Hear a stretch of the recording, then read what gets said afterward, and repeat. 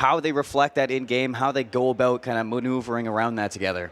You're not able to hide too many secrets against your opponent. I think it's going to be really cool to see one team, if they have 2 kills, 3-kill lead over their opponents, the other team is like, we have to step it up. We have to be more aggressive. We have to take more risks potentially. But if they have a huge lead, then they can afford to kind of rest on their laurels and make sure they don't get themselves overextended or do anything crazy like that. So there are going to be a lot of dynamics that you just cannot account for over the course of each game. No 2 games are going to be the same here. No, they are not. And people who might not be a little bit familiar with Warzone and what we're going to be seeing out of these 2 teams once they do drop in, well, it is going to be a battle royale. It is going to be a battle royale where you're kind of going up against multitude of separate teams. So when you're at that, you're going to have to keep your pace up. Considering it's a kill race, nothing's going to be restricted between both of these teams. So they are going to be able to maybe play for positioning, play it slow, go for that round shield, Cali sticks kind of setup, or maybe take out that sniper rifle, mid-range gunfire, kind of take the gunfights where they want to take them, kind of force them in a situation. Whereas I mean, when you're looking at the positioning of these players, it's going to be everything with that. If you're going for the sniper rifles, you're going to be taking those long-range setups. If you're going for the Cali sticks, riot shield, you're going to be playing a little bit campy. Yeah, for those here at the ITSEC convention here down in Orlando, or who may not be too familiar with the Air Force Gaming League and what it's all about, it started as an idea, and it's become an amazing opportunity for our airmen and guardians to bond together over their shared passion for gaming. It's not just Call of Duty Warzone, it's not just Smash Brothers Ultimate. There are a range of games in that community that everyone gets together and plays. And it's the unit that you never have to leave. I really love that Zach gave us that descriptor the other day. I think it's just the perfect way to describe what the Air Force Gaming League brings to our active duty members. And it's what it's all about, you know, when it comes down to it, like you said, it's not just about Warzone, it's not just about Smash Ultimate. It's kind of like a little family between them, a community. And of course. It's what it's about at the end of the day, is just coming here, having fun, and getting to know everybody while you have the chance, or maybe even while you have the chance kind of online to get to know each other. But it is time to get into game number 1 between these 2 teams, Air Force 1 versus Ziggy Sweats, Robin into Verdansk. Very first match of the day, we might see some fireworks early and often. It is a kill race. Action is going to be very important. Curious to see where we prioritize different drop-offs. We talked a bit going into today. Helicopters are very important in terms of having control over your positioning. Where do you think you're going to see our teams prioritize here? Well, when you're looking at points of interest, definitely aiming for helicopters is going to be a big thing for these teams, so that they cannot just kind of control the high ground, but maneuver through the circle at a fast pace. So when you're looking at big places, you're going to be at boneyards, hangars, TV station, even hospital as those big drop spots for finding that big loot, finding the helicopters, as well as getting those kills under your belt. Now, I normally take an Uber to the airport, but Danny's going to go ahead and jump out of a helicopter to a lot more efficient. Get some armor plates early on. The early portions of the game are so important, because if you take a team fight before you have all the gear that you want, especially in a 2v4 situation, it's just you and your partner against 4-person squads, there's a lot to watch out for here in the early parts. There definitely is, in fact, and these players are going to be looking to loot as quick as possible, but that's not what you want to see at a Namzig. As soon as he drops, he is going to be dropping into the gulag. So on his last chance, and for many who might not know what the gulag is, it is do or die. You lose your gulag, you're out of the game. If you get back, you have a second chance basically to go again back into the map. Hopefully they're going to be able to win that to help their team out. But Ahia is on the ropes as well, goes down. So now it all comes down to the gulag assault. Namzig goes around a corner, rounds, checks down sight, and looks away at the wrong time, and that is going to be an early takedown. Ahia now needs to get out of the gulag to get their team back on their feet. And honestly, you look at that now, that if both of them are gone, they don't have a chance to buy each other back. But well, it looks like, I thought he was going to go for it. So as you all might not know, is that you collect money while you're going through the map, and you would have a chance to buy it back. And I love that, you know, you're going to see Ahai buy back his teammate, even in a troublesome situation. So if he gets sent to the gulag right now, he still has a teammate to back him up. This can be the hectic nature of Warzone. The moment you bring your teammate back, someone else comes around a corner, constant pressure, not being able to get set up here. It's going to be on to Namzig now to try to bring their teammate back. And we're already got 1 kill here for Danny Vicious. See what else he's going to be able to do. All right, gets it down. Return to the front line. But if Starting to rack up those kills early is something that's going to be good for the late game for your pacing throughout that. You see, he wins his gulag, so he's going to be back into the map. No buyback needed for Namzig. So starting to rack up the kills on Air Force 1. They get a helicopter as well. Everything's looking good for North America, whereas EU, not the start you want to see, Albert. But these matches can very much be marathons more than sprints. So even though they have not had the smoothest beginning of a game for match number 1, or game number 1 of this match, they can definitely turn things around, get the gear that they need, get the money that they need, get the resources that they need, and really take a turn in the second half. Going to be important now for EU to start catching up to their counterparts. So dropping into hangars, they're going to be able to start collecting the cash around here, start getting some better loot. You can see that Namzig off the drop has the MG42 in the back pocket. Going to be a good base gun, whereas on the opposite end, you can see his duo for EU already down. So a lot of trouble here for both teams. You see NA and EU in a troublesome spot. Big shots from Namzig. He is going to find an elimination under his belt. Let's see if he can get his duo out of this troublesome situation. Looking like a superstar right now. Gets one elimination. Goes ahead and gets the revive as well, keeping their team in the game. Ziggy Sweats, they have been going through everything so far over the course of game number 1. And at the end of it, they are still here, still standing, showing resiliency. Danny Vicious on screen. Your NA representatives from Air Force 1. 4 eliminations, Albert. Already in the start of this, you can see there's 35 teams left, 112 players in the lobby. Plenty of kills to be had throughout the rest of this, but his teammate wins the gulag, so it is going to be back to an even playing field for both sides. His name's not Danny Timid, I can tell you that much. Oh, yeah. I'm telling you, I was watching him throughout this week, and he is an absolute savage. His accuracy is insane. I am not at all surprised to see number 4 next to that skull in the top right corner. So now what you can see him kind of maneuvering around as his teammate drops from the skies back in from the gulag. He's going to be looking to get this, and an advanced UAV. When did they get this? So now you can see their mini-map is going to be lit up like a Christmas tree. That's going to be the opponent. So now it's basically hunting season, Albert. Yeah, they're on the opposite end of the spectrum. Ziggy Sweats has been dealing with enemies coming around every corner in an unexpected fashion, but this time on the other side, you're looking at Danny Vicious and the crew. You have the UAV. They can see everything coming from a mile away, and they can be on the aggressive. With already a huge amount in kills, they're looking to rack up here for the rest of this game. You see, and the trophy system on the truck, that's going to be huge for taking care of projectiles incoming, and will take down any explosives coming their way for a matter of seconds. They're going to get the loadout drop too, so now this is something that's important that we haven't touched on just yet, is the loadouts in Warzone are going to be very helpful for the rest of the game. You can see grabbing that AK-74U with the EM2 in the back pocket, getting the loadout of choice, what they want to run in the map, is definitely going to put them in a more comfortable situation when they are hunting their enemies. This is looking like business as usual for Air Force 1. This looks like a steady, practiced routine. They have everything going for them. They have the trophy on the vehicle, heads-up play there, have the UAV available, and they know what's coming.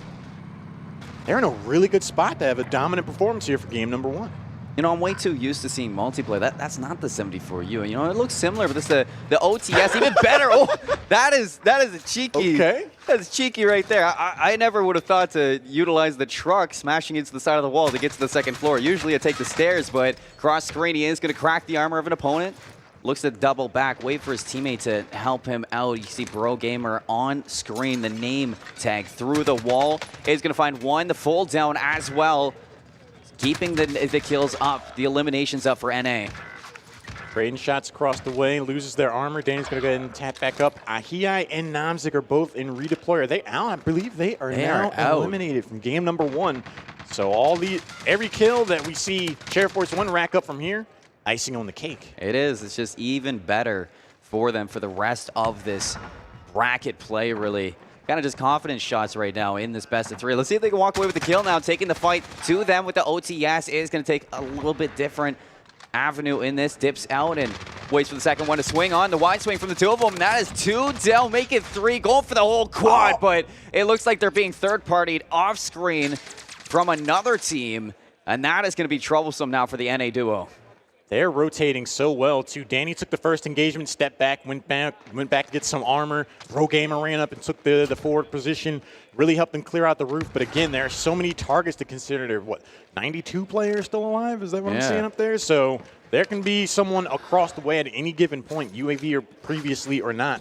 They're still weathering the storm. They're still hanging on. That's not something that people really account for when you're looking at kill races. You want to go, go, go. But if you take the wrong gunfight, there could be 1, 2, maybe 3 teams lurking in the shadows ready to pull you down with the enemy. But pot shots over at the helicopter looking to take it down. That's going to take quite a few shots. But, hey, maybe just making them feel a little bit uncomfortable. If you get it, it's great. But if you don't, I mean, what's the matter? You can go pick up some ammo wherever you need to. With everyone else they've taken out on his roof so far, I'm sure there's no shortage of ammo. And there's going to be another elimination. We're up to 5 now here for Danny Vicious. This guy's popping off. Only into about a quarter of this game. Already 5 kills for Danny Vicious. Don't know how much Bro Gamer has on the side. If they hit pause, they'd kind of be kindly enough to let us know what they do have. But they want to take these fights. They don't want to. The cracked armor, looking for the down, and they're actually going to get the down as well. So maybe looking to hop up on the roofs of these hangars, get a better point of view from above, and to take them down in a more systematic way. Those stray shots add up. You think you're landing in your parachute, you think you're safe, and it's like, oh, I'm taking some shots, guys. It's fine. But wait, oh, I'm actually down. Especially when you got some accurate play here from Danny and Bro Gamer. Gonna go ahead and put some more pressure. Keep an eye on his loadout. Checking down scopes, seeing if they find anyone. Coast is clear. Run up. Pick up the loot. It's Christmas. It is. I mean, it's quite the time for it as well. I mean, Christmas is around the corner, so why not get some good loadouts underneath your belt? Now they're able to escape with that unharmed, so not having to utilize any of their utility to escape this situation. They're going to be able to double back, slow things down for themselves, and get some bearings on what they have. Good communication between the teammates. Danny Vicious say, I could use a few more armor plates. Bro Gamer says, I got you. I'm the bro. That's why he is the Bro Gamer, you know? Accurate description. Now, one thing I've noticed is that Air Force One haven't had to move too much. Like, they landed in the airport area, and now they're over here just like an airport maintenance. They haven't had to stray too far. But it hasn't been for a lack of action. It's the amount of kills that they have, so they've been doing just fine in terms of racking up those points for the kill race. That's why I talked about these points of interest for dropping Boneyard, Hangars, TV Station Hospital. They are going to be hot spots for other players to drop in as well. And this is a kill race. You want that action. You don't want things to be slow. You want that high pacing energy. And the NA side of things, they have not got anything less. The Tracer shot, but he's able to snap back on that Bro Gamer. Gets the Elim, but kind of backed up. Danny Vicious off the Enzo. Is down to 1 now. See, Danny still has that gulag, so has a second chance at this. You're going to be looking at the bottom of your screen, seeing if your teammate, Bro Gamer, can come out of that alive. Bro Gamer still holding their own. Danny Vicious, not too much of a stranger in these situations. Clutch player, shots down target, shoots the grenade, hits the reload. Tries to find the reposition, catch him going right to left, gets a few shots. Can he close it out? Through the window, says hi and goodbye to the opponent in the gulag. A little bit extra love, too. Got that second chance, feels good, and what do you know? Another elimination for Danny. So back into the mix, dropping in with Bro Gamer to kind of double up. You can see he cleared house in the hangar. As you talk about Christmas from the loadouts, this is just a winter wonderland. I was about to say, I don't see any milk and cookies laid out, but I see plenty of guns and ammo, so I think he's going to be fine one way or the other. And they're going to be able to keep this momentum rolling. Bro Gamer was able to close out their fight, stay on top, welcome back their teammate with open arms and a whole lot of ammo and guns. Now, what's the case? You know, they haven't pulled up the map, so we don't really know yet where the circle is pulling to, because for all those who don't usually know Warzone, there is going to be a time limit counting down constantly on when that circle, the gas closes in, and eventually the circle will just keep on pushing these players more together at the end of it. So, I mean, it doesn't seem like there's any danger now. You can see how far away that gas is in the distance over the horizon. So, yeah, we just got a glimpse of it. So it does look like it's actually pulling towards Hangar, but could also move to the right side. Still a lot of time left before we know. Air Force One is in an incredible position, have a commanding performance over the course of this best of 3. 6 kills so far here for Danny. I don't think he's going to be done just yet. 63 players remaining, so still a lot of opportunity. I saw they took a bounty earlier on. They have the self-revive kit now. They are just arming themselves to the teeth, Colin. To the brim. They are fully capped out right now. Loadouts, the truck, the trophy system. The trophy system hasn't even been destroyed. Nobody wants to step up to these NA players. They are the wolves right now, hunting. Have just about 20 seconds to be able to find their bounty target to get even more of an advantage going into the rest of this game. How aggressive are they looking to be? Nice split up. Gamer takes the vehicle forward. I really like Danny Vicious' stunt action diving at it, like through windows off the top of the truck. He's going on the roof. Spider-Man out here. Yeah, Spider-Man is definitely one way to put it. I would say I don't think I've ever seen somebody maneuver around utilize that. But hello, that is an unwelcome guest. Eyes jump through the screen on that one. Like, oh hi, you're here. I understand. I'll let you go. And no self-revive kit available there. Caught browsing, climbing up the roof. Guess who took him down? Oh no, it was John Wick. Well, I mean, yeah, come on. Of course. It speaks for itself at that point. So you're going to see now Bro Gamer all alone. No more gulags for this team. It's kind of do or die right now. But as I kind of spotted to you, if you can walk away with this, Assy will find the throwing knife to close out on that fast gunfight. Now, if you can get out of this, you have plenty of cash from the gunfights to potentially look for a buyback to get your teammate into this once more. Pro Gamer has shown the ability to be clutch when the team's needed them. I believe this is going to be another instance where we can see Bro Gamer do exactly that. See some action here, not too far into the east. Doesn't want to be too antsy. Gets a couple of opening shots. He breaks some armor at the very least he can, and perhaps even then some. Yeah, you got the down now with the OTS. The 360 off the top ropes. You love to see it. Elbow drop off the top rope, the classic. Go ahead and jump into the cargo truck. Let's take a ride. Probably get over to the buy station now. 47 players remaining. If there was going to be a third party showing up, I do feel they would have come in here by now. So I do see a pretty good avenue for Bro Gamer to be able to bring their teammate back. Albert, this is only game 1, and he has 15 eliminations. Good Lord. Air Force 1 came to play. They did. I'm starting to understand why they've named themselves Air Force 1, because they're helping everyone else to a seat. Indeed, we can see now the circle is going to be a little ways away, so they are going to have to move away from hangar, find a different way in. This is where the redeploy is going to come through. Bro Gamer brings back Danny, so now the duo is able to rip some trouble once more. And much to the chagrin of everyone else on this map, Danny Vicious is back in play. That is not what they wanted to see. This duo has been doing absolute work so far over to game number 1 of this best of 3. They're going to load up, get geared, get ready for the next wave. I feel bad for our EU representatives. They just get to sit back and enjoy the show now. Oh, they'll come back next game. I am confident of that.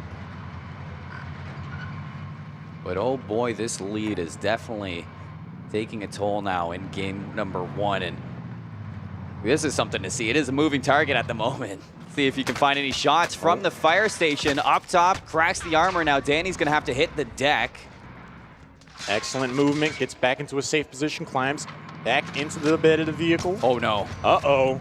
Are we sniping from the back of the truck and landing shots? Is this legal? All right, the action movie continues. They make a safe getaway. That got a little dicey there. Danny was called out in the open, had the presence of mind to get back, but they're not out of the woods just yet. No, in fact, they're in a neighborhood that's not welcoming. They're going to have to exit this truck now, take hold of this gas station. Taking fire. They're able to find some brief refuge. Got a little bit of assistance here. Drop the minigun down there. That is going to take care of business if they walk into the store. It's going to be, once again, a rude awakening. Bro Gamer keeping up with the carnage. Another kill under their belt. It just keeps on racking up, Albert. Starting to look like Kevin McAllister here with all the traps they're setting up downstairs in his gas station. They're holding up. Plenty of kills. Breaks the armor. Nice shot there. Can we get the down? Danny Vicious takes a couple shots. Doesn't want to stick themselves too far out for no reason. Safe play. Smart move.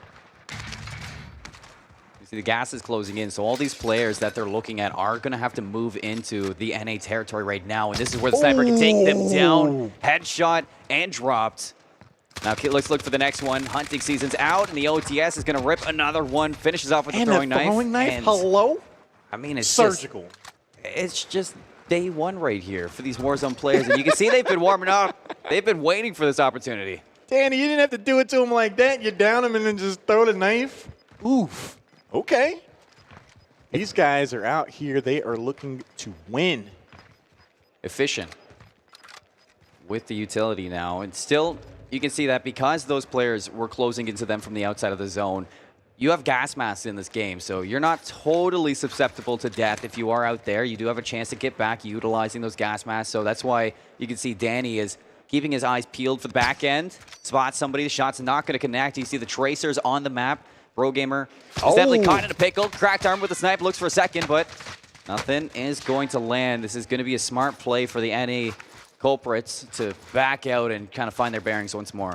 Going to be a big play. I'm pretty sure they're dealing with two separate squads. Brogamer had to break out the other way. Danny Vicious able to armor back up. It's to a safe-ish position, as safe as you can be in the present situation. Wrapping around, trying to get some of the higher ground to get in proper eye line on some targets. Help their teammate out. The long-range capability. We've seen Danny Vicious click a forehead or two earlier, so I think he's going to have to do exactly that. But he does get down. The Brogamer not in a position to help. So that is going to be an elim. It's all up to Brogamer yet again to keep the momentum going. Unfortunate, the ping not on target, so 1v41, or 1v40 at the moment. It might feel like 1v41 here momentarily for Brogamer. Gas mask equipped, as you talked about before. This is a pretty hair-raising situation because I'm looking up at the top left. The next circle does not look to be close at all. So there's a lot of rotation that needs to be done for Brogamer under potential heavy fire. I think there's at least two different squads in the vicinity. Well, you can see that it's not just any gas mask, that's a durable gas mask. So you're going to spend even more time in the circle for yourself.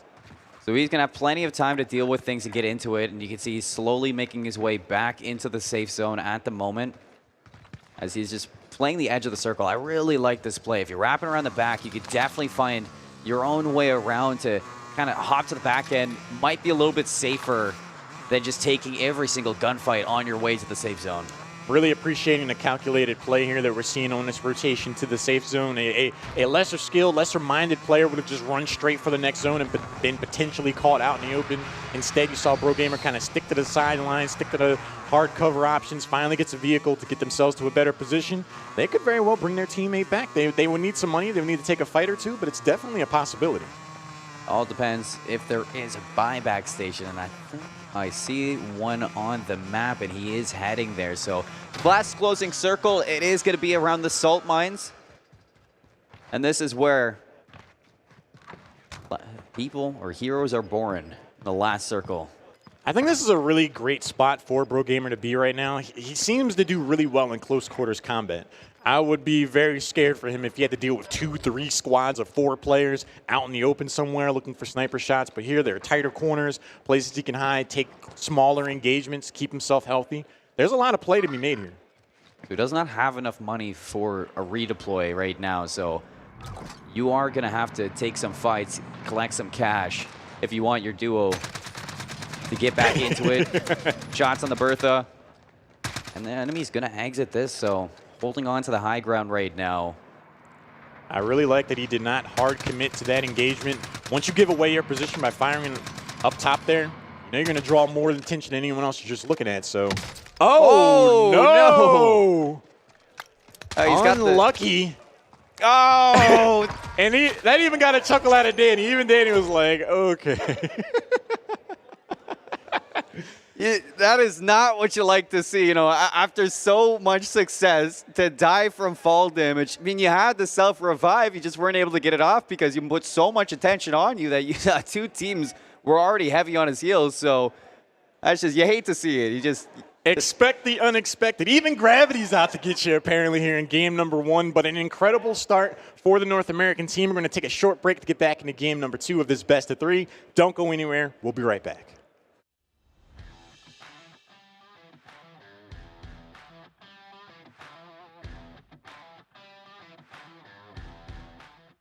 My name is Robert Del Popolo. I am in the Space Force stationed at Buckley Space Force Base. I've been gaming for about 30 years. Just one of those things I've always done just to kind of live in my own realm, at least for a little while. I joined the military in 2004, and I joined the military because I was going to college and I didn't quite take it as seriously as I should have. I wouldn't be who I am today without the military, and so now I'm a space operator, and I'm actually the section lead for mission processing, mission qualification training here at Buckley Space Force Base. So Rocket League is my main game. I am the coach for the Space Force team as well as a sub on the team. So I definitely see that gaming has impacts and similarities to the military and the community that we live in. It's all about leadership. It's all about seeing how people meld together, how you can take seemingly strangers who have a decent skill set in something and create a team. The person sitting next to you is the person who's going to rely on you to do your job, and seeing that transfer over to the gaming side is actually really fascinating. The community in gaming really is one of the largest reasons why I continue to game. The friends and family members that I've made through gaming have had a massive impact on my life. I met one of the people who I call my brothers through Halo 3. Bringing somebody into that, it gives somebody meaning who might not be able to see it in their daily life. That's kind of why the community in gaming is so great to see. This is First Lieutenant Robert Del Popolo signing off. Fly game win.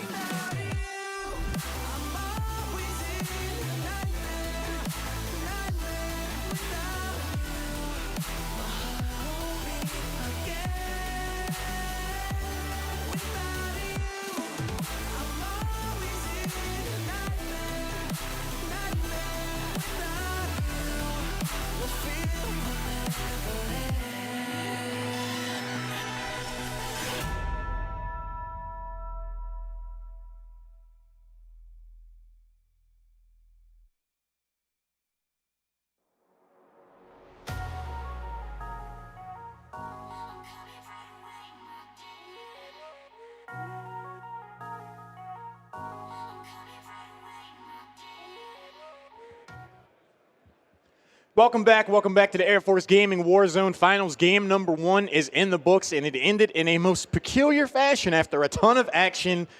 Running off the roof is going to go ahead and close out game number 1. Is that what you expected to see, Colin? Look, I expected a lot at a Warzone, but that is not on my list of things. That's not on my bingo card of things I expected to see. But we are going to take a look at that bracket once more, and we see match number 1 for the semifinals. Chair Force 1 now up 1-0 as Ziggy Sweats from the EU region. They did have a little bit of trouble at the start. It did not go their way. Let's see if they're going to be able to turn that around going into game number 2, which is now ready to roll. Ziggy Sweats' team, they are no strangers to the game. This can just be one of the unlucky aspects of this format. It's just you and your teammate against the world, literally. Different squads of 4 players can close in on you at once. There's a lot to worry about. The first few minutes can be so important to your team's ability to find success. And folks, just tuning in, this is the Air Force Gaming Warzone Finals. So a lot on the line for these players. They are going to be playing for representation of Air Force Gaming at future events. So big things on the line here from both teams. They're going to be dropping in once more. And this is something you don't see every day. You can shoot people out in the air, too. You already see Nemzik already got somebody mid-air deploy, so that's going to be something to be watching out for, and honestly, you love to see it. I am not at all surprised. The confidence that we heard out of Ahiyai and Namzig, I knew they would want to come back here for game number 2 and have a really strong performance. They're looking to go hard pretty early on. Looks like both of our teams are dropping in relative proximity. That's going to be pretty interesting as far as loot distribution goes. Namzig should be able to get to this building unimpeded. Drops in. Can we find the early loot? Armor's up. Picks up one gun.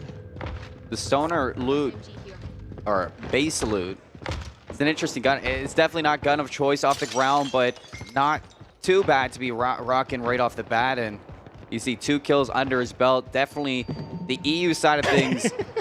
They got dropping mics out here. What is this? Yeah, they got some big catching up to do after game number 1. As maybe the kills might not transfer back, but I'm sure they're frustrated. Just in terms of overall momentum, you definitely, if you're a fan of Ziggy Sweats, you want to be able to have a strong showing. You're out here playing games, dropping mics. Namzig is feeling it right now, apparently. Things are here, you said, quite uncontested, pretty close to his duo, and honestly close to the quad. So both teams definitely going to be looking to separate right away, as there is a helicopter in the vicinity. You can hear that above, and kind of taking care of the skies while Namzig clears out these buildings. Now Namzig, of the two, is the dedicated sniper, so once he finds that long-range capability, I do feel like this team will really be able to consider themselves to be fully online and really able to rock and roll and appeal to their strengths. Danny Vicious, meanwhile, Well, that helicopter's Air Force One. Just hanging out, figuratively and literally. Drops in. Danny, he's the stunt man of this tournament. I'm telling you, every time we watch him, he's just jumping out of some vehicle, jumping through a window, doing something crazy. Well, shots onto the helicopter force them away, and they're going to have to look somewhere else. You can see on Namzig's point of view, they do see the helicopter, but honestly, without that loadout, don't expect him to take too many shots at it. Namzig was like, hey, NA team, that's the parachute, by the way. Yeah. When you jump off the roof, it's pretty handy. They get a Jeep now, so one patrols the skies, one patrols the ground. They are going to have targets on an enemy now, looking to siege them out around the building ahead.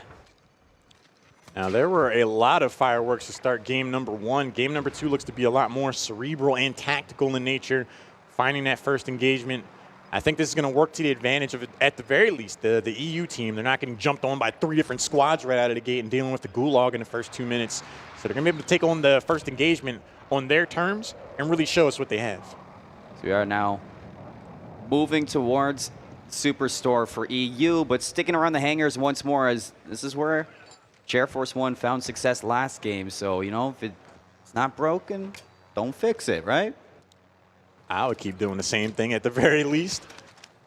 Looks like Bro Gamer is the dedicated driver of the duo.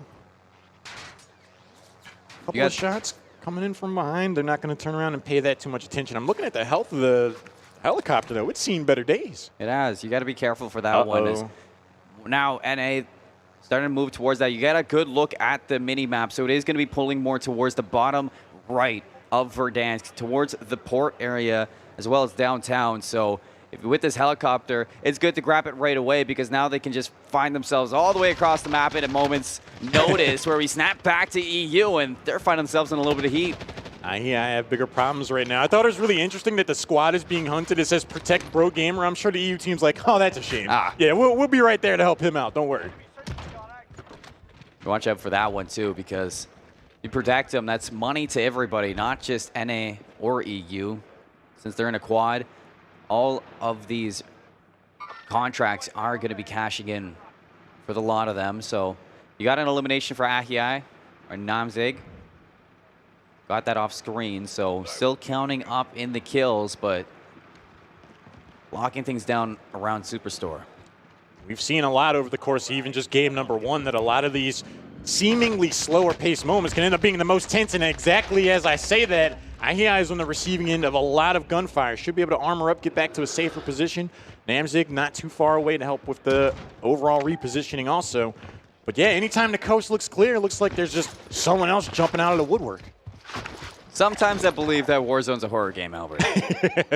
not just an action game, not just an FPS. It's a horror game. That's why they put Ghostface in it.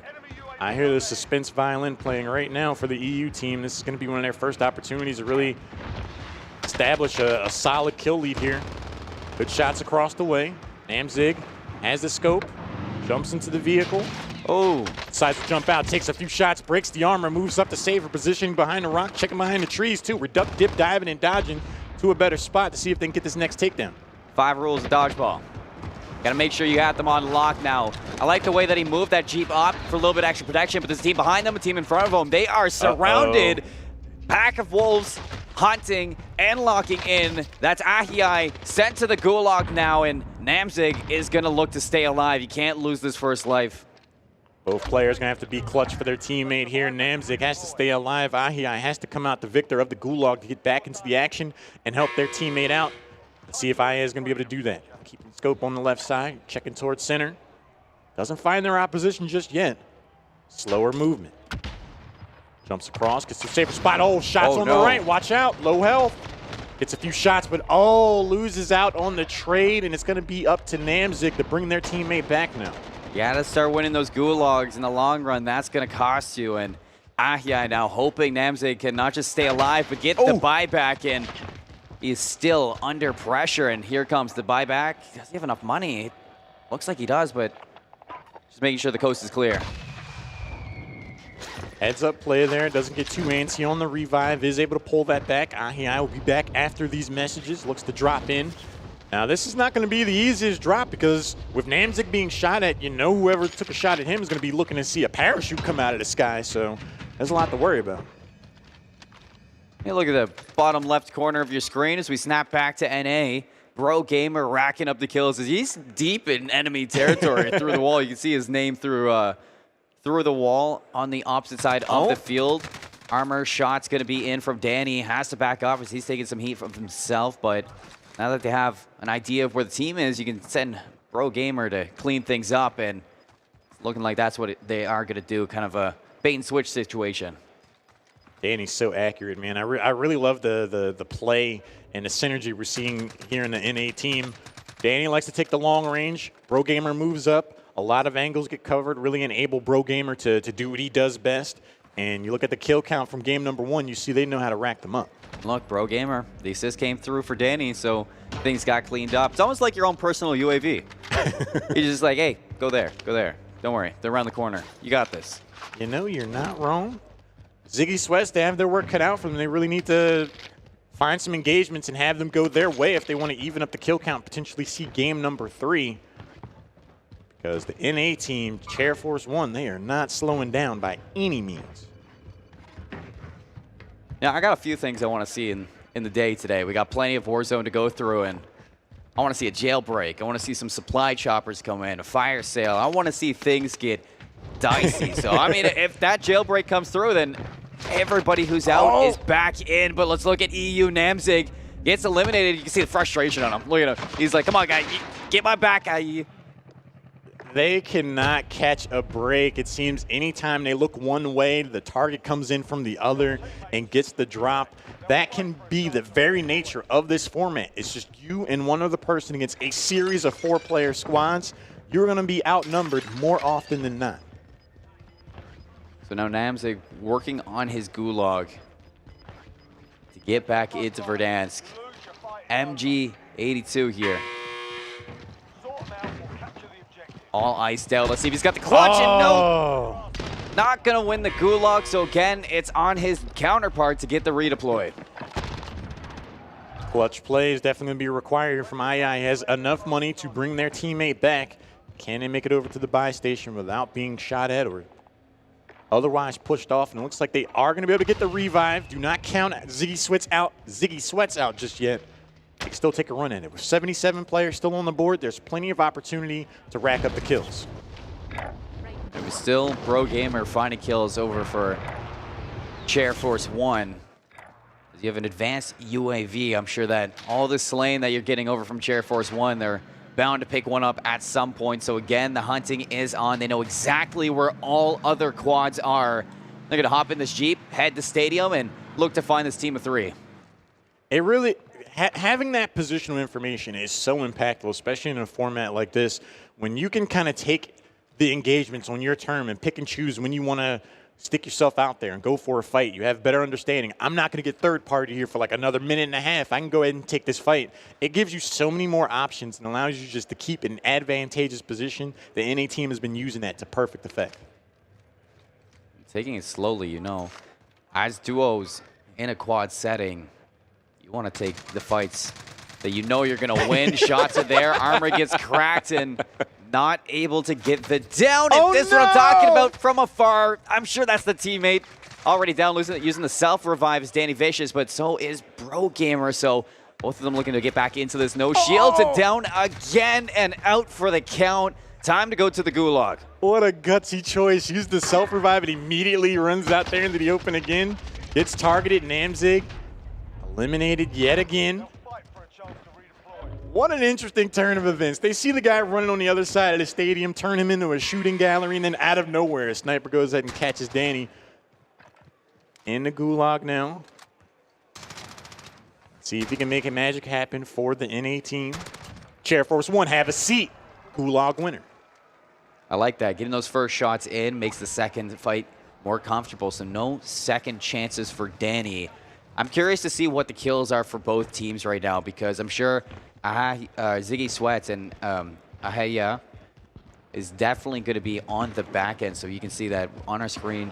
Namzig can't actually see it because the graphics going to be covering it right now, but I'm sure that when you're looking at both teams right now, considering both teammates are in right now for Air Force One, they're still gonna have a chance to go through this. So this is a really good opportunity now to close out this best of 3. Both teams understand the exact position that they're in. Ahiyai has 0 kills right now, doesn't have enough money to bring their teammate back. These are some pretty long odds, but there's still a lot of Warzone to play in this game number 2. A lot of time to turn things around. They just have to start getting some engagements going their way, get some momentum to jump back into this game. Only $2,700 right now in the pocket of Ahiyai. So needs 4,000 to get that redeploy once more. This is time to kind of take things slow. Don't worry about the kills right now. Just get your teammate back into the game. Nice 2,800 in the back pocket. Keep racking it up. That's enough for a redeploy now, but also on the edge of the circle, we're going to snap back some quick action. Pro Gamer is down, but look at Danny. He is vicious. Like I said, his name is not Danny Timid. That is for sure. We cut back to Danny. He's just casually winning 1v2s. He's like, hey, here's a throwing knife for you. Here's a trip to the gulag for you. He's Oprah Winfrey out here. And look at him. Stone cold killer right there. He didn't even break a sweat off of that. Not even a smile, not a smirk. He's in it. It is strictly business for Danny. Terminator. So I'll be back. He went to the gulag. He's like, I'll be. Trading some shots down the way. Plenty of armor plates, keeps himself solvent. Now, Bro Gamer takes a turn to the gulag, and I believe they just got taken out of the gulag, so now it'll be up to Danny Vicious with only $300 in the pockets. Oh, this could be big. Yeah, Danny's already been to the gulag, so their back is against the wall right now for sure. No armor plates. Was able to heal back up, get some shots, breaks the armor, gets taken down, no self-revive, and then it's going to be the end of the run for Air Force One in game number 2. Now a chance to rack things up for Ziggy Sweats. The buyback's out. They're both on the field.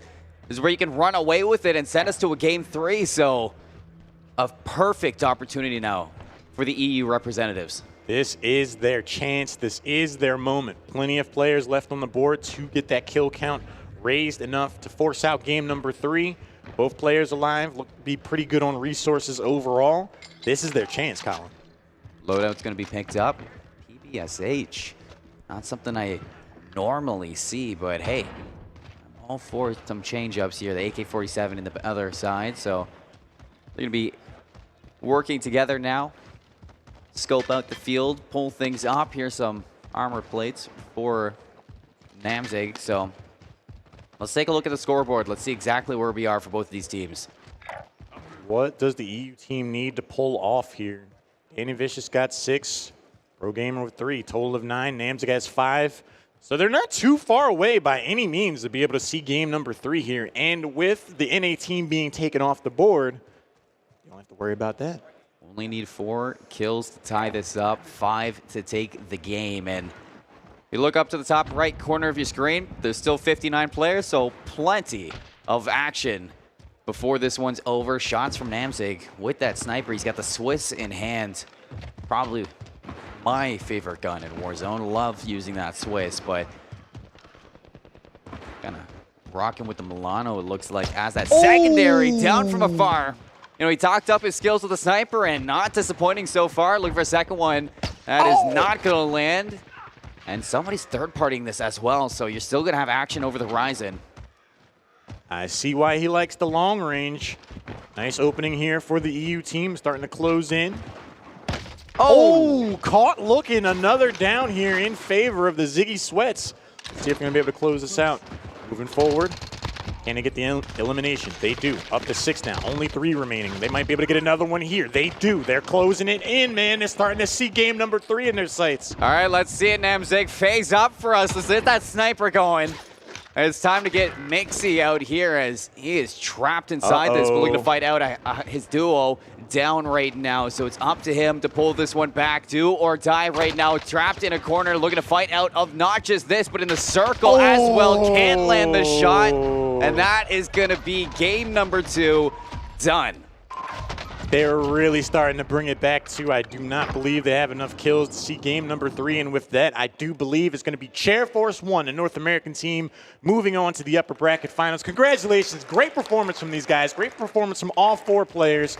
Job well done. That got exciting at the end there. You know, it's what I like about Warzone. As the circle closes in, the action gets a lot more hot. So as they get into it, you see Damzig knows he has to take the fight. You lose your duo, and that's when things get mixy. You get trapped in that little warehouse. You have to fight out. I mean, the sniper was hot for the first 2 shots, but when you really get backed into a corner, it just missed them when it really counted. Great performances all the way around from both of our teams. At the end of it, though, it is going to be Chair Force 1 having a seat there in the upper finals, moving on in a 2-0 fashion.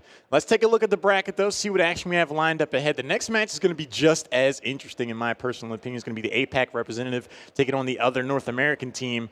Really solid players all the way around. Tina Turner, I got to find out why their team is named Tina Turner. It's so interesting to me. Just rolling with it, you know? Come on. What you did there? I see it. Yeah? I definitely see it. I'm excited to see that next matchup, though. I do believe we are going to take a short break. We'll be right back. The Air Force Gaming Warzone Finals will continue after the break.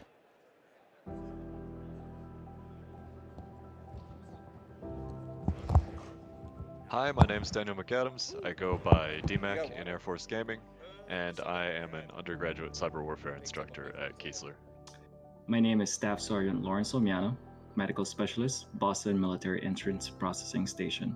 My name is Senior Airman Ian Pierce. I am a 2A 3X7A, currently stationed here at Edwards Air Force Base, and I go by Speed in the Discord. Hi, I'm Freddie Green. I'm a Staff Sergeant in the United States Air Force, and I am stationed at Joint Base Andrews, Maryland. I found out Air Force Gaming back in April of 2020. I think I want to say I was on the Airman NCO page or a certain Facebook group page for the Air Force. I think they were looking for a tournament. There was a 2v2 gunfight. It was no one sent it to me. It was just I happened to scroll on it. Some guys on my flight were talking about making an Overwatch team. I was like, oh, I want to join because back then that was the rabbit hole game that I was going down. There was an email that hit our first sergeant distro at Osan. I reached out about being the representative for the base and found out that the position for the Air Force Gaming fighting game lead was open. So without hesitancy, I applied, and next thing you know, I was interviewing to become part of something bigger. Social life has really changed I would say for the better for me, is that I come home and I have this group online now, right? I am stationed in Southern California, but it is not the Southern California everybody thinks of. It is in the middle of the Mojave Desert, and it is pretty hard to meet people. I just recently PCS to Boston, and I was in a geographically separated unit, and there was not a lot of Air Force folks around me, so I decided to become part of it so that I can become more engaged with other airmen around the globe and who are also, geographically separated. I know when I was deployed last, we didn't have a lot of space to move around or to live or to work. We had a sleep tent and we had a work tent, and we spent 6 months pretty much dispersed between those 2 places and our small compound. And I think if we hadn't been able to kind of bond with each other and distract ourselves by beating each other up in Tekken and Smash Brothers and working together to try and beat Halo Legendary co-op and things like that, we would have all gone stir crazy. The biggest thing about Air Force Gaming for me is resiliency. Personally, it has gotten me through a lot of rough times. We maintain resilience, and we just have a good group of relationships and friends and things that we can do as Air Force Gaming. You have these different games that you can play. You have these people who want to play with you. There are those weekends where I just kind of feel alone in the middle of the desert. So I can just hop on Discord and seriously, I send out a message, hey, who wants to play what? And I get about 13 DMs in about 5 minutes. So this was like a stepping stone into connecting globally with airmen. We needed to find gamers or like a wingman. I mean, there's no downside really. People kind of know what you've gone through, and it's a group to play games with. It's not hard to find a group, and off of that group, you make those friends. I want people to understand that Air Force Gaming isn't about the games or the video games. It's about the people. I'm Master Sergeant Mike Sullivan, United States Space Force.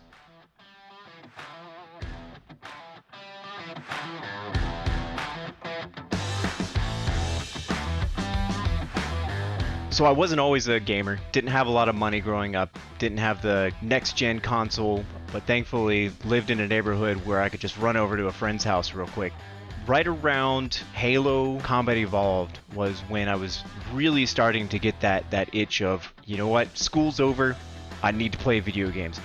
My video game adventure really started right when I joined the military, and what do you know, when you join the military and they give you a cyber operations job where you're just surrounded by a bunch of gaming nerds, you start to make friends, and with those friends you want to kind of do what they're doing. The community aspect of gaming is paramount. It's the only reason why I continue to play video games to this day. It's always been about people and hanging out with friends, playing video games online with friends.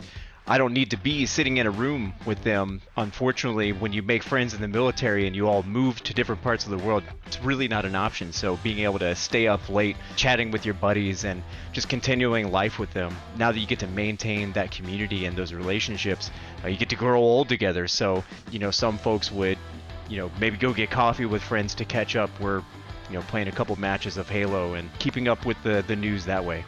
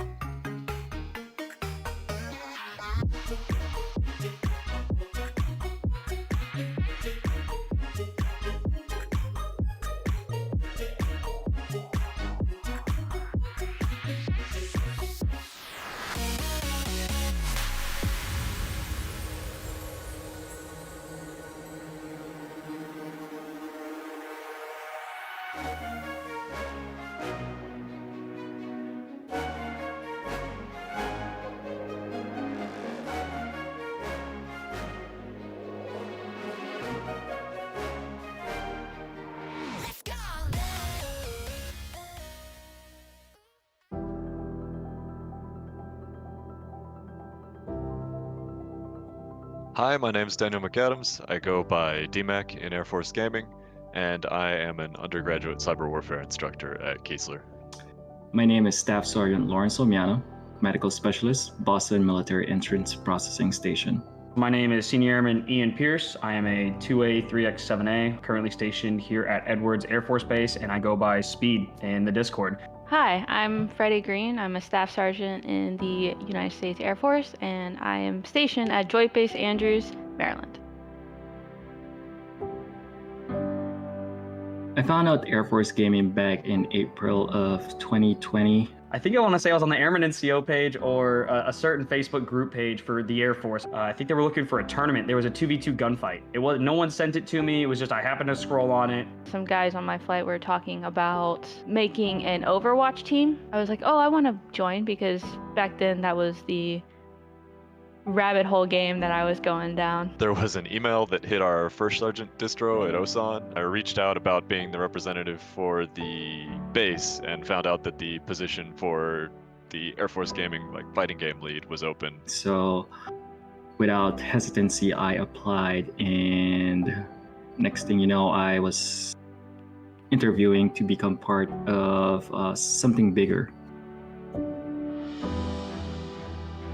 Social life has really changed I would say for the better for me, is that I come home and I have this group online now, right? I am stationed in Southern California, but it is not the Southern California everybody thinks of. It is in the middle of the Mojave Desert, and it is pretty hard to meet people. I just recently PCS to Boston, and I was in a geographically separated unit, and there was not a lot of Air Force folks around me, so I decided to become part of it so that I can become more engaged with other airmen around the globe and who are also, geographically separated.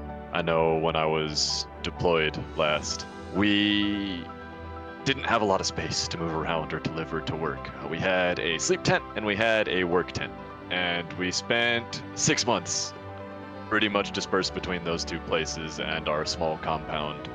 And I think if we hadn't been able to kind of bond with each other and distract ourselves by beating each other up in Tekken and Smash Brothers and working together to try and beat Halo Legendary co-op and things like that, we would have all gone stir crazy.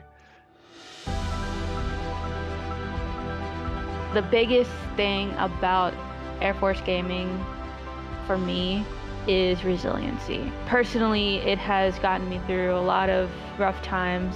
We maintain resilience, and we just have a good group of relationships and friends and things that we can do as Air Force Gaming. You have these different games that you can play. You have these people who want to play with you. There are those weekends where I just kind of feel alone in the middle of the desert. So I can just hop on Discord, and seriously, I send out a message, hey, who wants to play what? And I get about 13 DMs in about 5 minutes.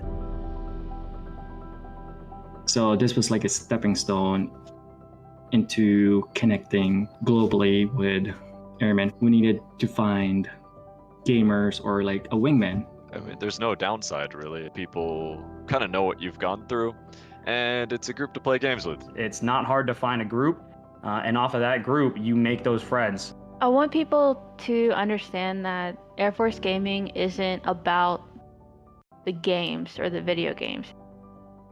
It's about the people.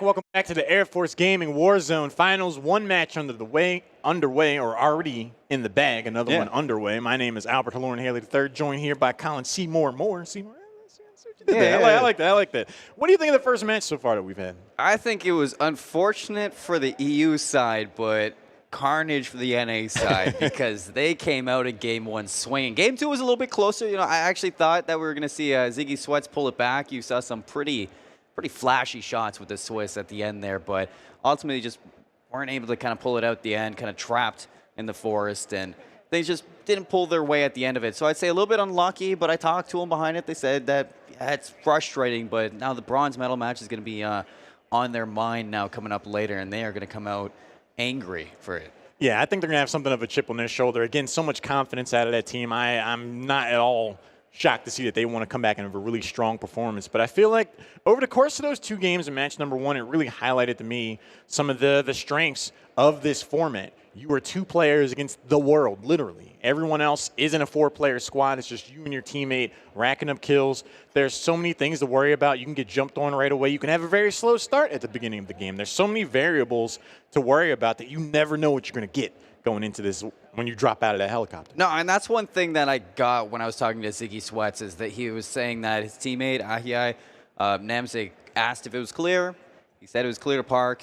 Gets out, and next thing you know, there's 3 teams on you, not allowing you to move whatsoever. So it's definitely not going to go your way through that. So I'm definitely going to be keeping my eye on how players are going to combat that going into the future of this bracket. I mean, one thing that I'm probably going to look at is, are we going to see hangers again? Because very notable, those teams were dropping in hangers. You got Airport, you got the Superstore, and you got Hospital right there. So it's a lot of action. Do you want to drop in that action right away? Because it didn't really go so well for the EU region. I mean, the NAA region they found a lot of success there, but for the future of it, teams can learn to maybe go somewhere else, find a different way around this, and maybe find their own way to come out on top. I kind of delving in that a little bit more. You're our Warzone guru. I really want to pick your mind on this. Having seen the first 2 games where we've seen some of the drawbacks of dropping in hot and we've seen some of the successes of dropping in hot, do you want to see the teams in the upcoming matches continue to drop hot, or do you want to see them take more of a methodical approach at the beginning of the game? I wouldn't mind seeing them continue to drop hot. As it is a kill race, you want to make sure that you're keeping up with the pace and that you're comfortable when you do get into those gunfights later on as well. You don't want to just have a dry game and then you're in a gunfight and it's over. So I would like to see those hot drops keep going, but try different areas. Maybe I want to see Boneyard, TV station, maybe even go to the salt mines. We saw it kind of towards the end in the salt mines. It's really good for getting cash, and then if you get that cash, you're always good for a redeploy later on. You're never really kind of stuck in a bad situation after you go through the salt mines, because there's also the red doors. I mean, I never really noted on the red doors, but if you do go through them, you can teleport off screen to a different offsite location. If you get the right door, you're going to get those advanced UAVs. You're going to get the durable gas masks, and when you go through the next door, it's going to teleport you anywhere on the map. So really, you can find your way around through the salt mines, get a good situation out of it, get looted up, and then kind of go to the next point of contact, maybe start taking those fights after. But I definitely would like to see, kind of to answer your question, I want to see those hot drops continue. Maybe a different area.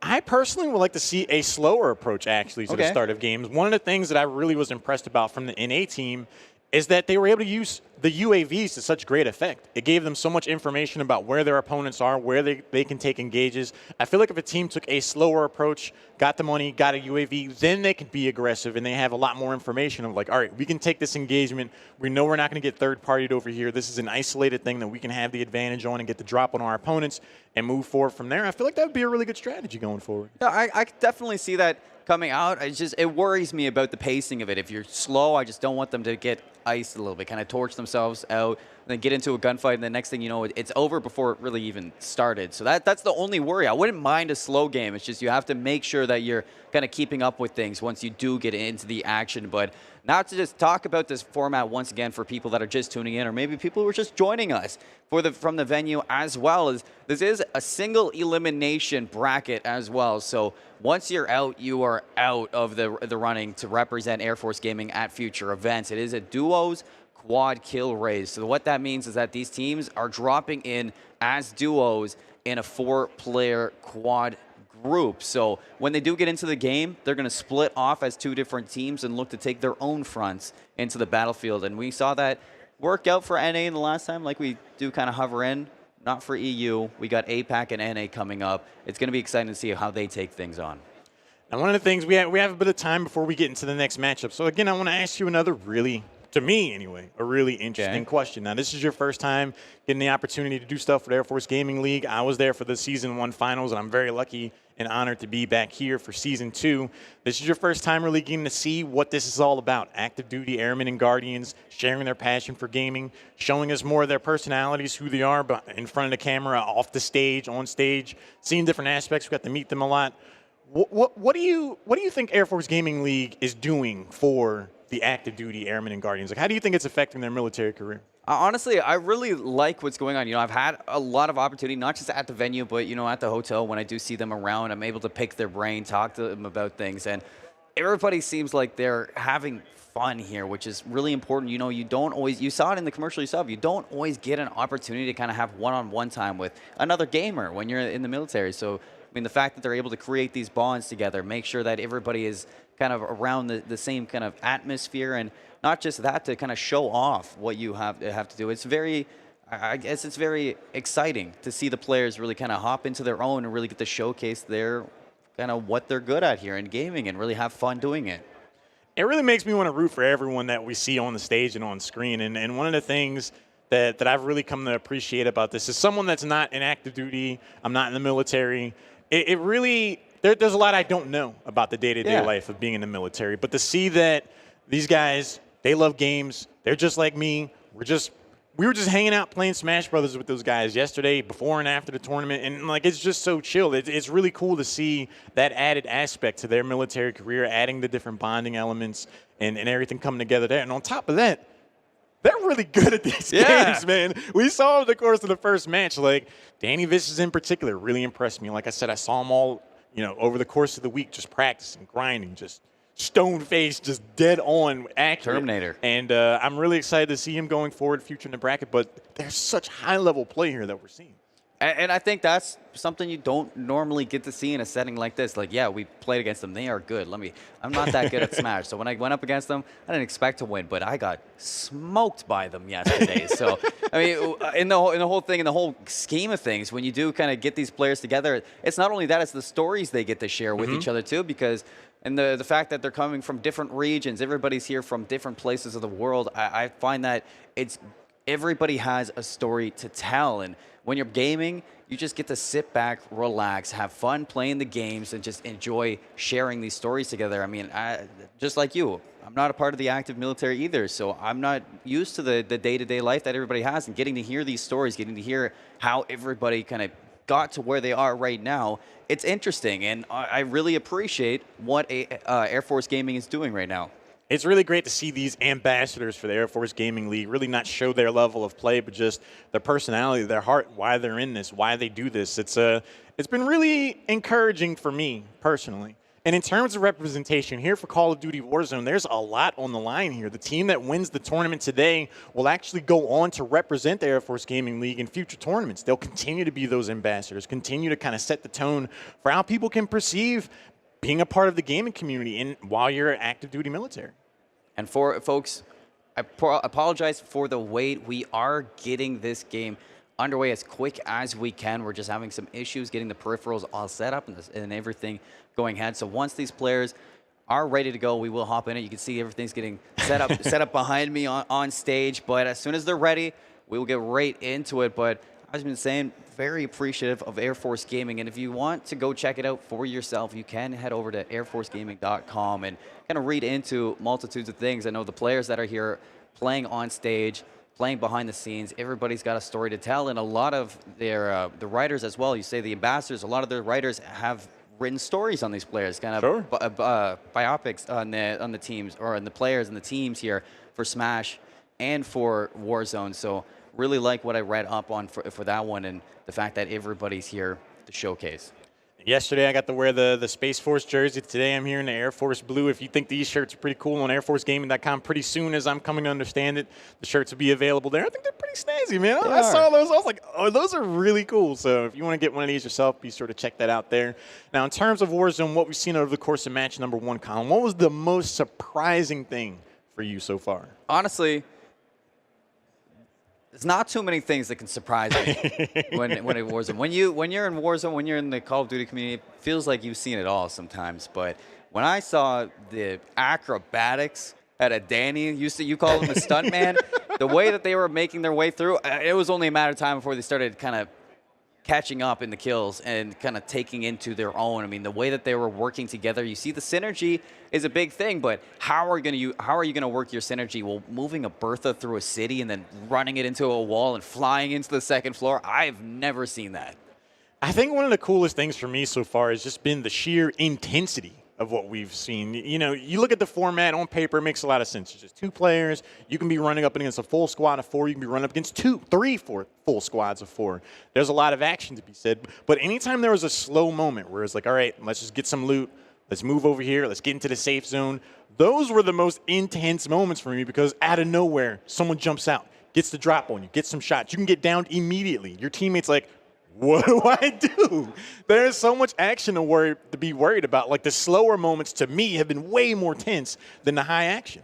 And that's why I'd like to see the kind of the slow, not the slow methodical, but the kind of plan out where you're going to go. Like I was talking about going to salt mines. It's really good. So when you do get in those 1v the world situations, you want to make sure that you have some cash in your pocket so you can get that redeployed through, so you can get your teammate back into it. And once that happens, it's going to be a lot more comfortable, and you're going to be able to have that kind of 1-2 punch, that bait and switch situation between your teammate that we did see between Bro Gamer and Danny Vicious throughout the whole thing. So I'm really looking at to kind of expand off of you, like expand off of that slow play. Like the slow play is going to be good, but make sure that you're kind of pacing yourself in those hot spots, making sure that you're kind of clearing it out, crossing your T's, dotting your I's, and you have everything under control. Getting back to a safe point after a planned engagement looks to be incredibly important. It's like, all right, we can take this squad here, but we have to make sure we close this out in time to be able to get gear, get more armor plates, get ready for the next fight. If there is a third party, we got to make sure that we're ready for that. But another thing that I wanted to talk to you about and get some more your insight on, at the beginning of game number 2, what was really interesting to me is that both teams kind of dropped in the same area. Where I think in a lot of instances you'll see the teams go almost to polar opposite ends of the map because they just don't want to run into each other. They don't want to like have to share loot or deal with anything like that. What are some of the pros and cons of intentionally dropping in relative proximity to each other? Well, obviously the con is that you are going to be you're fighting here. You're not trying to play as a team. So if you're in a gunfight, if you're trying to get that down, if you're trying to get the elimination, it can be snagged out from under you from your opposing team. So you definitely don't want that to happen. But also it's the looting. You said that the resources are going to be important. In that game number 2, we saw them land close together, and in turn there was less loot for the other team to grab. You saw that they had to rush through the opposite buildings. They had to find their own buildings to take forward so that they can get a comfortable position in the map. So, I mean, there's not too many pros to it when you're looking at it. More so cons I'm seeing when you're dropping into the same side. But if you're looking at pros, you know that your opposing team or your teammates, they're not going to shoot you. So you know that there's somebody behind you, a team behind you, clearing out the corners that aren't going to take a fight with you because they can't take a fight with you. One of the things I thought also was really cool is just the idea of role assignment in the duos. Something that we saw on Air Force 1 a lot is that Danny Vicious looked to play more of a long-range game while Bro Gamer moved forward with the confidence that they were going to be covered as they took different buildings. It's like, all right, I have the high ground as Danny. You can go in. If someone comes in, I got you covered from there. How big of a part do you think that's going to play over the rest of the bracket? I think that is going to be everything when you're looking at a team. I kind of use the term personal UAV as a teammate when I was talking about Danny helping out Bro Gamer maneuver through the village. But it's more than just that. You want to make sure that you're comfortable going into these fights. So if you have that quote-unquote personal UAV while you're trekking yourself through, while you're maneuvering into the map, you need to make sure that you are in a safe spot that you can help him take those early gunfights. So I think that's where the coordination is going to come through. And if you're going to have that, it's going to make everything easier along the line. It's going to let those kills just rack up. One thing that was really interesting to me is before the matches even started for today, we were talking about the importance of potentially having the helicopter because it gives you so much, mobility. You can get to the top of buildings really easily. You can get to different parts of the map. You are something of a target going around there. But I feel like it actually wasn't that integral to the success that the North American team had. I actually feel like over the course of game number 1, them being on the ground is what gave them the opportunity to rack up the kills that they did. Were you surprised by that as well, or do you think there should be more emphasis on getting the helicopters early on? I think helicopter's good. You are going to see teams fight for it right off the bat, and once you get it, you're kind of in a situation where you can dominate the sky. You can make sure that you're skipping from roof to roof quickly, and especially we saw it in Air Force 1 situation, when that zone is pulling to a totally polar opposite side of the map than where you landed, that helicopter is going to get you from point A to point B in a matter of seconds. The circle definitely had a part to play. The gas mask came in clutch a few times there over the course of those 2 games. But in terms of overall loadout, I know you pointed out that there was one gun that was picked up that was something of a surprise to you in terms of being off meta. You want to give us a little bit of insight to that? Ooh, the PPSH, and maybe if this was back a couple years in COD World War II, I would say, oh, look, the PPSH, I see that every day. But here, in the past games, especially going into like Vanguard, Cold War, Modern Warfare, all that, these guns just kind of being brought into one, you will see that there are guns from the DLC that will overshadow the other one. So the PPSH, definitely surprising when I did see it. It's not really something you normally will see. I'm more so focused on the players who bring out the OTS. Like, yeah, the PPSH is good, but in my personal experience, in my personal opinion, I definitely would like to see that OTS be flexed a little bit more. But as I said, it's my personal preference. Everybody has their own. So I know the PPSH, it's not a bad weapon to use. It surprised me a little bit because when you're pairing it up with the EM2, it's where you kind of have the assault rifle in the EM2 that's going to be able to take those mid-range gunfights, not so long-range gunfights. It can kind of pick away at the armor from distance. We saw that in the stadium in our past match, but you want to have something that when you're in that close-range gunfight, it's going to pack a punch, and it's going to pack a punch quickly. And I think the PPSH feels more like a pea shooter to me.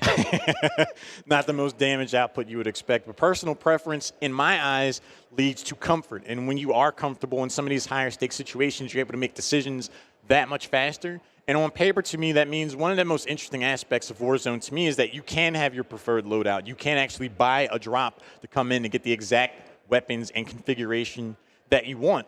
In terms of prioritizing getting that in this format where there are so many different elements and variables to consider, would you rather to see a team go for their personal drop loadout, or would you rather see them get things like the UAV first? I think loadout is top priority when you're looking at a kill race. The UAV is going to be good. You will find one throughout the game.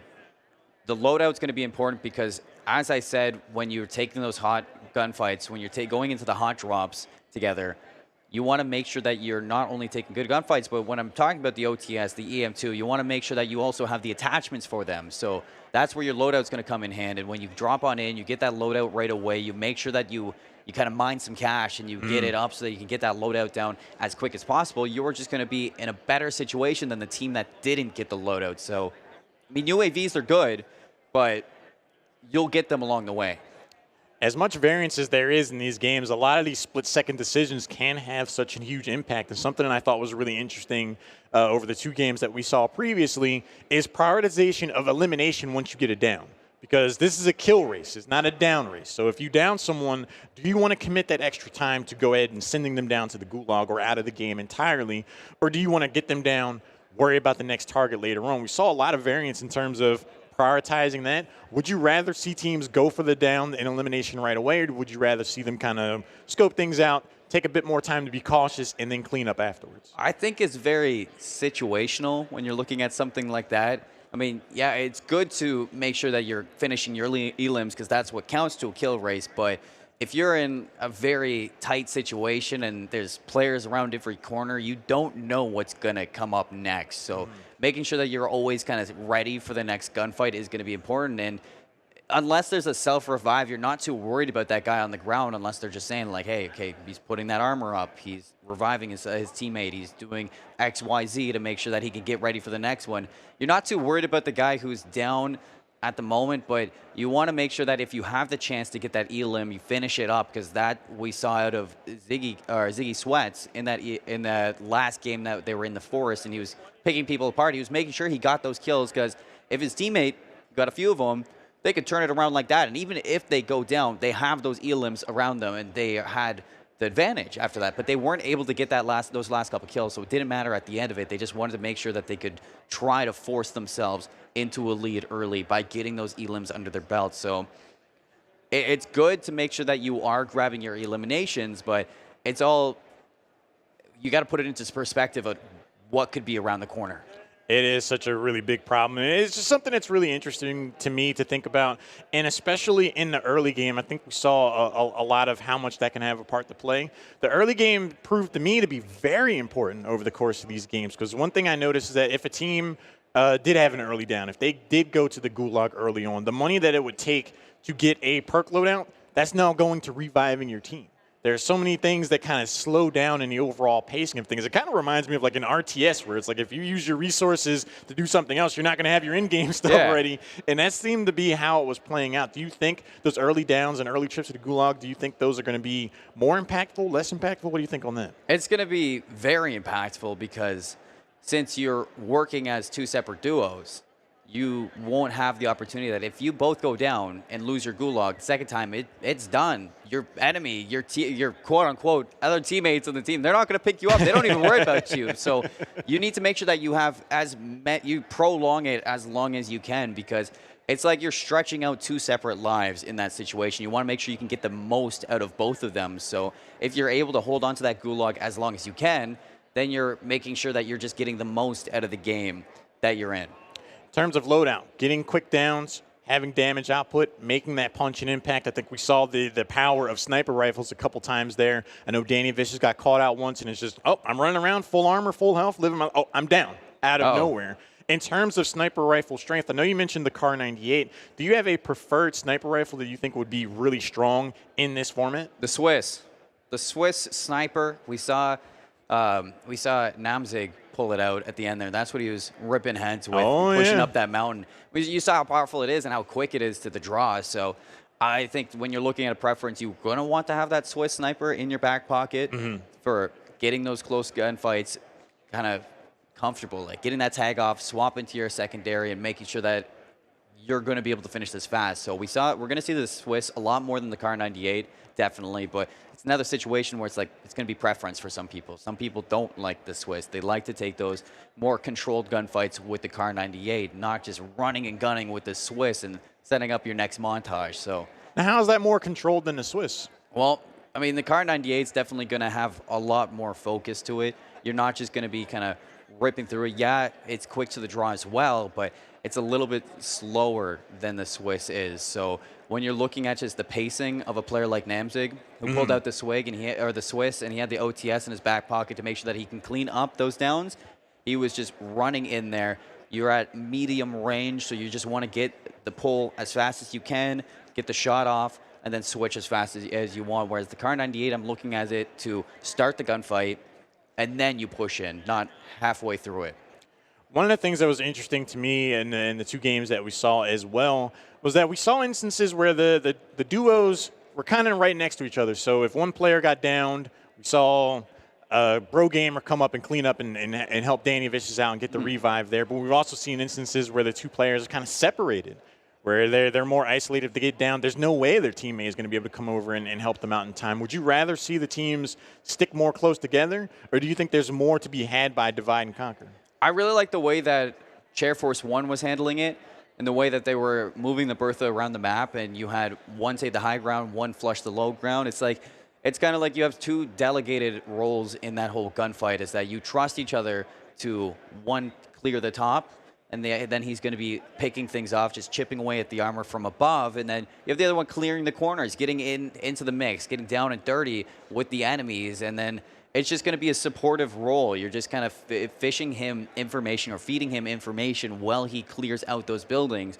And you're doing it in a controlled manner where if you spot him through the window, if you spot him exiting the building, you can take shots in your own terms. So it's like you're going to send one into it. You're going to have one in a more controlled manner. If this guy goes down, you know you have that controlled manner to get your back. It's a really good point. Something else that I noticed, especially in the second game, The circle, I thought it would be a lot more of an impact than it ended up being. Like the gas mask was definitely resourceful there when you needed it, but I was really worried for both of the teams in the first match that there would be an instance where their back is against the circle and they need to close in, and they're closing in right into a gunfight pretty much, and that didn't really come to pass, especially with the way some of the circles have been closing towards different POIs. Do you think that's going to be more of an issue going forward? Well, you just have to make sure you're planning ahead. Planning ahead is going to be important, especially in any battle royale, not just Warzone. And you know that circle is definitely going to put you in some tight corners. We saw it towards that game number 1 when the EU representatives, they were out for Ziggy Sweats, but Air Force 1, they were rotating through the village, and they were keeping their eyes on the players exiting the circle. So they were making sure that they were holding things down, making sure that you are watching what's coming out behind you while holding on to the zone ahead of you. So this is something that you're going to be watching ahead of the game, and it's just important for these teams to keep on planning. Now, one thing I really like about this format is that the kills do not translate between games. So there is the opportunity. In the first match, we saw Ziggy Sweats. You know, they went out relatively early. Air Force 1 was able to pop off. They racked up a bunch of kills. But it wasn't impossible for Ziggy Sweats to come back because the number of kills they have to worry about reset. It gives the team that loses game 1 the opportunity to just start fresh and say, like, look, game 1's in the books. Let's just get ready for game number 2. And it really gives the teams an opportunity to come back on fresh legs and get ready to try to force out game number 3. I think we're getting ready here for Tina Turner to take on Double Trouble. So one of the teams, whoever drops the first game, is going to have to go through that same mental exercise as well. But when you have instances like that, how important do you think to come together as a team more so than individually to say, like, all right, let's set this aside. Game number 1 happened. Let's get into game number 2. How important it is to have that group mindset in terms of resetting? It is translated across multitudes of esports when it comes to composure and the way you can reset your mind going into the second one. If you, in a best of 3 setting, if you lose game number 1, it's not like a best of 5 where you are going to have another comfort zone in the second one. You have to instantly bounce back in that second game if you want that map number 3. So it's not like, do I want to see it? It's you have to see it. And if you're going to want to compete at a high level, if you're going to want to take the championship here, or if you want to take the finals here, you are going to make sure that your team stays composed, cool, calm, and collected, and you have to bounce back in the second one. I'm really excited to jump into this second match because both of these teams, in my opinion, are success stories for 2 different reasons. Tina Turner in particular, AFJ, I had a chance to check out the article about these teams on the Air Force Gaming website. I wholly encourage anyone at home or here at the convention to check it out themselves. AFJ, they knew about Air Force Gaming before they even joined up into the military.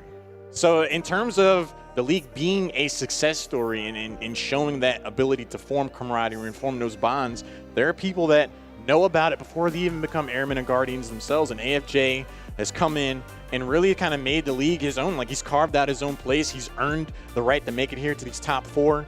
He has been no joke, no slouch. Said he's been working hard, grinding, and he's definitely earned his spot here. So I think he's a success story and a really cool instance of what the Air Force Gaming League has been able to bring for our airmen and guardians. And his duo, Hawk Chief, Thomas Cortinas. So you wondered where Tina Turner came from. They gave us a little bit of insider info on what it was. After the last break, I took this headset off, and I was like, I got to find them. I got to find this team to understand why they're named Tina Turner. And apparently it came down to someone at the beginning of Hall Chief here's career. Someone saw his last name, somehow just came out with Tina, and it stuck from there. And AFJ saw that story and was like, we're going to be Tina Turner. Okay. That is one way to come up with a team name. It is. But on the other side, Double Trouble, I feel like they are a success story in and of themselves. Also, Tina Turner, charismatic guys. AFJ is really cool. I had a chance to talk with him for a little bit. Like I said before going into the break, these guys seem fit, ready to rock and roll. I'm looking forward to seeing them in action. On the other side, Double Trouble. Now, All-Star on this team. What's going on, guys? We see you out there. All-Star on the team. He was actually the champion last season for Cold War. He's looking to go for the back-to-back. So in terms of a success story, that one writes itself. High-level play, championship-level play, and they've earned their right to get back here, representing the APAC region. Again, there's consistency across the board out of this team. And a championship-level smile, too. Look at this guy. You can't hate that one either.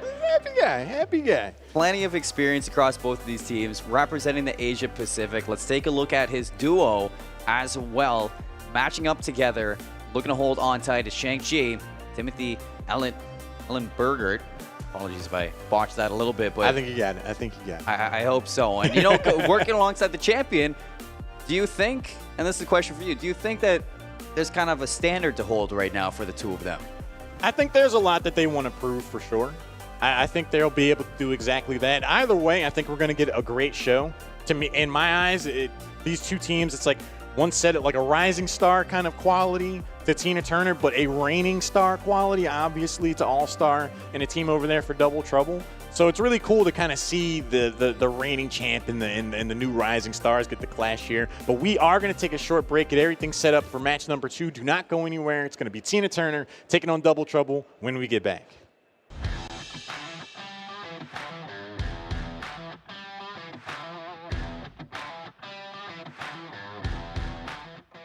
Hey guys, I'm Alexander Hong, Senior Airman, and I'm part of the United States Air Force.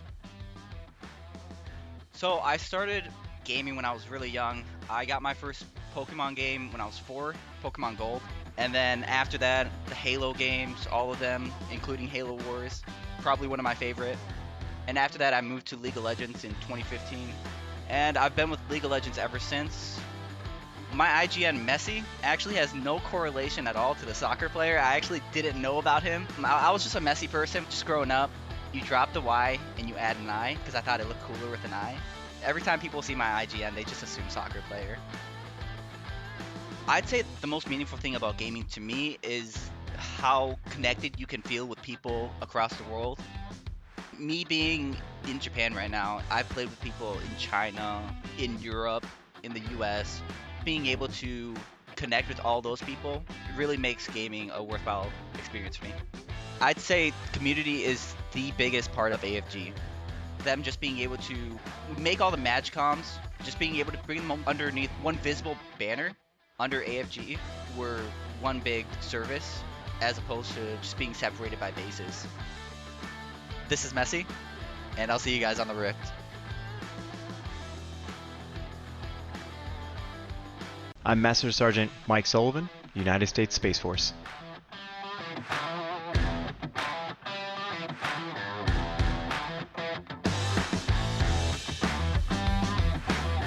So I wasn't always a gamer, didn't have a lot of money growing up, didn't have the next-gen console, but thankfully lived in a neighborhood where I could just run over to a friend's house real quick. Right around Halo Combat Evolved was when I was really starting to get that itch of, you know what, school's over, I need to play video games. My video game adventure really started right when I joined the military, and what do you know, when you join the military and they give you a cyber operations job where you're just surrounded by a bunch of gaming nerds, you start to make friends, and with those friends you want to kind of do what they're doing. The community aspect of gaming is paramount. It's the only reason why I continue to play video games to this day. It's always been about people and hanging out with friends, playing video games online with friends. I don't need to be sitting in a room with them. Unfortunately, when you make friends in the military and you all move to different parts of the world, it's really not an option. So being able to stay up late, chatting with your buddies, and just continuing life with them, now that you get to maintain that community and those relationships, you get to grow old together. So, some folks would, maybe go get coffee with friends to catch up. We're, playing a couple matches of Halo and keeping up with the news that way.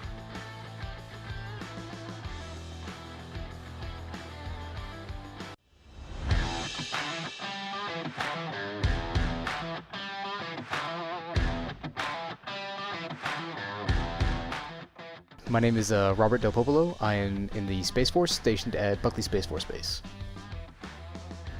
I've been gaming for about 30 years. Just one of those things I've always done just to kind of live in my own realm, at least for a little while. I joined the military in 2004, and I joined the military because I was going to college and I didn't quite take it as seriously as I should have. I wouldn't be who I am today without the military, and so now I'm a space operator, and I'm actually the section lead for mission processing, mission qualification training here at Buckley Space Force Base. So Rocket League is my main game. I am the coach for the Space Force team as well as a sub on the team. So I definitely see that gaming has impacts and similarities to the military and the community that we live in. It's all about leadership. It's all about seeing how people meld together, how you can take seemingly strangers who have a decent skill set in something and create a team. The person sitting next to you is the person who's going to rely on you to do your job, and seeing that transfer over to the gaming side is actually really fascinating. The community in gaming really is one of the largest reasons why I continue to game. The friends and family members that I've made through gaming have had a massive impact on my life. I met one of the people who I call my brothers through Halo 3. Bringing somebody into that, it gives somebody meaning who might not be able to see it in their daily life. That's kind of why the community in gaming is so great to see. This is First Lieutenant Robert Del Popolo signing off. Fly game win.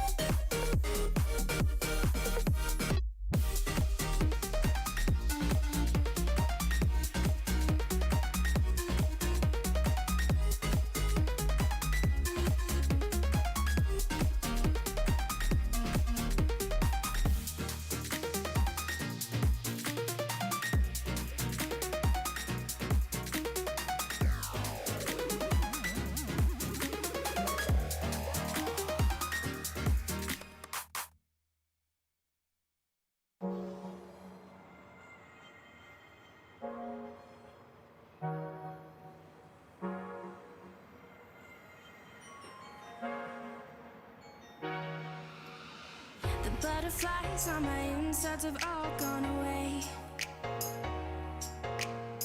You're not along for the danger, but I'm here to stay. I fall even deeper in the lies, they don't keep me away. You wanna know my secrets, so you keep crashing into my waves. I don't have the patience for that, not okay with waiting for that. I don't know what's changed in my head. Let's go somewhere and never come back. Tonight we lose control. No matter where we go, we're never going home. And you don't even know when I get you alone. You can lose your halo.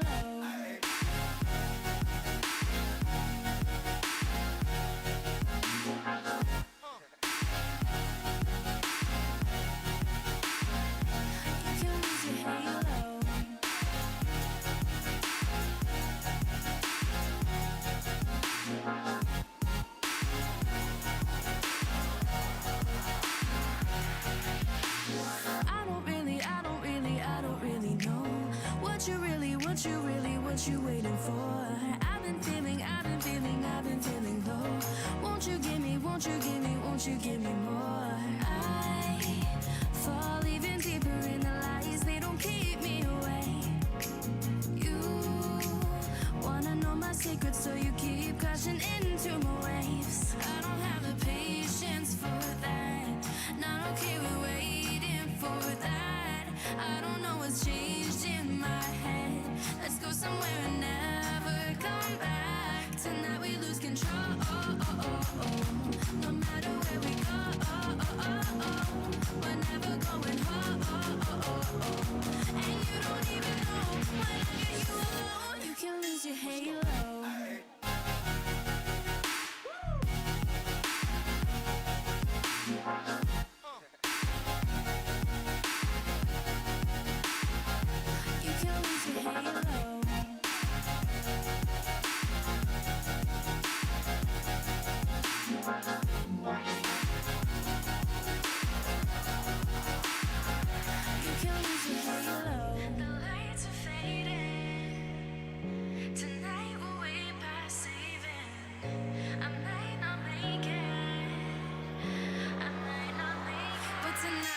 control. No matter where we go, we're never going home. And you don't even know when I get you alone. You can lose your halo.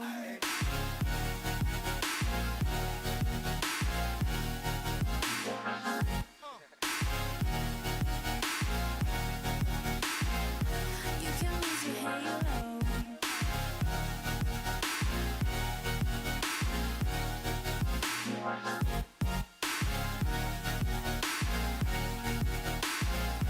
You can lose your halo. Right there, that's it, right there.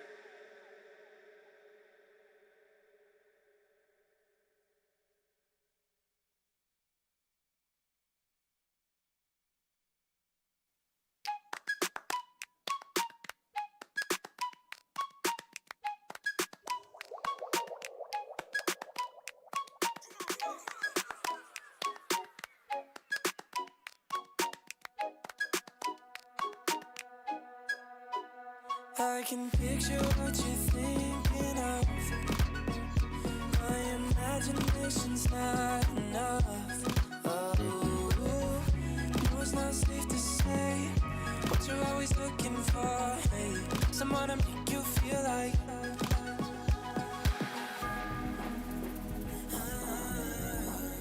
Don't wanna think of all the who's that you can pick and choose for. I wanna make you feel like.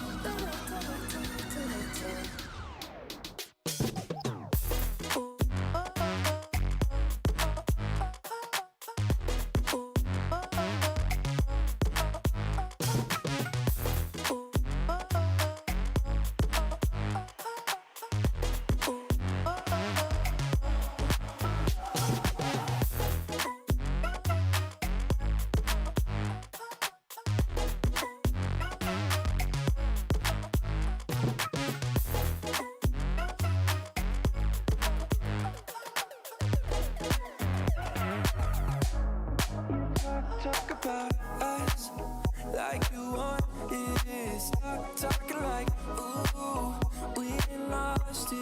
You don't seem to know, ooh, you're on cruise control.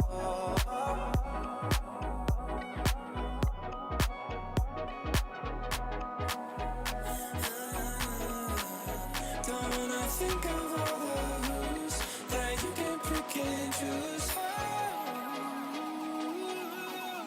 I wanna make you feel like.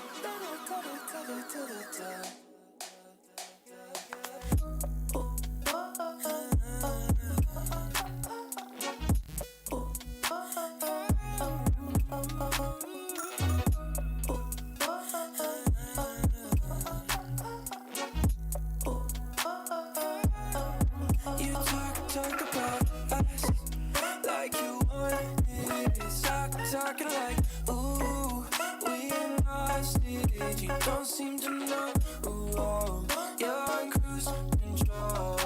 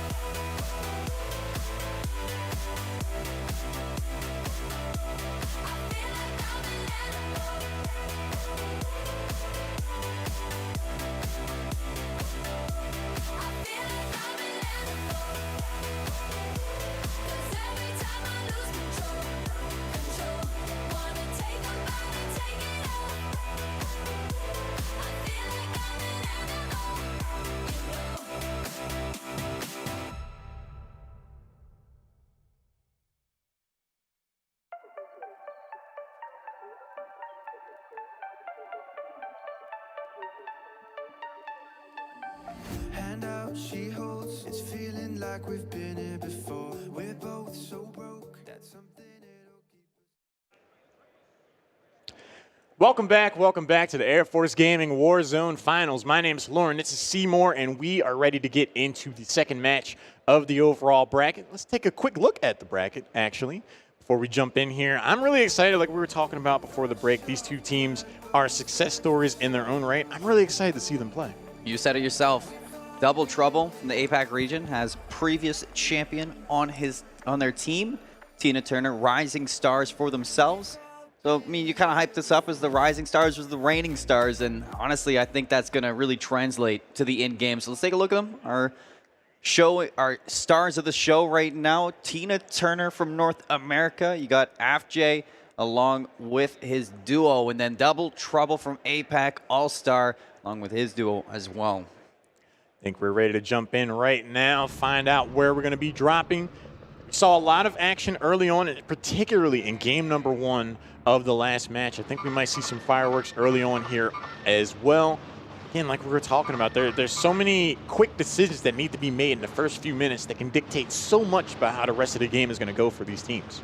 So, looks like they're aiming to land between Storage Town and Boneyard.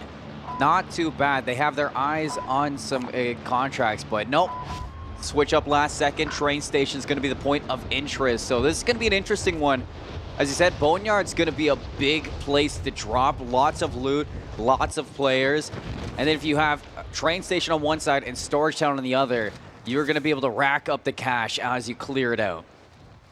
Right, who are we dropping with? That always becomes the question. The moment you jump out of that parachute, getting geared up early on, Hawk Chief's ready to rock and roll. Picks the armor up. No one jumping around just yet. Already starting a bounty contract. We're getting aggressive out here. I like it. And this is something we talked about, is, you know, because both these teams are on technically the same team when it comes down to the nitty-gritty of it. If you complete this contract, it's not just you getting that money, it's your opposing team as well. So begs the question, do you want to finish this out? As we do swap over to our second team, Double Trouble, you can see that they already have their eyes on some action, and they could be looking to hunt down this target.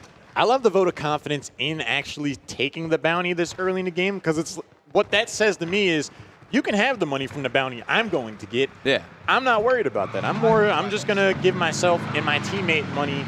I think we're going to be able to outplay. We'll see if that happens. They have found themselves a Jeep to scavenge the town. Mothgar was dressed up like Captain Falcon. I'm like, is this Smash Bros? That was, hello? Okay, he's got a lot of All right, we're all just hanging out here in the hangar, apparently. What is going on here? It's a party, but, you know, at parties, sometimes there's party fouls, and that's one of them. Get a shot from behind, down and out to the gulag. The drop shot is successful for the down, but once again being cleaned up from behind. So both teams on your NA region are going to be sent to the gulag, and same with the opposite end as well. That teammate or that player that they were hunting down with the contract finally getting cleaned up, but not before taking one down with them. Now this is an interesting start to game number 1. Last match we saw EU struggle having to go to the gulag earlier than they would have anticipated. This time all 4 players are having to battle their way out effectively. Let's see, All-Star is able to get around though, has the vehicle in hand. There's a lot of action to be had. Things look to be pretty slow at the start, and you come around a corner and just everybody's down. It's like, all right, there's an active gunfight going on. Checking out the gulag. See if AFJ is going to be able to pull this one off. Revolver. This is going to be a tough one. Going to get some chip damage. The stun lands, misses the first shot, goes in for seconds. Ooh. Not able to find that treat, but just off on 2 shots there. Gets a body shot. I thought we might see the melee. Oh, kick him. Oh, no! Oh, they had it. Unlucky to Saturday Night Special not working out. Had the opportunity. It's going to be up to their teammate to bring them back to the action now. A lot of money in the pockets here for All-Star at least. That could have been dreadful. You lose that way and your teammate lost their gulag. That is not a way. That's almost just as bad as fall damage to end your run. That would never happen, no, Colin. What are you talking about? Knock on wood. All right, right, we have a sniper rifle potentially in tow here. All-Star setting up shop, 0 kills so far. Again, at the end of the day, this is a kill race, so these early trips to the gulag, these early needs to redeploy, if your opponent gets 1 or 2 kills, that's all it really takes in these situations. So next few engagements are going to be very important. I'm starting to realize that I think I need to give the PPSH a second chance. Yeah? Contract complete. All supply Because that is one decked out submachine gun. So you see that now one of their teammates over on Double Trouble are going to be hunted at the moment. You can see in the left corner or the middle left of your screen. Hunted is All-Star. This wide swing around. Excellent utility of that movement, but now down. Use that self-revive. Can he do the impossible? He's actually going to get the self-revive right in their faces. This guy is crazy. He had backup for that one. Brazen and bold. Back in the game, back on their feet, back into the action. Aims down sights, breaks the armor, gets around the corner, has to watch out for the grenade, catches him in the back, and he will be taken out. All-Star gets removed. Attack jump. Good for taking the fight, but when you rush into the Hornet's Nest, you get stung. We're going to head over to now Tina Turner, your North American representatives here in your second semifinal. And whoa, hello. No self-revive, so I do think that's going to be all she wrote for Tina Turner. Game number 1. No, A-Dub's. Never mind. Yeah, A-Dub definitely in a good position where you can pick up your teammate, but this is going to be a hard one. All-Star in the gulag at the moment. It's going to be picking him up on the car. Just like, come off the roof, come off the roof. Hand delivered. All right, back in action. Oh, no. Trying to make it to cover, and another stray target finds them on the rotation. Do they? A-Dub has the money to bring their teammate back. And it's now just Tina Turner. It's just AFJ. Double Trouble has been eliminated from game number 1. 0 kills here. Not sure what the rest of the kill count looks like, but 1 or 2 could be all they need to take game number 1.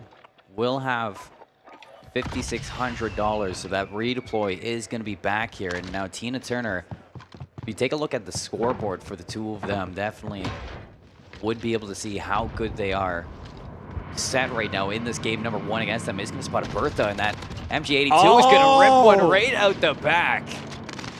Who's settling for just a down? Goes ahead and gets the full elim in the back of the truck. Just wanted to take a nice afternoon drive.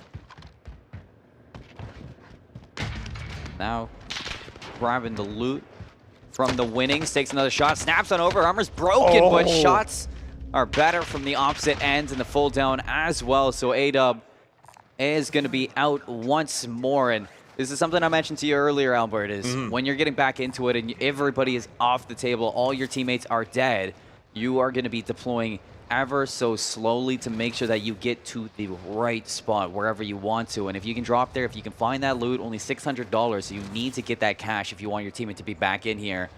So that is going to be something you're looking now to get out of your teammate. I do actually think Hawk Chief got taken out there, but they do have 4 kills their name to just 2 on the other side, so that should be it. Yes. Yes, it should. That is a very anticlimactic way to end it, but it is, yeah, that was one way to go out. You know, you just glide on in, you think it's safe, but next thing you know, I mean, it's like, it's a horror movie at sometimes. Next thing you know, somebody's just hiding around a corner, and then it's a jump scare, and you're gone. What started out as an absolute scramble turned into madness. 3 players sent to the gulag within the first few minutes, but at the end of it, Tina Turner were able to amass enough kills. Hog Chief in particular doing a ton of work to give Tina Turner game number 1 in this best of 3 with so much action out of the gate. And things started off really quietly, actually. It was literally, you go around a corner and there's just like 3 or 4 people down out of nowhere. That is the definition of expect the unexpected.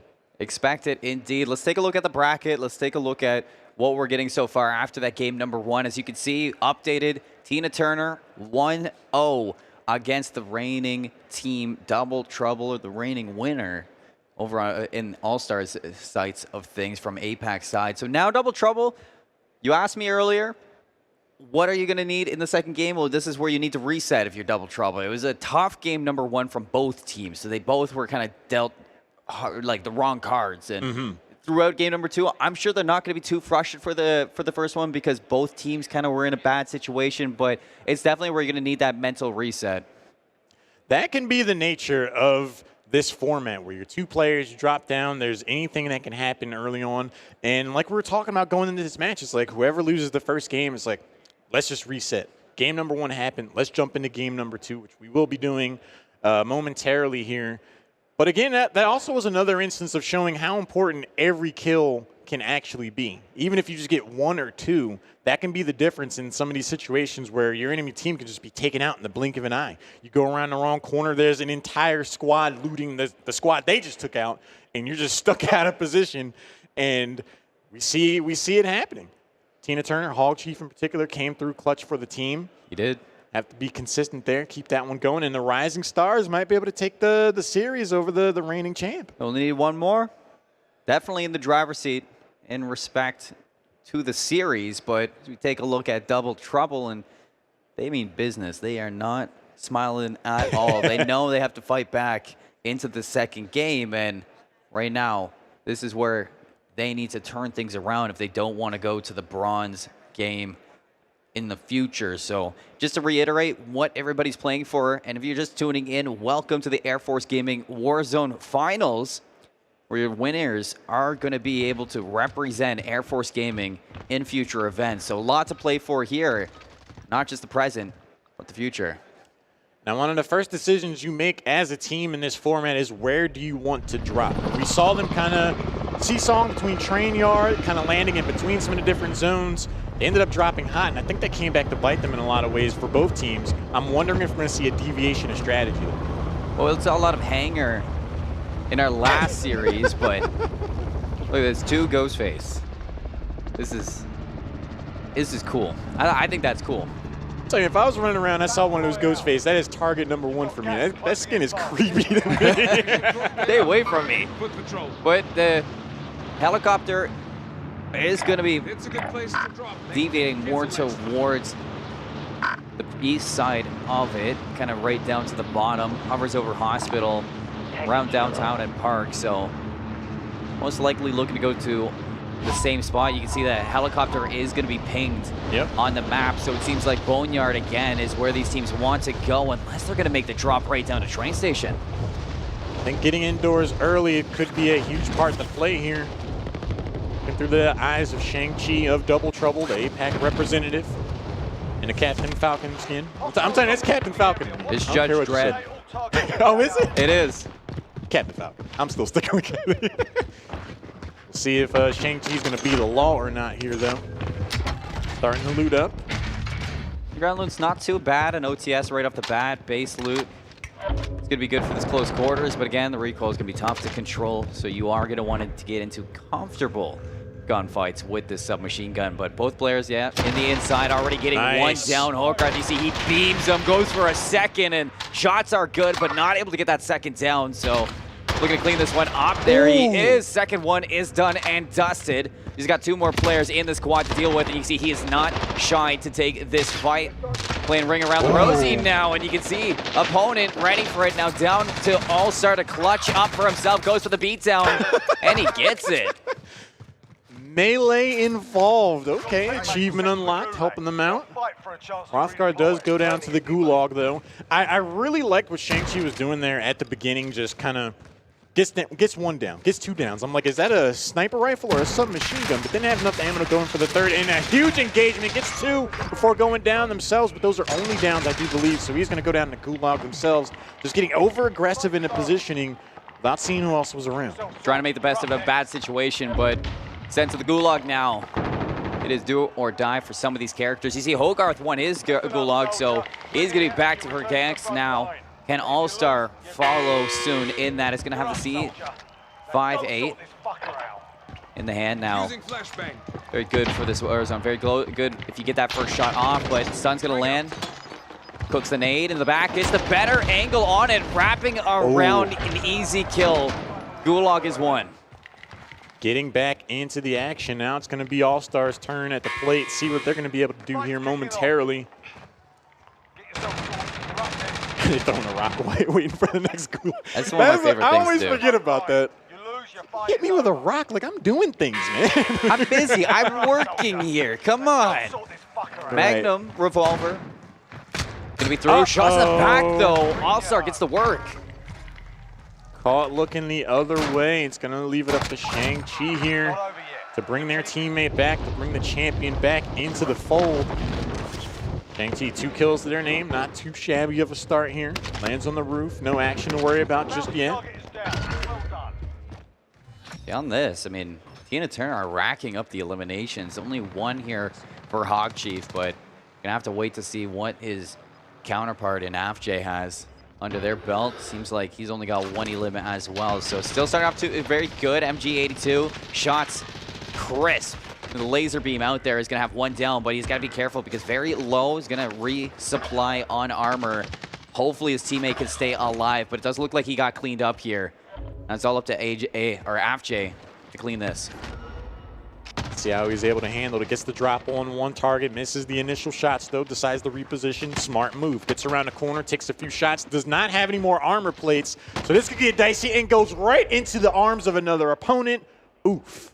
This is the hard thing about public lobbies, is it's unpredictable what you're getting off the drop. And now you can see both in game 1 and game 2, there is action at every corner, and these players are just not getting comfortable setups to deal with this. So into the gulag now. AFJ, clutch up, or you're done.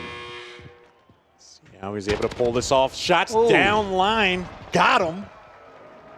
Easy shots. Okay, not too shabby there. See if Hog Chief's going to be able to do the same. It's their turn at bat now. Steps up to the plate, checks around the corner. Early shots, no one there. Reload, smart move. Oh, the flashbang does connect. Oh, not able to get on target in time. Shaky shots. Gonna cost you that gulag win here. You see counterpart's gonna shut down that run now. AFJ, last one here. Ooh, battle in the sky. Oh. We got ourselves a dogfight, ladies and gentlemen. This is the Air Force and Space Force. They do it in the sky. They should be. Let's go. Come on, he's got this. He's got this. No armor. One more? Running for the hills, but you got to make sure not to take that fall damage. A little bit scary now. Right. Can you clean this up? Here comes Ghostface Killer. Nice down to start this off, but that is going to be game number 2.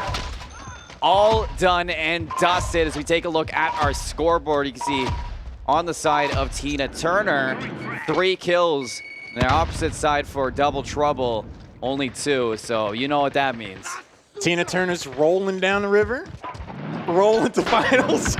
Rolling right into the finals. I see what you did there. Do you? I do. I do. All right. Not too bad. Not too bad.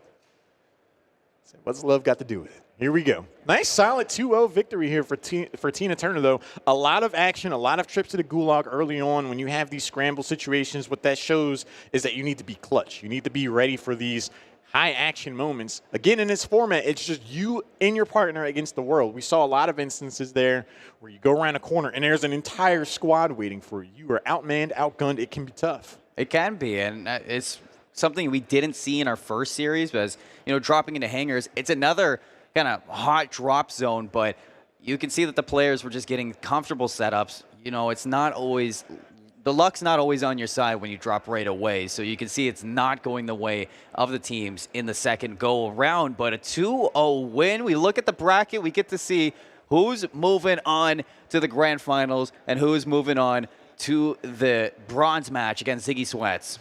2-0's the rule of the day so far. It is going to be Tina Turner moving on. They will be facing Chair First 1. Bro Gamer, Danny Vicious, savages in their own right. Tina Turner have earned their place here. The rising stars, in my humble opinion. We'll have the 3rd place bronze match between Ziggy Sweats and Double Trouble. Reigning champion over there, All-Star. Get another chance to show what they've got. Ziggy Sweats, they've had time now to kind of recuperate, shake things off, get ready for this next game. I think we're going to see 2 very high-caliber matches ahead for us. Just a note, the grand finals, no bracket reset, 1 best of 3. And same thing with the bronze medal match. It's only going to be one best of 3 as well. So last chance to make yourself or kind of show what you got here for these last 2 teams. 2 matches remaining, 2 best of 3s, 1 champion to be crowned. We will be back after this break. Don't go anywhere.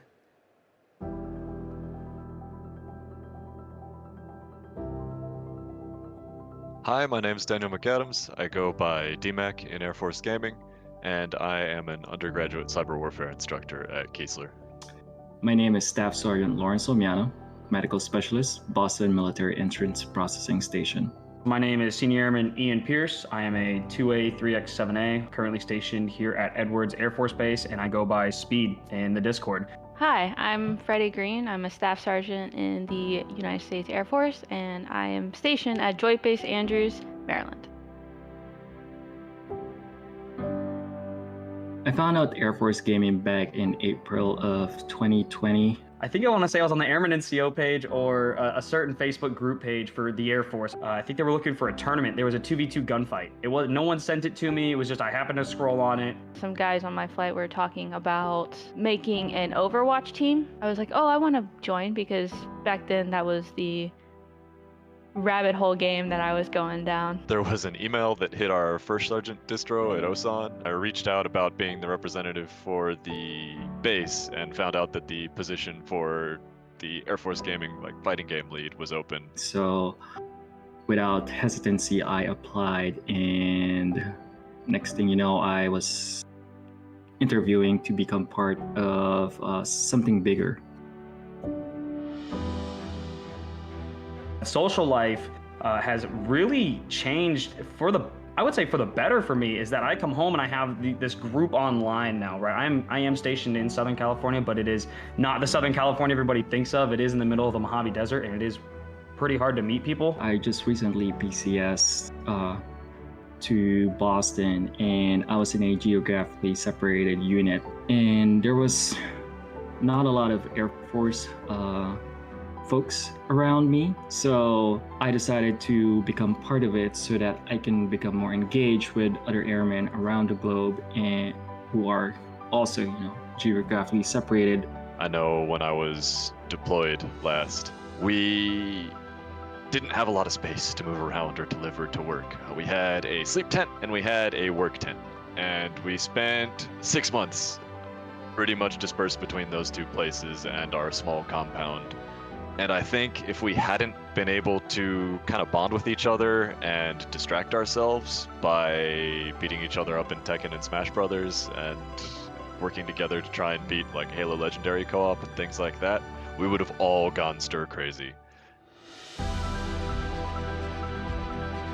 The biggest thing about Air Force Gaming for me is resiliency. Personally, it has gotten me through a lot of rough times.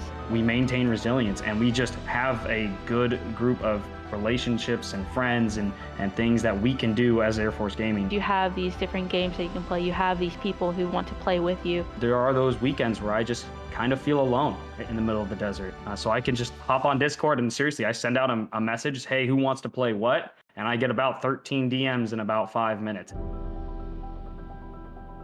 So this was like a stepping stone into connecting globally with airmen who needed to find gamers or a wingman. I mean, there's no downside really. People kind of know what you've gone through, and it's a group to play games with. It's not hard to find a group, and off of that group, you make those friends. I want people to understand that Air Force Gaming isn't about the games or the video games. It's about the people.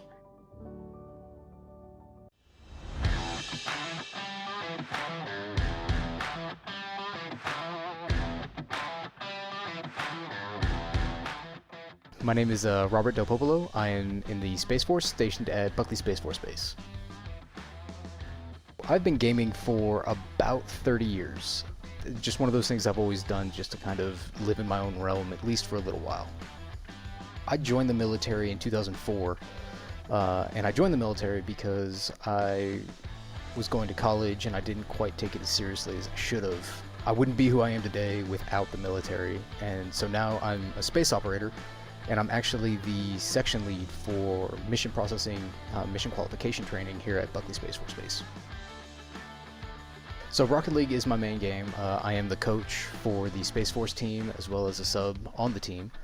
So I definitely see that gaming has impacts and similarities to the military and the community that we live in. It's all about leadership. It's all about seeing how people meld together, how you can take seemingly strangers who have a decent skill set in something and create a team. The person sitting next to you is the person who's going to rely on you to do your job, and seeing that transfer over to the gaming side is actually really fascinating. The community in gaming really is one of the largest reasons why I continue to game. The friends and family members that I've made through gaming have had a massive impact on my life. I met one of the people who I call my brothers through Halo 3. Bringing somebody into that, it gives somebody meaning who might not be able to see it in their daily life. That's kind of why the community in gaming is so great to see. This is First Lieutenant Robert Del Popolo signing off. Fly game win.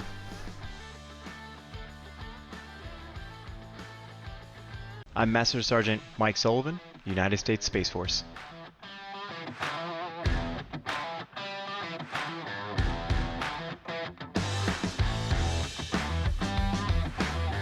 So I wasn't always a gamer, didn't have a lot of money growing up, didn't have the next-gen console, but thankfully lived in a neighborhood where I could just run over to a friend's house real quick. Right around Halo Combat Evolved was when I was really starting to get that itch of, you know what, school's over, I need to play video games. My video game adventure really started right when I joined the military, and what do you know, when you join the military and they give you a cyber operations job where you're just surrounded by a bunch of gaming nerds, you start to make friends, and with those friends you want to kind of do what they're doing. The community aspect of gaming is paramount. It's the only reason why I continue to play video games to this day. It's always been about people and hanging out with friends, playing video games online with friends. I don't need to be sitting in a room with them. Unfortunately, when you make friends in the military and you all move to different parts of the world, it's really not an option. So being able to stay up late, chatting with your buddies, and just continuing life with them, now that you get to maintain that community and those relationships, you get to grow old together. So, you know, some folks would, you know, maybe go get coffee with friends to catch up. We're, you know, playing a couple matches of Halo and keeping up with the news that way.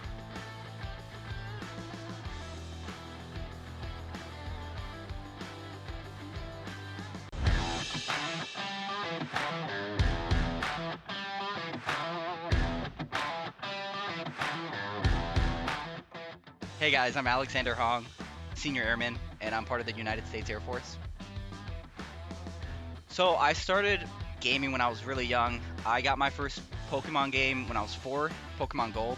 And then after that, the Halo games, all of them, including Halo Wars, probably one of my favorite. And after that, I moved to League of Legends in 2015. And I've been with League of Legends ever since. My IGN Messi actually has no correlation at all to the soccer player. I actually didn't know about him. I was just a Messi person, just growing up. You drop the Y and you add an I, because I thought it looked cooler with an I. Every time people see my IGN, they just assume soccer player. I'd say the most meaningful thing about gaming to me is how connected you can feel with people across the world. Me being in Japan right now, I've played with people in China, in Europe, in the US. Being able to connect with all those people really makes gaming a worthwhile experience for me. I'd say community is the biggest part of AFG. Them just being able to make all the match comms, just being able to bring them underneath one visible banner under AFG were one big service, as opposed to just being separated by bases. This is Messi, and I'll see you guys on the Rift.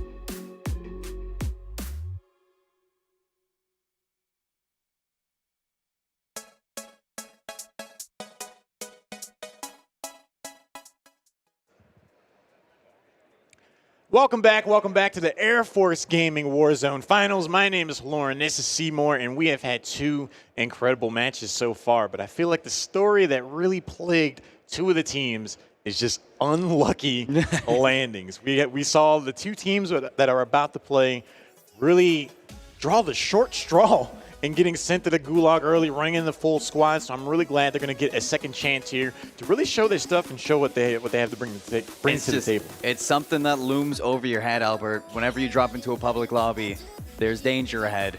You gotta stay safe, and sometimes you just can't. Sometimes it's hard to get your feet off the ground right now in Warzone, especially right off the bat when you're going into hot zone. So, I mean, Tina Turner, they make the best out of bad situations. They come out on top in that game number 2 with 3 kills, 2-2.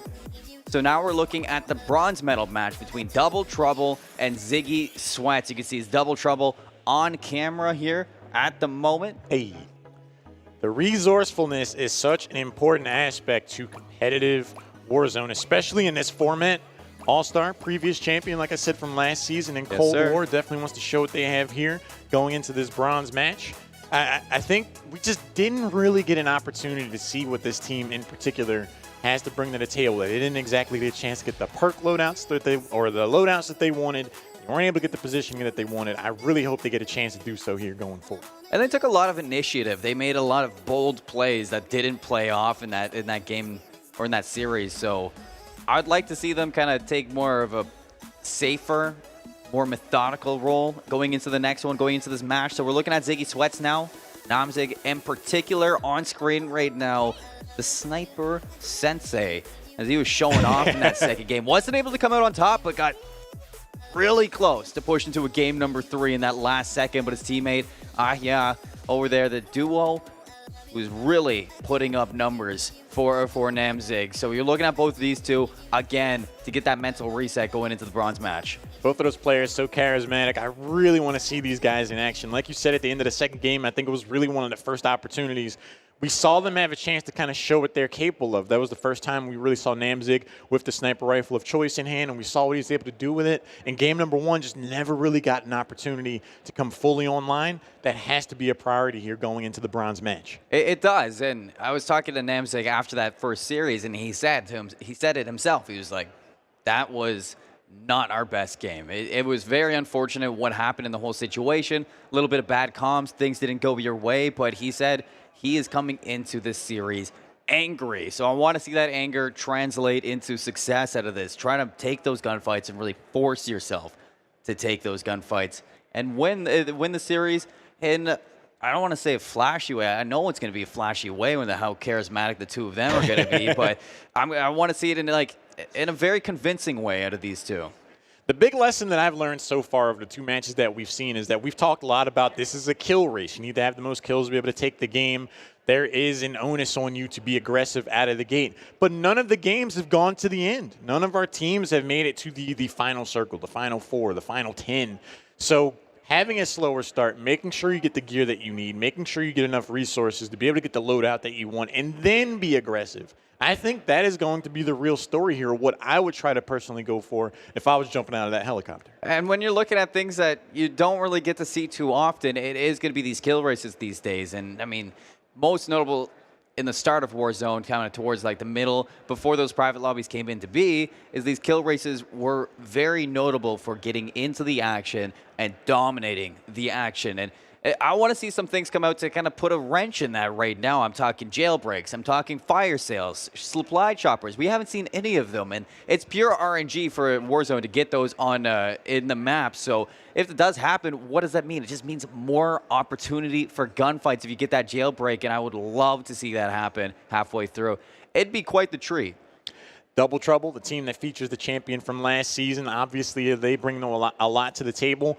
What is it, Colin, that you want to see out of them early on at the beginning of this match? As I stated when I was highlighting this team, is when we were looking at them in that game number 2, they were taking a lot of initiative in the contracts, trying to find their way into the gunfights and make sure that they were on pace with their opponents. But it kind of turned the other way. When they hunt down those contracts, all of a sudden, you know that guy is aware that you're going to be coming after them. So He got bunkered down. It costed them a little bit. They got sent to the gulag a little bit earlier, so I would like to see them take a back seat going into this game, plan things out a little bit more, and have a methodical attack approach in the two of them. Kind of synergize like we saw Air Force 1 do.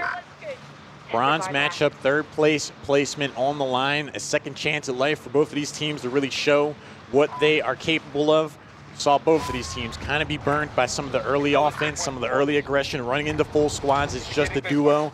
I really want to see where they're deciding to drop. It looks like they're heading towards Hospital. How do you feel about that choice? I think Hospital is going to be a good one because not only will you have a chance to grab a helicopter, but it is going to be another hot drop for kills. So if you get in there, there's plenty of loot. And if you won't need to escape to the Promenade East, it is going to have a lot of cover, as you can see, through the streets. So hopping into this one, wow, oh, that's cool. Hi, Kevin. It's not supposed to look like that. Get a nice camera angle there. I do believe that we saw the team dropping into Promenade East. We'll be able to get back to them shortly, sooner rather than later. I personally hope. Looks like we can kind of see some of the action through a green screen effect. Interesting. It is. You can see that the team that dropped into Hospital are A-OK right now, and Airstrike's going to be dropped relatively early, so looking to pick up some players on the roof, but safe and sound on the inside. A bounty as well as they're on the hunt. Nice. And shots are in. Can you get the down? Stretches it, but the shaky shot's not able to get it finished just yet. But you see on the corner, Namzig, the EU representatives are cleaning up these kills. I like this start a lot here for the Ziggy Sweats. They have their loadout pretty early on. They have gear. They have the high ground. Obi-Wan Kenobi taught me a thing or two about that. Yes, he did. See how they're going to be able to fare going into the second part of the game. Namzig saw him do a ton of work before. Do that again here.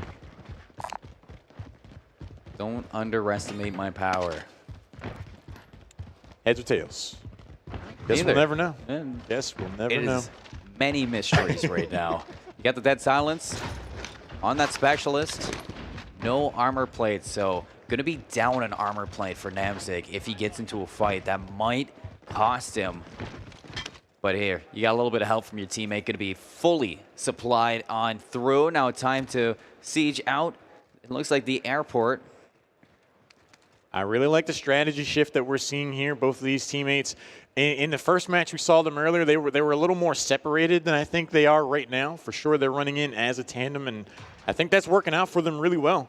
It's such a contrast from what we saw earlier on, where they were jumped on early on. Yeah, that lets you get to different parts of the map, right? It does. It does. They didn't go for it, but like I said, we haven't gotten to see it just yet. But a red door is really good for getting that extra loot. But they could just loot out airport before hopping into it, and then if you go through that red door, find that durable gas mask, find that advanced UAV, and it can help out. So yeah, we're gonna hop into the red door, folks. First time you get to see this. Well, let's go on a road. Is that a little bit of a glimpse at the new map that's coming out, Pacific? Ooh. That would have. That's a cool aspect that they put into there. I haven't seen it, but red door is only gonna take them back into the air. So not gonna be able to find that durable gas mask or advanced UAV. They just get to redeploy. Dropping in. No one's trying to shoot them out of the sky just yet. I really like, for both of these teams, they've kind of gotten the start that they've wanted. I think we've talked about it a lot, where the early action did not really work out in their favor, so they're looking for the slower pace. It's working out. There's 118 players still remaining in the game, so plenty of opportunity to rack up those kills later on. They can take fights on their own terms, and they're all alive by the time the first circle's closing in. Plenty of cash between either of them. No gulag going to be burned just yet, like you're stating. And a fight going to be here. The wide swing, the pinch out of the both of them, and it is double trouble indeed. Unlucky. This is like, oh, this is what we were on the other end of this last time. This is what it feels like. Oh, this is pretty good. We should do this more often. Yeah, good point, man. An excellent bait and switch to kind of throw a loop in the mind of their opponent, but still some action coming on through. You see Namzig throwing some shots. He's going to find it down. Horgarth is going to clean that up. So it looks like both teams are on top of each other right now. I didn't actually notice that, but remember when you asked me this question, the pros and cons? Well, that right there is something you might have finished them up, but it's not going to count towards your elimination. Old Shang-Chi came in and was like, I got the last hit. Thanks for the down, though. Thanks for the kill. Appreciate that. A little bit of teamwork, not necessarily working out. Target spotted. Mid to long range. With a right to left. Initial shots connect. No armor break just yet. Not exactly the long-range behemoth in their hands right now. No, that ground loot. Still was able to get a few shots in. Yeah, the ground loot MG82 mounted is going to give you a little bit better of a shot, but still going to want to close that gap indeed. And you can see jumping from the top is going to land safe and sound. We're looking to put this PPSH to use. Double Trouble looking to close in, play the aggressive front. A lot of open spaces here, keeping their head on the proverbial swivel. Back in towards the house. They're looking to pick up drops to cash. They're looking to spin big as a team. Yes, they are. Get those self-revives. Loadout drop is going to be even more important. First off, I didn't realize they hadn't got that just yet, but I guess that reads out to the loadouts that they do have now. Going to be fully kitted out. If you look at the minimap, they do have the advanced UAV. Not sure if they went through the red door, if they picked one off a dead body, but nonetheless, they're going to have it in an assassination. You love to see it. Namzig, ever the showman, picks up kill number 4 here in game 1. Now, one interesting thing that I hadn't really considered, the UAV, technically they are a squad, so that's shared information, right, between both of them. It is. And that it kind of goes on the cons list of things when you're working together on this. Yeah, it works towards your end if it's the teammate, if it's the other team giving you information, but kind of goes in both hands. But you see that down is going to be cleaned up. Eyes on a second. Shots breaks the armor. Down and out. That's 2 in the back pocket. Looking for a third. Shots on the helicopter, but it's going to get out before blowing up. Gonna need a few wrenches turned on that bad boy next to those shots. Solid play here from Double Trouble. Excellent tracking there. All-Star showing why they were the champion last season. Namzig actually gets taken down, and as does Ahii over there on the side of Ziggy Sweats. Double. They're getting both sent to the gulag. A quick turn of events. Oh, no. And that is the last of the stretch of your first life, so we're going to look at this now. Gulag Ahii with the shots, with the ice as well, the cleanup. So he's going to be released back into the fray. Now looking at the teammate. C5-8 in hand. Namzig, can you clutch up? Shots are there. First shot and last shot. Gulag winners on both ends. Ziggy Sweats out here playing with purpose. They just look a lot more determined than we saw them in the last go-round, and it's paying off. Kill number 2 gets picked up here for All-Star. Long-range capability with the scope. Something of a sniper himself. So landing in hospital was very key to these players. Yeah, there's a lot of potential for heat, but at the same time, they were able to get kitted out, get those loadouts, and now with them, you can see both teams in a lot more of a comfortable situation than we saw them when they lost in their last one. So definitely making some adjustments into here, and it's paying off. A lot of breathing room, bit of a slower pace, but again, like we were talking about earlier, this can be some of the most intense moments. When you have these instances where an entire squad can be bunkered down, holding up shop in one of the buildings, you as a duo go around the corner and then everyone is waiting for you. I think that might have been what happened to Ziggy Sweats earlier on and why they both went to the gulag. But see Namzig taking some shots with that sniper rifle onto the helicopter, doing good damage there, starting to move in.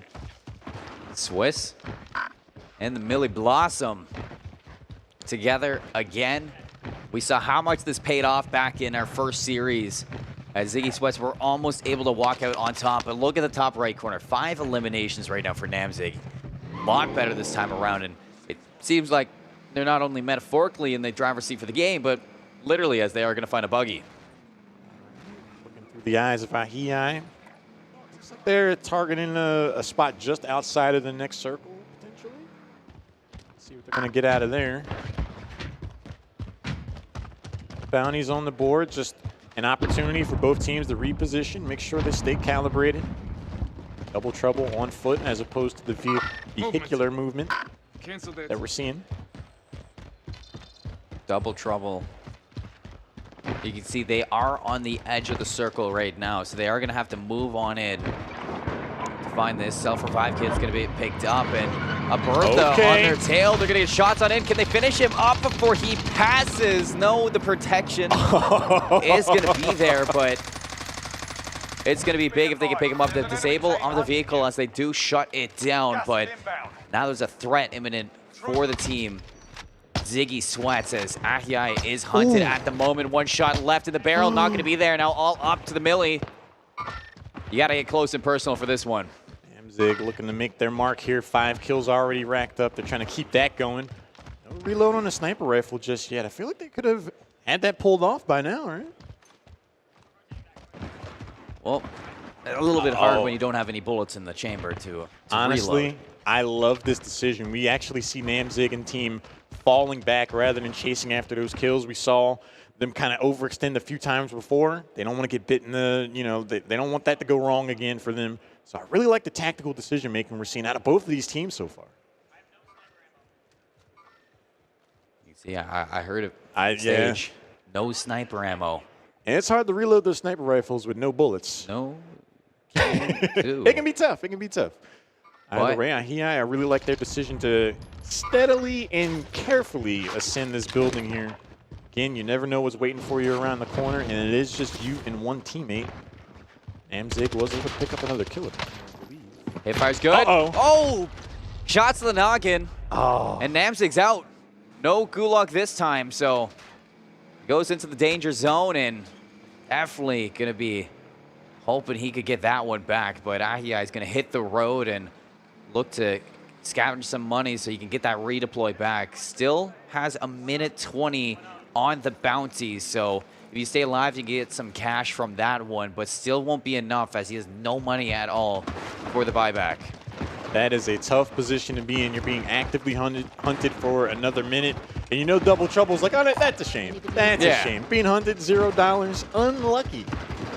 I don't even think All-Stars blinked since the game started. He is locked in right now. And cash between the two.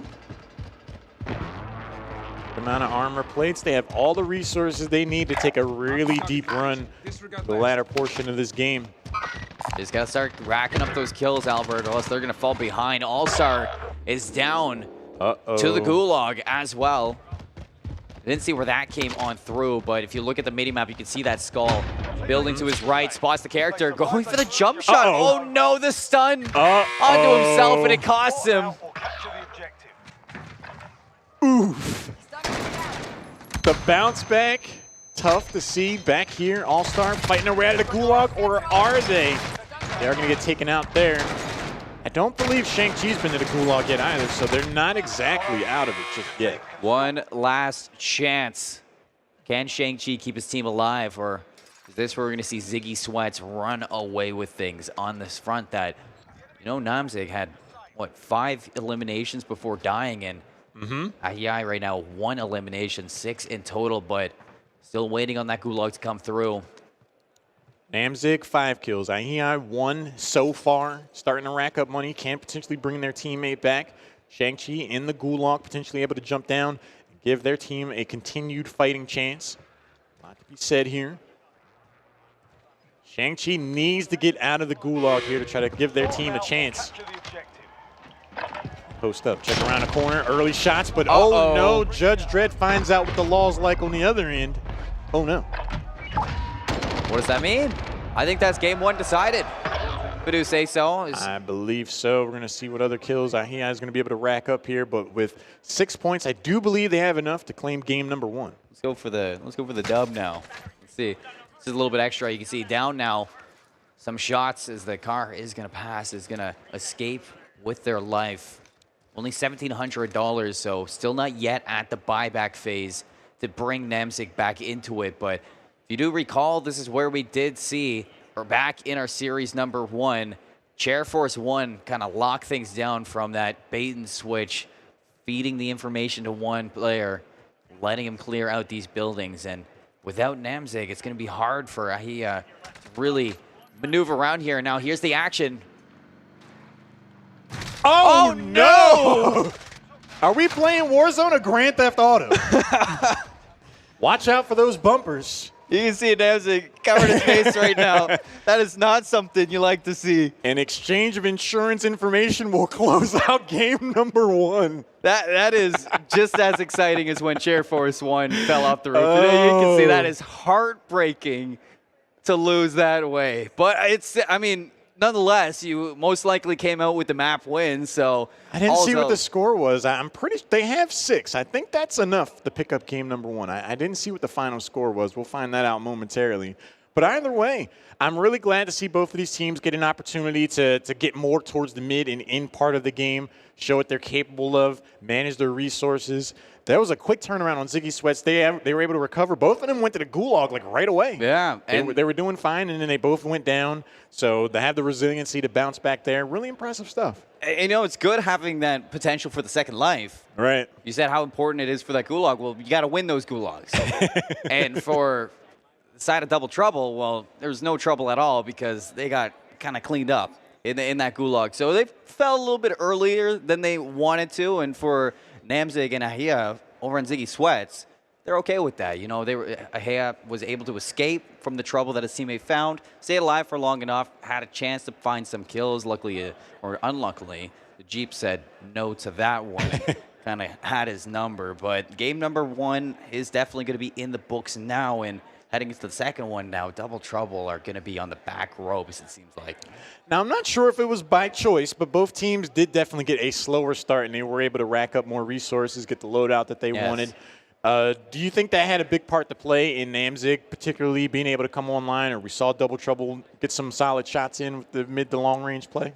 I do, because when you're looking at the play style that Ziggy Sweats has, it seems like they're more kind of aiming to draw around that sniper rifle, the Swiss, and then let Ahia clean up on the front, like we saw Bro Gamer with Danny Vicious on their own side. So when you look at them taking the slow approach to things, and they have that long drawn out beginning, they're able to pick things up that they want and then play the style that they want to in the end. You can see them start to get into a rhythm, and that rhythm is going to take them places, as we see in game number 1, whereas I don't know if the play style that I was seeing out of Double Trouble was the right one. It seems like they're more keen on hunting and taking the initiative, but I would like to see them kind of find their own as well, find their own rhythm for Double Trouble's side, because Ziggy Sweats, they are in the driver's seat right now.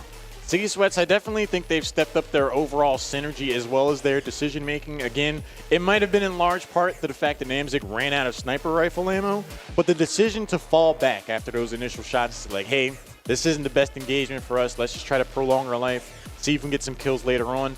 That kind of tactical decision-making shows to me that they really are playing to win, and that netted them the first game as a result.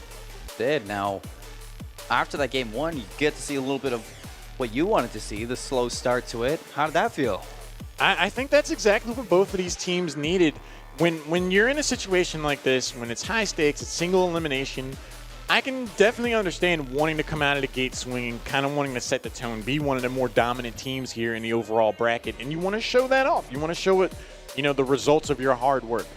But in a situation like this, you can definitely find yourself outnumbered, outgunned, and that's exactly what happened. So when you kind of slow down the pace and you're like, all right, let's get set up properly and then show out.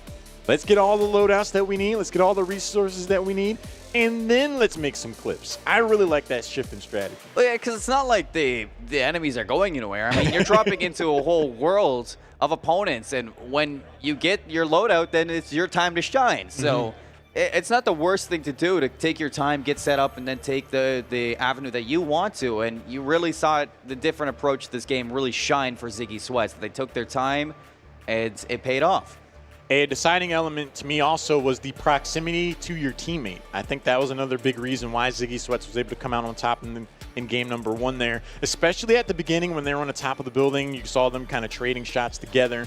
I got the shots to chase someone into the bus.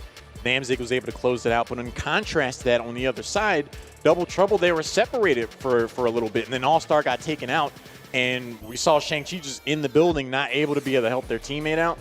Having those decisions, knowing when you are close and when you are not close to your opponent or your teammate is very important. Let me let you in on a secret, too. Uh-oh. It doesn't help when you stun yourself. So you gotta watch out for that. I'm kind of glad it switched away right as that flashbang came back. I mean, we just wanted to see the gulag, but for Shang-Chi's luck, didn't get to see what happened. So luckily we turned off the cameras. We saw the result. That flashbang bounced off the wall, and it was like, wait, freeze. That's me. You're probably wondering how I got here. I knew you were going for that one. I was like, this is not the situation I want to be in, but it's where I'm at. It's what I have to deal with. And if you're going to have that, you need to turn it around. You need to win your gulags because it's a best of 3, not a best of 5. So this is your last chance now to show up. All or nothing, all against the ropes. I do believe we're going to take a short break here before we jump into game number 2. More action ahead. Don't go anywhere. We will be right back for the Air Force Gaming Warzone Finals.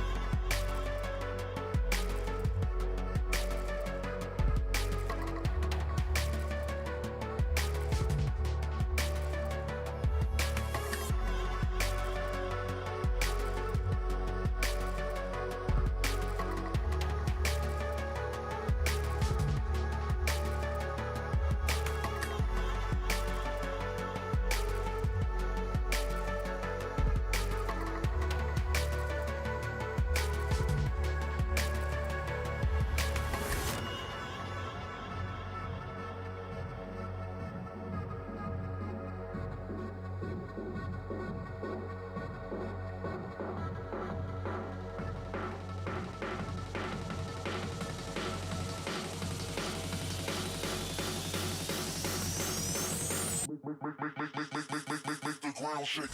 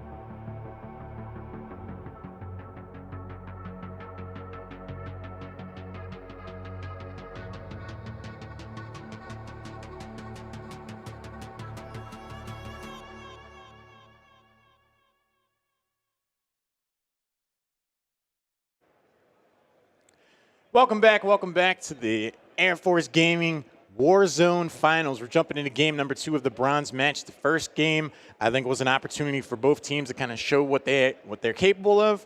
Got a much better performance out of them this go-around.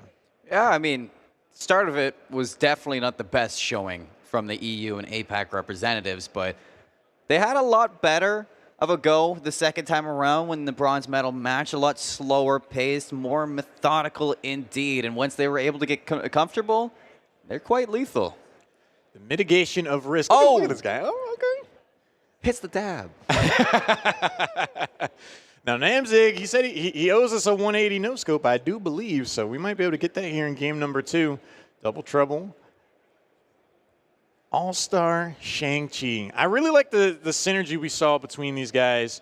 I'd say about 70% of through the game, number 1, where Shang-Chi got a few shots, broke some armor, sent the guy running right to left, and then immediately All-Star was there to pick up the rest. I really want to see that kind of synergy continue between the two of them. So we're getting ready for game number 2. I believe we're about to jump in here momentarily, so we should be getting in pretty soon. Yeah, backed up against the ropes now. Double Trouble need to reset and regain to make sure that they can make or keep this going into game number 3 if they want to come out on top here as the 3rd place team. But it's going to be a hard one. Definitely need to see that synergy translate now into game number 2. I need them to expand on it a little bit more. I would like to see some more conjoined synergy. Like, you know how you were talking about how they were both in separate buildings? Mm-hmm. One got cleaned up. As soon as you exit out, they're just right on your tail. So you had nothing to do. So I'd like to see them more play together. We started to see that out of Ziggy Sweats in the building when that sniper rifle was out of ammo. Right. What do they do to adjust? They put that sniper rifle away, take out the submachine gun, and take up residence inside the nearest building. So they really kind of make sure that you are taking the fights that you want to take. So we hop into game number 2. You need that to be the change here. I think another big thing I would like to see out of both of these teams, or something I'm personally going to keep an eye on, it seems like teams across the board today, whenever they've gotten in trouble, it's been when they're outside. There's so many different angles to watch out for, so many opportunities for a third party to get involved. I really like to see them drop more like in a superstore, somewhere where there's a lot more indoor action to be had, kind of limit the scope of some of these engagements. Because their one-on-one play, their 1v2 play is really solid, so I really want to see them try to emphasize that. Military base. Okay, that's new right now for us, but it is going to be interesting. I mean, you do have the 2 bunkers on the outside as well as plenty of buildings to loot, and it does look like there is going to be some fight when you get here. So they got to drop fast, and they got to get right into the mix, almost right through the window, but they're going to have to snap back with this pistol. We're going to do as fast as possible because we are out to the races already. These first few seconds so important. Namzig is going to be able to pick up the gun, has the prox mine as well, chucks that out the top of the staircase, heads down, finds a target, gets the drop. Immediate shots, but oh no, it's starting to turn into a whole thing here. 1 down, actually 2. A little bit of a ballroom blitz, swaps the secondary, goes to the beatdown, and it's successful. Give him those hands, a nice 1-2 punch. Muhammad Ali out here. I'm not just a sniper, says Namzig. 2 kills on the board already. Making a solid start for themselves. Gets the revive. 2IHI back into action. Rock solid start here for Ziggy Sweats. And sometimes it's not about the war zone. Sometimes you just got to box your way out of things. The mean right hook. 5 Here we shots. go. Sniper rifle in hand. Ziggy Sweats really setting themselves up to have a strong run here. Switching over to Shang-Chi, double trouble. Shang-Chi has kill already on board as well. So the early action is really working out for both of our teams here, Kyle. It is, and they have gotten considerably solid ground loot as well. I mean, the MG 482 is definitely not the best, but when you're looking at ground loot, it's probably the best thing you can work with. Snap back to EU, and they are still shining bright. The snap, the quick scope. Oh no, you can't just do that to them. And yet here we are, another pickup here for Ziggy Sweats. Ever the showman, these guys. That is what, 5 kills across the 2 of them already. That is the start that you wanted. They are trying to make a statement, and that's exactly what they're doing. AI wants to get on the board too, to themselves. Nice color skin on the gun there.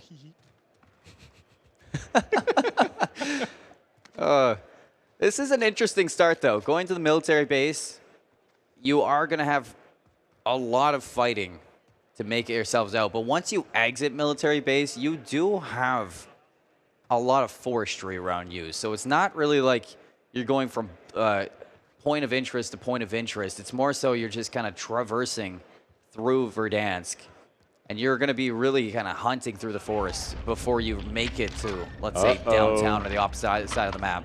ITSEC finds themselves out of armor plates and in something of a compromising position. Gets the long-range snipe. That is going to connect. Jumps down, gets shot from the other side, able to get in the cover, peeks around the corner. Who's in that helicopter? One just yet. Shang-Chi not too far away, so both of our squads are kind of grouping up together for the moment. Back in the cover, All-Star catches someone out in the open, breaks armor, gets the down, reloads. Step over to the side, and oh no, we're actually going to see Shang-Chi get taken down. There's a lot of action coming from this helicopter, Colin. Tapping away. Will they be able to shut it down? I'm not sure. I think they'll be able to disable that helicopter, but you see Namsig taking care of business on cleanup duty here. Oh, and at the last possible second, we do we do see the revive come in, and that's close. That's one free trip. That's a trip saved from going to the gulag. A couple seconds away. Namsig showing how he feels, though, on the revive. I love the friendly banter out of the two of them, you know. Just across the stage from each other, but you got to let them know that might be on the same quad, but definitely not on the same team. And look at the money bags over here. Everyone's loaded up. So there's going to be no shortage of resources going into the middle portion of the game. A lot of opportunities to rack up kills here. We're up to 121 players still remaining. So there's still a lot to be said for two teams that are firing on all cylinders right now. And as the gas starts rolling in, you have to be wondering, where are you going to go when you leave military base? You got Summit to one side, Salt Mine to the other. If you decide to kind of more so push into the mix, into Verdansk a little bit extra, you are going to end up in the kind of hot zones, the more active areas. But right now, when you're kind of backed against the wall, as long in the terms of double trouble right now, this is a really comfortable place to be in as a kill race, and both of you are in a very quiet situation, so this can turn around for the better in the end of it. They need to perform, that is for sure. If we're going to see the very first game 3 of the overall bracket today. Preferred loadout now here for All-Star.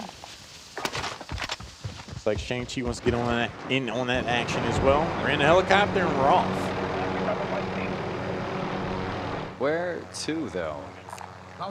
Looks like they're headed over to Salt Mines, but something I mentioned about Salt Mines, plenty of cash to be picked up, but they're being shot at. It was, I think, the flares that were popped there, so they gotta fly low right now. Make sure they're out of the sights. They're headed over to Salt Mine. This is where you potentially could find some red doors.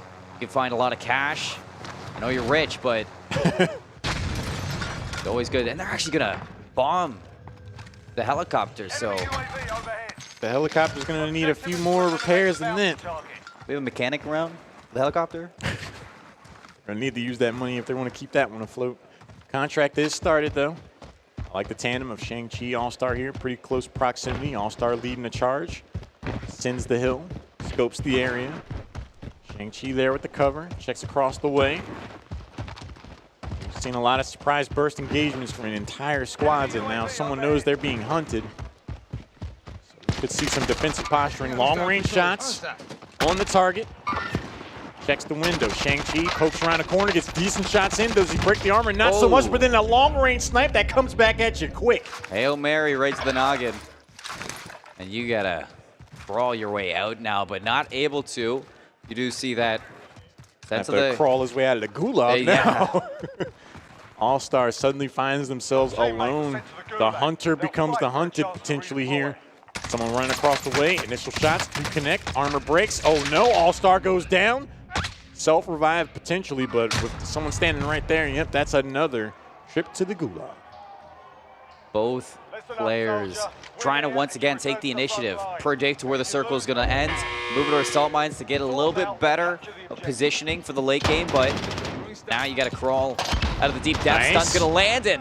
Easy finish up with the OTS. Excellent rotation there. We saw Shang-Chi use that to great effect earlier with the pincer move with their teammates, showing that they're able to do it alone as well. And now it's All-Star's turn. Take the 1v1 in the gulag, runs forward, checks the corner, looks right, finds the opening target. Nice. A lot more Easy ice in the pickings. veins than last time when they're in the gulag, but look at this aerial view of the whole gunfight. Those tracers are just back and forth, and he's actually pinged each of them. So you landed these buildings, loot a little bit. This is where they went down. You pick up your ground loot, you can get into these fights. You can third-party this. I was about to say that view's going to look a lot less scenic if those tracers start aiming up towards him, but he's able to get inside the building, pistol in hand, moving forward. No armor placed just yet. See someone dropping to the left. There could be a lot of action on this return back to the map, Colin.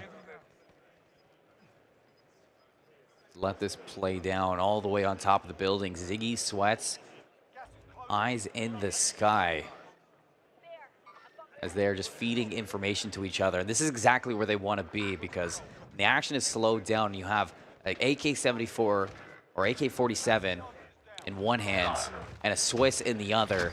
You can pick people off at distance, just tapping away, but... Shang-Chi actually going to get eliminated.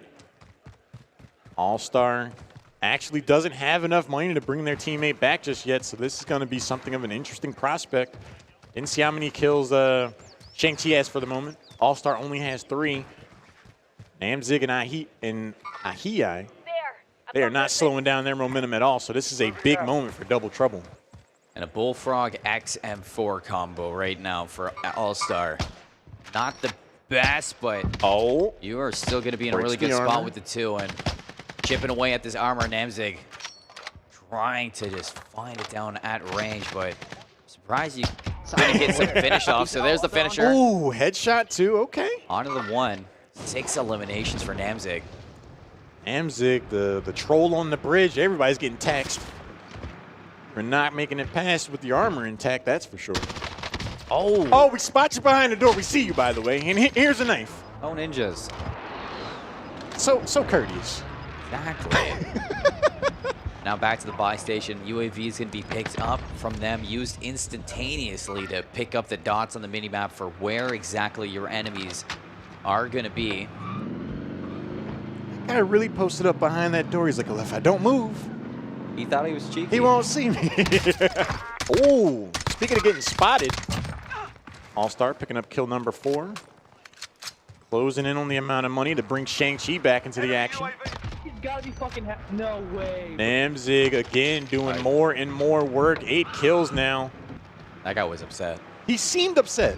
You know, I'm glad you mentioned that. I was going to... He seemed a little upset. A little irritated. I would too if, Namzig's running your pockets right now. But, All-Star on that exit 4, you can see how crisp the Cold War exit 4 really is at range. But here's the high ground. Hope he one-taught him this one.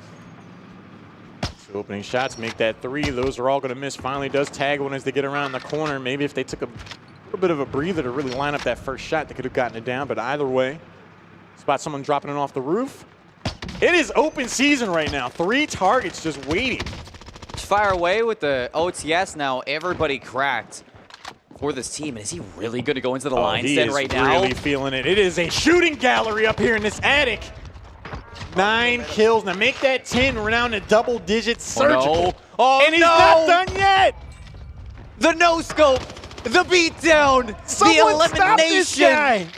It's not okay. It's not okay. 12 kills. That's Namzig. Might not have been a 180 quick scope, but that was flashy. Starts off with the sniper rifle, steps through the ropes into the boxing ring, gives him the 1-2. Namzig is really feeling it right now. Not afraid to drop the gloves when it comes down to it, and having full steam ahead. You have to imagine that they are going to walk out as his bronze medal champions. They are going to run this to the fullest, because if you look at the bottom left, All-Star actually was not able to revive Shang-Chi, and with 12 kills, you see Namzig closing this up all on her own. Aiha is going to try to get some kills on the board themselves as well. They are putting on a show right now for us. Fancy UAV. Was up for a moment. Still has the personal UAV going strong. Cracks the armor. Player dismounts from that one, and the down assist is counted. Another one bites the dust. 68 players left in the lobby. And right now, it doesn't seem like anything can stop these two. Namzig is making people dismount from the lobby the way he's on point right now. Sniper rifle in hand, the guy's dangerous. Ahia not too far off. Base bumping apparently, cruising across town. Seems like we're headed back towards Array, or the salt mines actually, the opposite end. So, rightfully so, earlier in the helicopter, All-Star and Shang-Chi, they had the right idea for where the circle was pulling to, and if these players could get a solid setup right now with their loadouts inside where the circle is pulling to, you know this could be good, but here comes the danger. Long range shots. I was going to say the loadout he chose was called this one. I'm like, all right, that's pretty good. Someone trying to scoot across the way, gets their armor broken. Just jukes a shot, gets around the corner. Should be able to heal up. Don't stick that pinky toe out, buddy. I was going to say. Saw an elbow or something sticking out. Oh, he's feeling it. Amzig not letting off the pressure. Some tracer rounds going over that way as well. This is where we've seen teams all day kind of put themselves in something of a compromised spot, just running across out in the open. They don't get punished for it this go around, but Namzig is on the verge of getting lucky. Number 13. This is the shot just there. 3 positions. Keeps an eye on the window. Not scared for a fight. Here we go. Wall. Welcome to the salt mines, everybody. We're picked up 2 on a heartbeat monitor. Backed away, one still to worry about in the building here. Ahii not too far away, rolling in. Oh, don't get caught browsing in these windows against Namzig. First one connects. Bit of a trade though, plenty of armor plates in tow.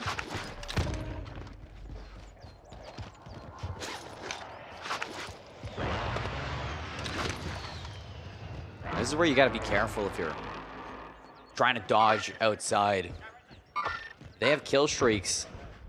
This could be hard, but you can hear the comms behind us frantic as ever, as might be getting third parties right here. It seems like the shots are going to come through, and they could be getting pinched. It does seem like they're opting to leave salt mines in here on the trail.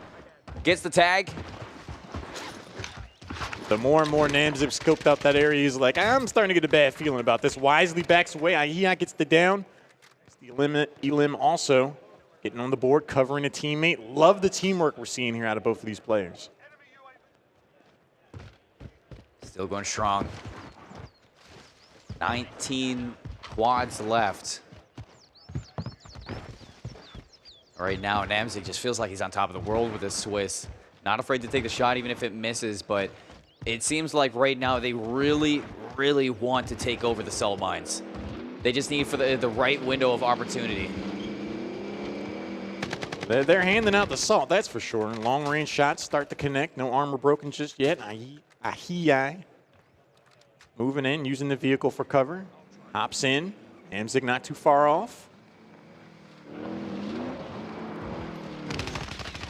Oh, no time to flip a coin now. Almost gets the quick scope.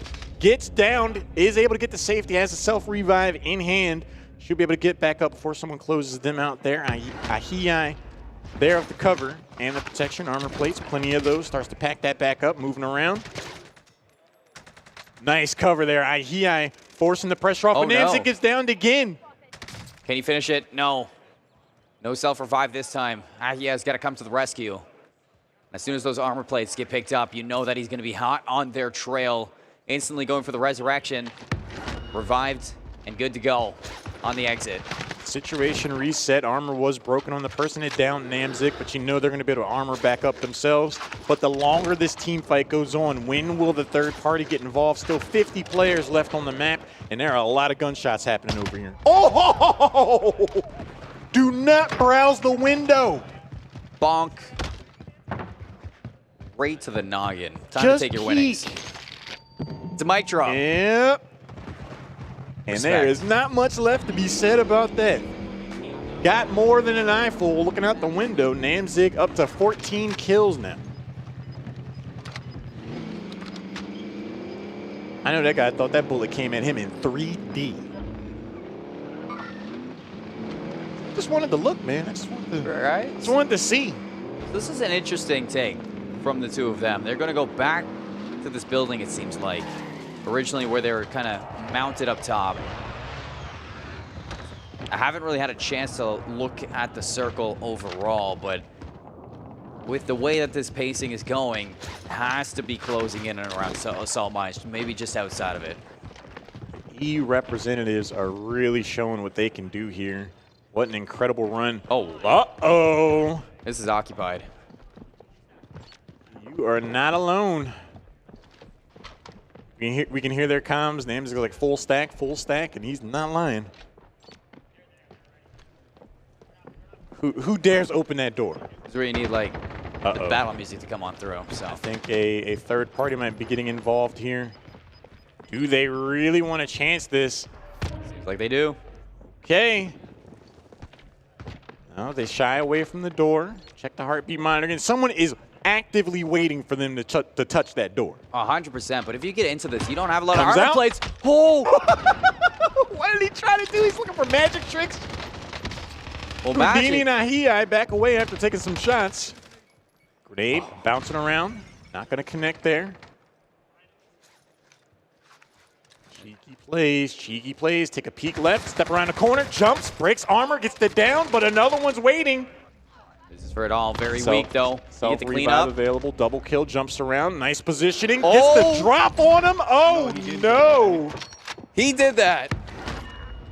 What a play from this guy, Namzig. The EU representative, Ziggy Sweats, they are firing on all cylinders right now.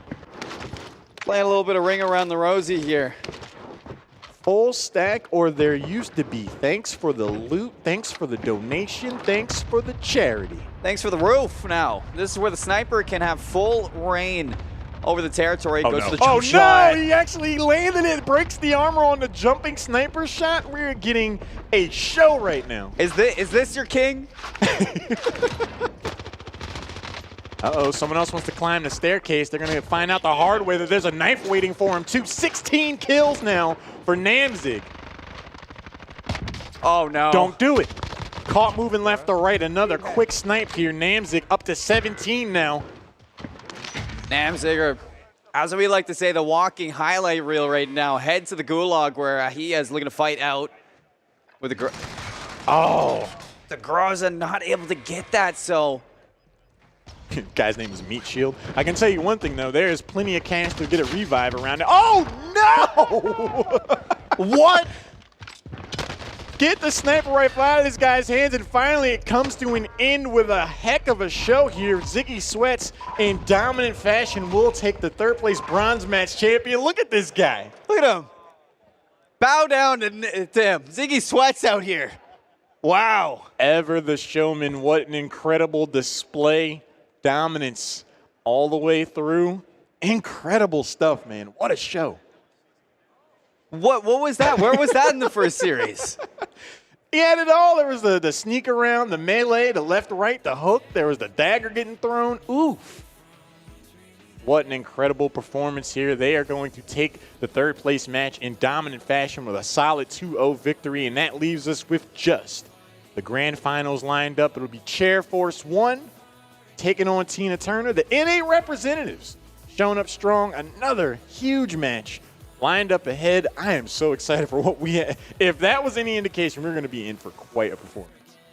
After that game number 3, it makes me just toss all thought out the window from the first time I saw Ziggy Sweats. I know they were confident coming into here, but their confidence showed after shaking off maybe the nervous on-stream jitters a little bit, the on-camera jitters. I know it can be a little bit overwhelming for players who are not really used to it. As soon as they get into the comfort zone, the flow state just shows. And, I mean, that was quite the showing out of the two of them. Once they're able to settle in and relax, we really saw what they were capable of. Very impressive stuff, but we do have one more match lined up ahead. It'll be the NA teams. After a short break, the Air Force Gaming Warzone Finals is only heating up. Don't go anywhere.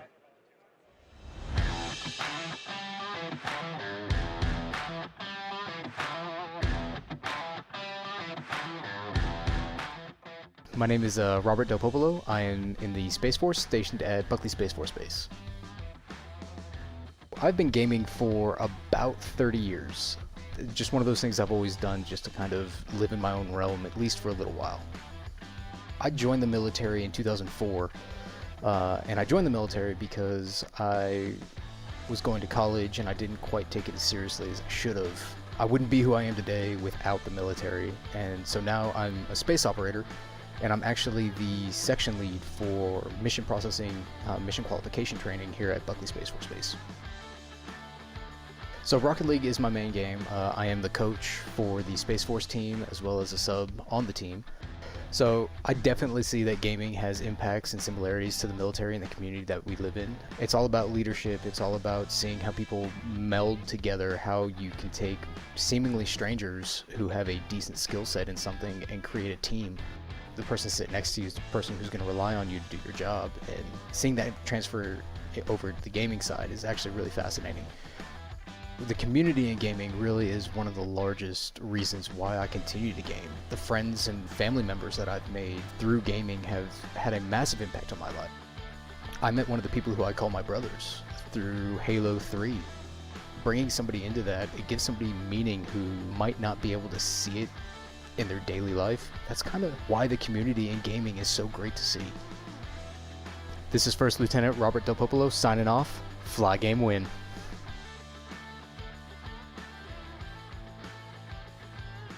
I'm Master Sergeant Mike Sullivan, United States Space Force.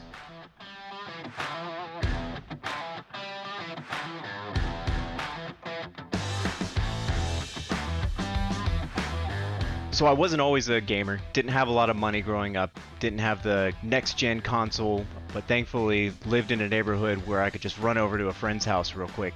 Right around Halo Combat Evolved was when I was really starting to get that itch of, you know what, school's over, I need to play video games. My video game adventure really started right when I joined the military, and what do you know, when you join the military and they give you a cyber operations job where you're just surrounded by a bunch of gaming nerds, you start to make friends, and with those friends you want to kind of do what they're doing. The community aspect of gaming is paramount. It's the only reason why I continue to play video games to this day. It's always been about people and hanging out with friends, playing video games online with friends. I don't need to be sitting in a room with them. Unfortunately, when you make friends in the military and you all move to different parts of the world, it's really not an option. So being able to stay up late, chatting with your buddies, and just continuing life with them, now that you get to maintain that community and those relationships, you get to grow old together. So, you know, some folks would, you know, maybe go get coffee with friends to catch up. We're, you know, playing a couple matches of Halo and keeping up with the news that way.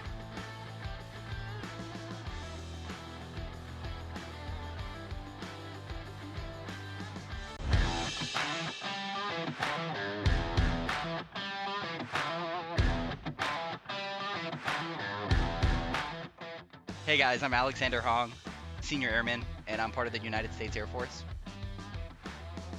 So I started gaming when I was really young. I got my first Pokemon game when I was 4, Pokemon Gold. And then after that, the Halo games, all of them, including Halo Wars, probably one of my favorite. And after that, I moved to League of Legends in 2015.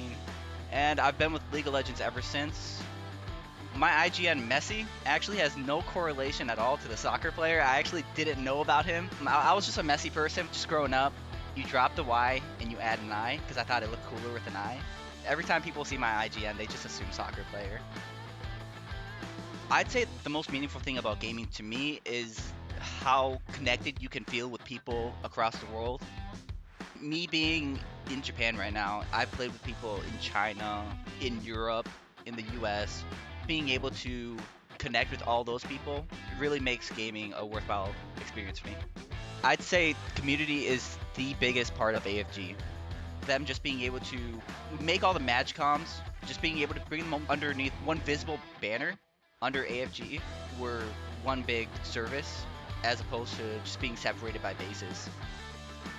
This is Messi, and I'll see you guys on the Rift.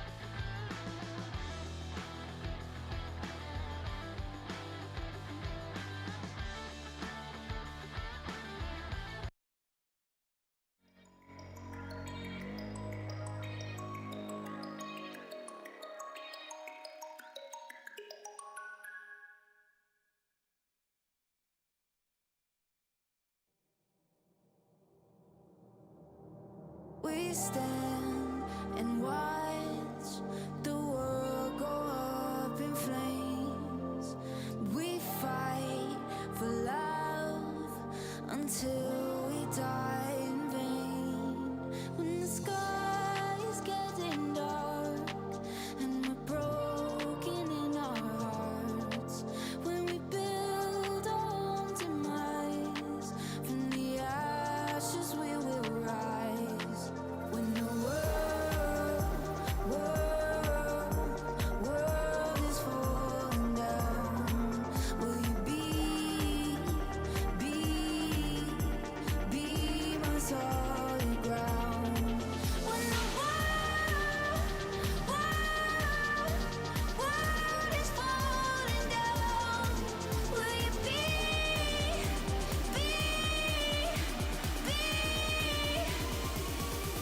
my solid ground?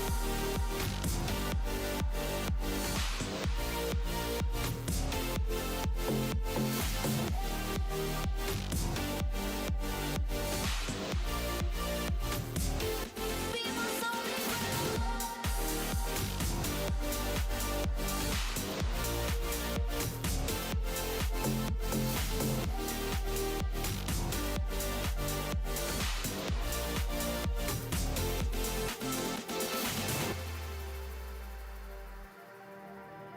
We look off the edge till the waves come crashing in, and we say our goodbyes to the tides that might have been. When the sky is getting dark and we're broken in our hearts, when we build our own demise, from the ashes we will rise. When the world is falling down, will you be my solid ground? When the world is falling down, will you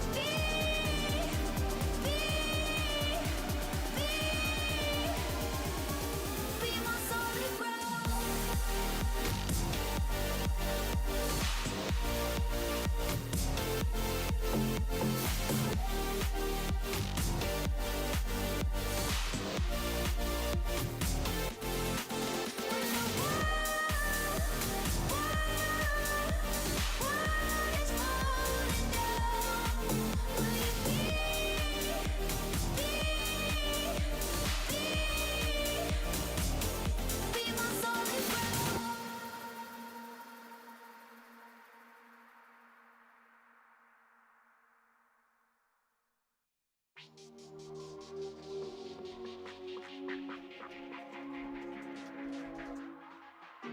I say something, it's out of line. I say it again, another time. I spoke freely when I was 17. I said the kind of things that no one was letting me. I pick you up, I pick you out of a crowd. How does it sound? Am I as loud as you want it now? I'll make you come up to my cloud. Best believe I'm not coming down. No, I am not coming down. I'll make you come to my cloud, 'cause I am not coming down. I'll make you come to my cloud, 'cause I am not coming down. Oh, I'll make you come to my cloud, 'cause I am not coming down. I'll make you come to my cloud, 'cause I am not coming down. Oh, I'll make you come to my cloud, 'cause I am not coming down. This is my chosen thing. I'd rather smoke something. I could probably blow a ring. I'm opening up as a singer. Nobody wants quality, they only want quantity.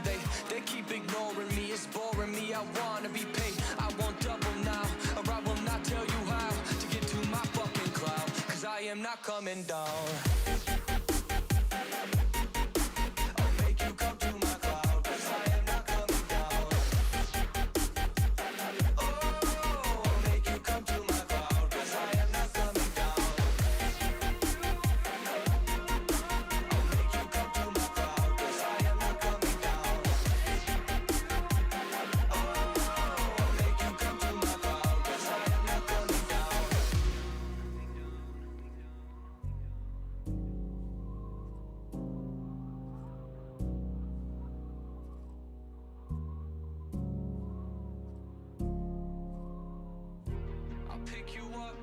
pick you out of a crowd.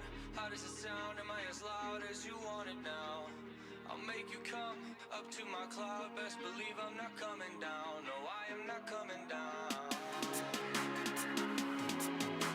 I'll make you come to my cloud, 'cause I am not coming down. I'll make you come to my cloud, 'cause I am not coming down. Oh, I'll make you come to my cloud, 'cause I am not coming down. I'll make you come to my cloud, 'cause I am not coming down. Oh, I'll make you come to my cloud, 'cause I am not coming down.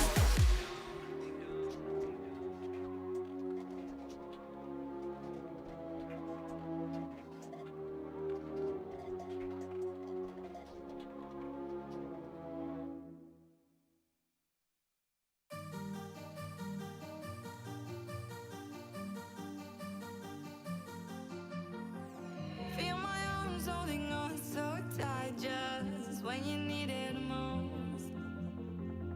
Feel the freedom of being careless, just being in love. Everything will be alright. Through the darkness, through the night, no fear anymore.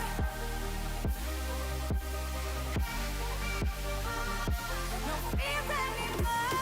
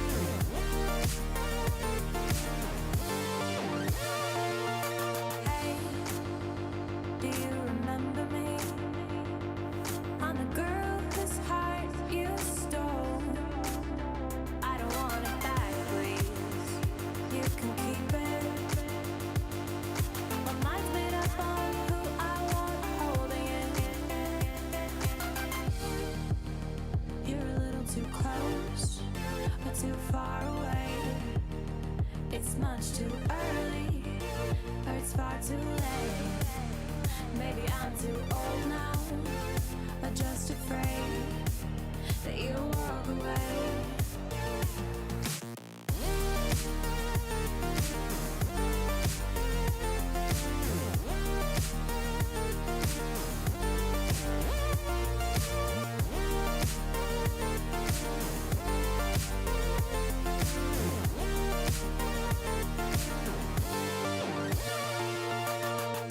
Just a glance is all it took for me to fall, but you don't even know that you were looking at me. And when you smile, smile with your eyes. Eyes that pass right over me, like I'm as out of place as it feels to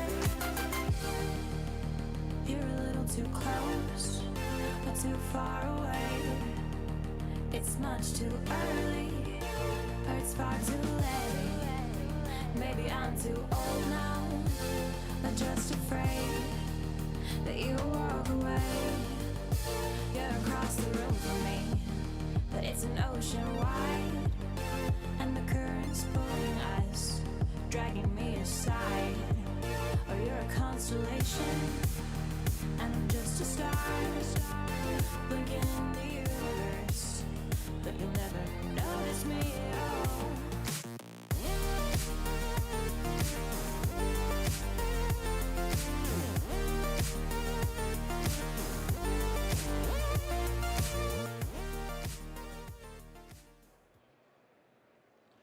Welcome back to the Air Force Gaming Warzone Finals, and we are here at the grand finals of the entire bracket. My name is Lauren, this is Seymour. We have had quite the journey so far. Yes, we have. From start to finish, this is the finals, everybody. So now we got two teams looking to represent Air Force Gaming in future events right now. It's down to these last two, so let's take a look at our bracket. We got Air Force 1, Tina Turner, both NA representatives having a shot at the title.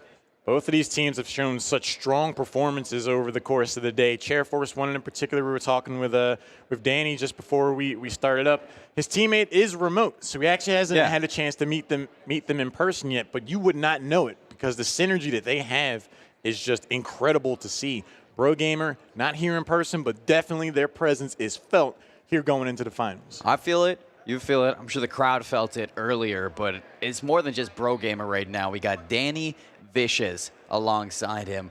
What I like to say would be the brains of the operation right now, the control man, and he's feeding the information to Bro Gamer and saying, you know what, run free, let him know. So as he got a squad wipe earlier on too, I was like, oh, I wish we had a chance to see that. But his play has just been impressive to me and consistent across the board. And another interesting thing about Dan, he told us this is his first time like really competing in Warzone, the start of this season. He hadn't done anything before that, and I'm like, not a bad start when you think about it. You're well on your way to potentially representing the Air Force Gaming League in total. But let's talk about the other team, the Rising Stars, as I coined this team. Tina Turner, AFJ, these guys are crazy.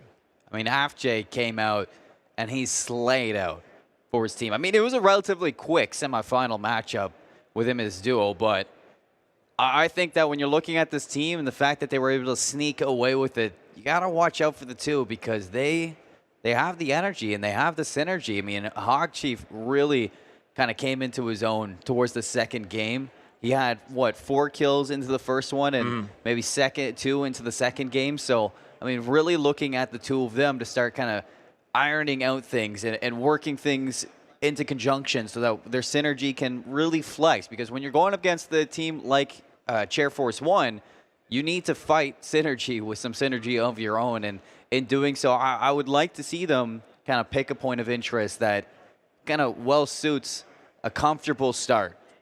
We're going to be getting into game momentarily here. Both of these teams have shown such dynamic play over the course of the day. It's going to be really interesting to see this kind of tandem go head-to-head against each other.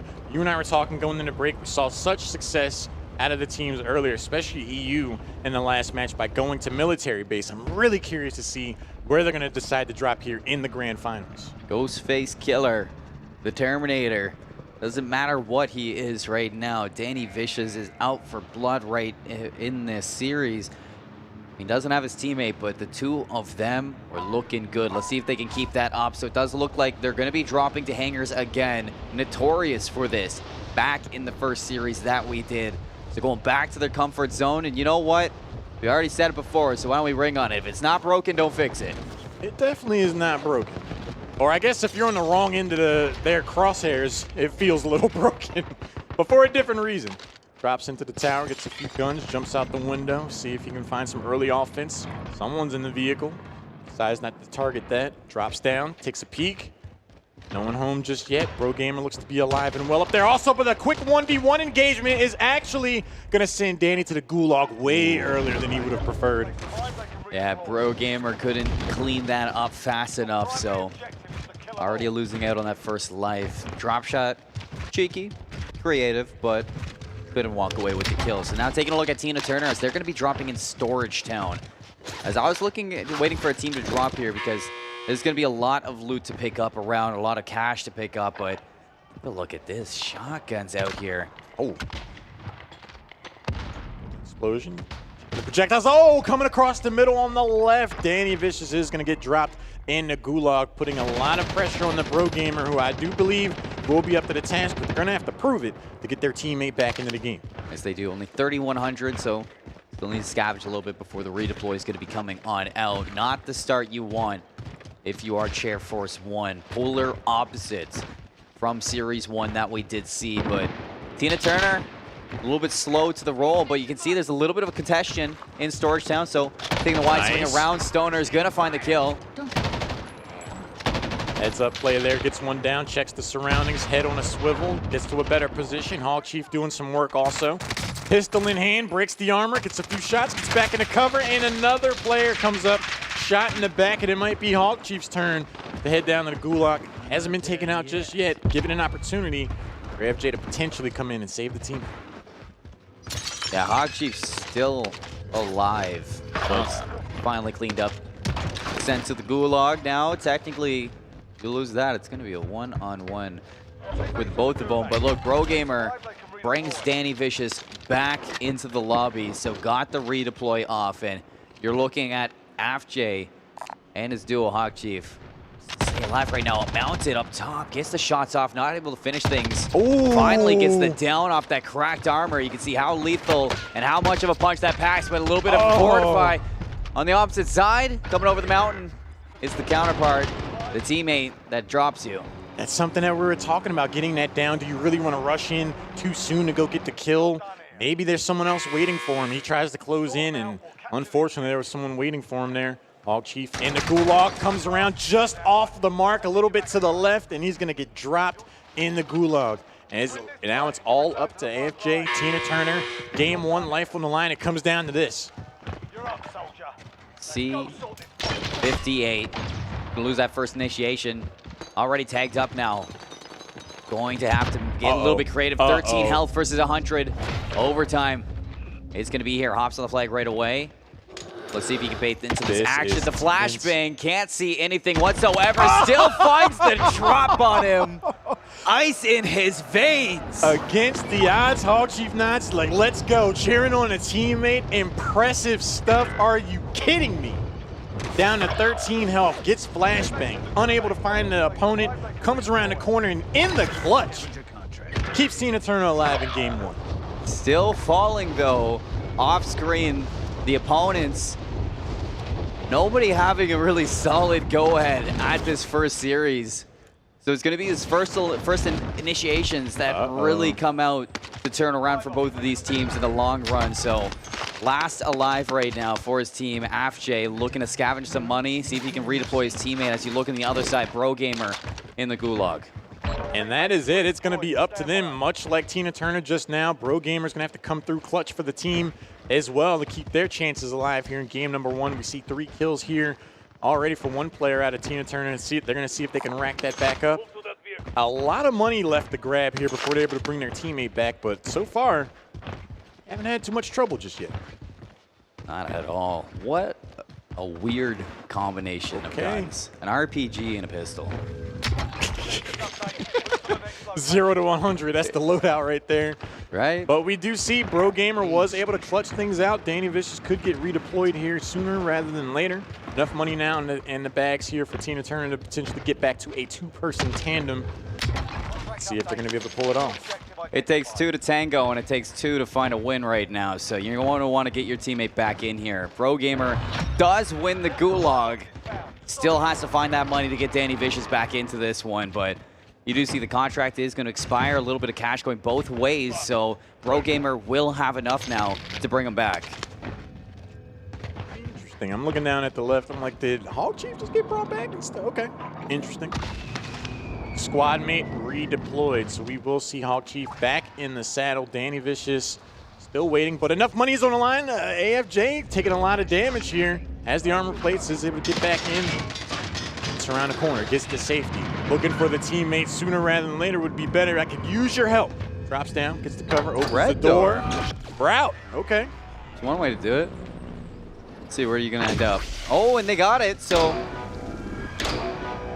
this is the Matrix. I was about to say, like, it's almost like that. It's that's why I'm going one. I'm like, all right, you see the numbers, it's the Matrix. And like, he's actually in that hallway.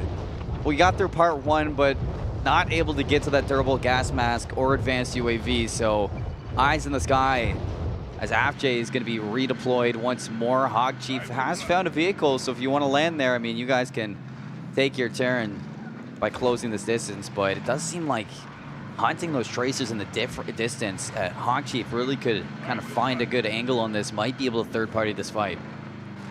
Look at the resiliency out of both of these teams.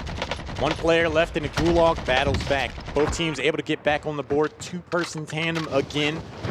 Solid down here. Jay looking to close things out. But learned their lesson from before. Let's not run in and try to get confirmed to kill too soon. Let me check both ways before crossing the street. 3 eliminations for AFJ. Hog Chief had 0. Not too sure about the enemy team at the moment, but I will keep my eyes peeled when we do hop over to them, as both Danny Vicious and Bro Gamer back into the fray. Fight this one out. You can see, oh no, this is not where you want to be, so he's going to high tide his way right into that one. That was, Chucks it out, actually gets the connection, jumps to the window. The stunt man. Air Force Gaming League gets around the corner, gets the safety for the moment. No armor plate, is able to heal back up, jump through the window again. Pratt action stunt fall. You like it? You do. I certainly do. One by one, just clearing these houses. You look at Bro Gamers here to the rescue. All right, we are here as a team checking back through the window. Gets a couple of shots, no armor broken, just keeping pressure on that window. You take a peek, it's going to cost you. They got an RPG in there, so maybe the Bertha's not the way to go. He's going to find an upgrade. A lot better than having a pistol in there. Probably a lot more safe for himself, as we're going to hop over to Tina Turner, as they seem like they're in a little bit of a scuffle of their own. Jay's able to armor back up, pressure, get off my teammate, shots to the roof, give him something to think about. Dancing around bullets, able to come away unscathed, gets around the corner, gets to safety. Hog Chief able to say the same. Long range exchange here going on. Hog Chief getting back to a better position. Getting closer to her teammate. Also able to get around without taking too much damage. No armor broken. Uh-oh. Under fire. Does seem like you were not lying. You were definitely under fired. Hey, running back. This is another instance, Colin, where we see a team kind of caught out in the open. These open exchanges invite so much third-party interactions. They have to get into a building. They really do, and as the circle is closing in around train station, as you exit Promenade West, you're going to be seeing bottom left of Verdansk seems to be where this gas is going to be closing this final fight towards. So as Tina Turner, along with Air Force One, prolong this game, you can be looking to kind of maneuver your way into some safe positions and lock yourself down for the late game. But as we do move over to Air Force One, they are still in this interaction. They don't want to disengage and take shots for free, so they're keeping eyes on these windows and finding targets too. Enemies have identified Danny's positioning. He's stuck in the center of the cul-de-sac, not the best place to be. Ducks the shots, gets the prone, gets back. solid movement here we're seeing from Danny. I mean, it was Black Friday the other day, so why not go a little bit of window shopping? I guess so. Let's see what we can catch here. A couple of shots. Oh! Okay. All right, Danny Vicious. That's one way to pick up your teammate. All right, my light flashed before my eyes. Jay at the terminal had to have gotten tagged here, creating an interesting moment for Hog Chief. Does get the revive. Jay back on their feet, gets around the corner, gets into safety for the moment. No armor plates, though. Resources might be getting pretty scarce here for Tina Turner. Uzi here. Locking it down. Hog Chief's going to upgrade from RPG to Swiss. This is the same loadout that Namzig popped off with earlier. Is Hog Chief about to go on his highlight reel right now? I'm impressed, man. In the midst of all this action, you have time to stop off to do a little office work here, stop by at the desk. There's only business right here for these two teams. It's only game 1 of the grand finals, Albert. We're down to 56 players in the lobby, 20 quads. This could be our very first top 10, if not entire finish of the day. Both players, or both teams, full of resources. Everyone's armored up. Everyone's ready to hear a frag go out. Interesting. Don't know if they've identified someone nearby just yet. I think they just blew up the cargo truck. Is that right?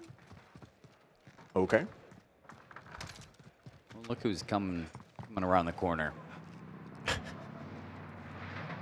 So it's moments like these can end up being the most tense.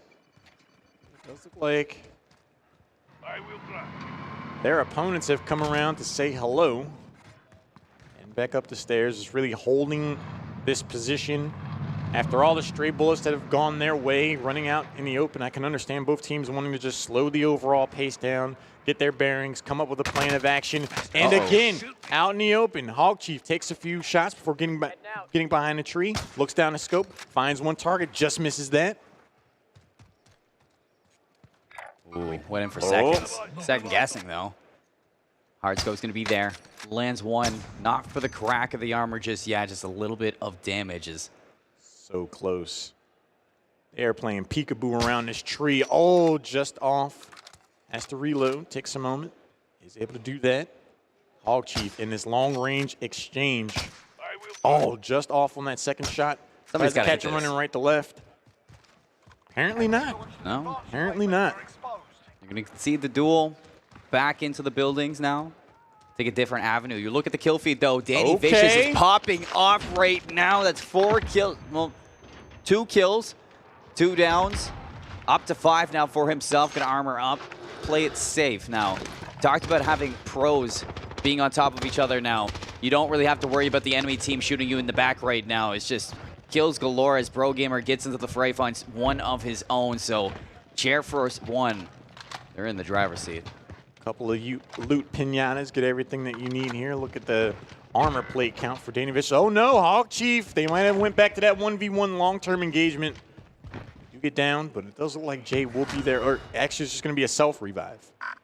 But no armor plates. Hog Chief in something of a tough spot here. I'm not dead yet. Ooh.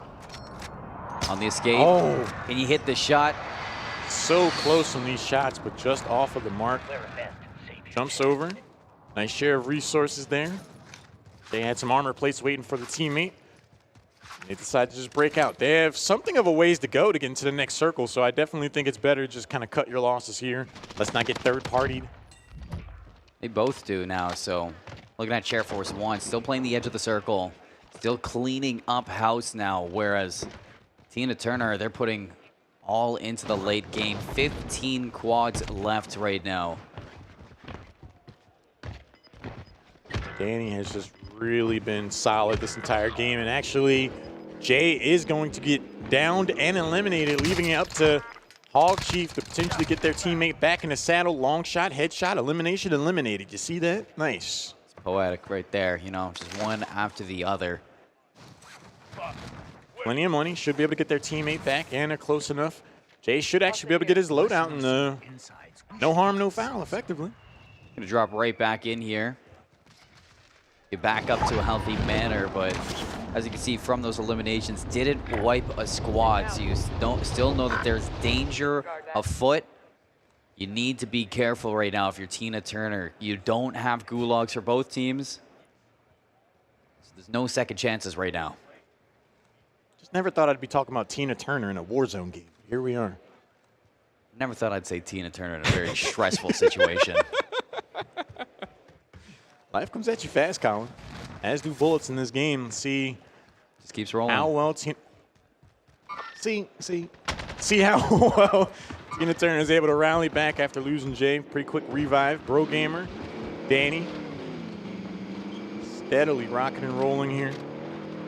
Circle not too far off. They're going to go ahead and get into a good spot here. 33 players remaining. We might see a top 10 showing here. So we just saw a glimpse of the end circle, or the start of the end circle as it's pulling towards hills. Now, you can set up in Promenade East, but more often than not, you will see in Warzone the end circle pull away from points of interest and more so into the wide open territory. But big down from Danny, hops out of the truck, or hops out of the buggy now, takes one to the grave.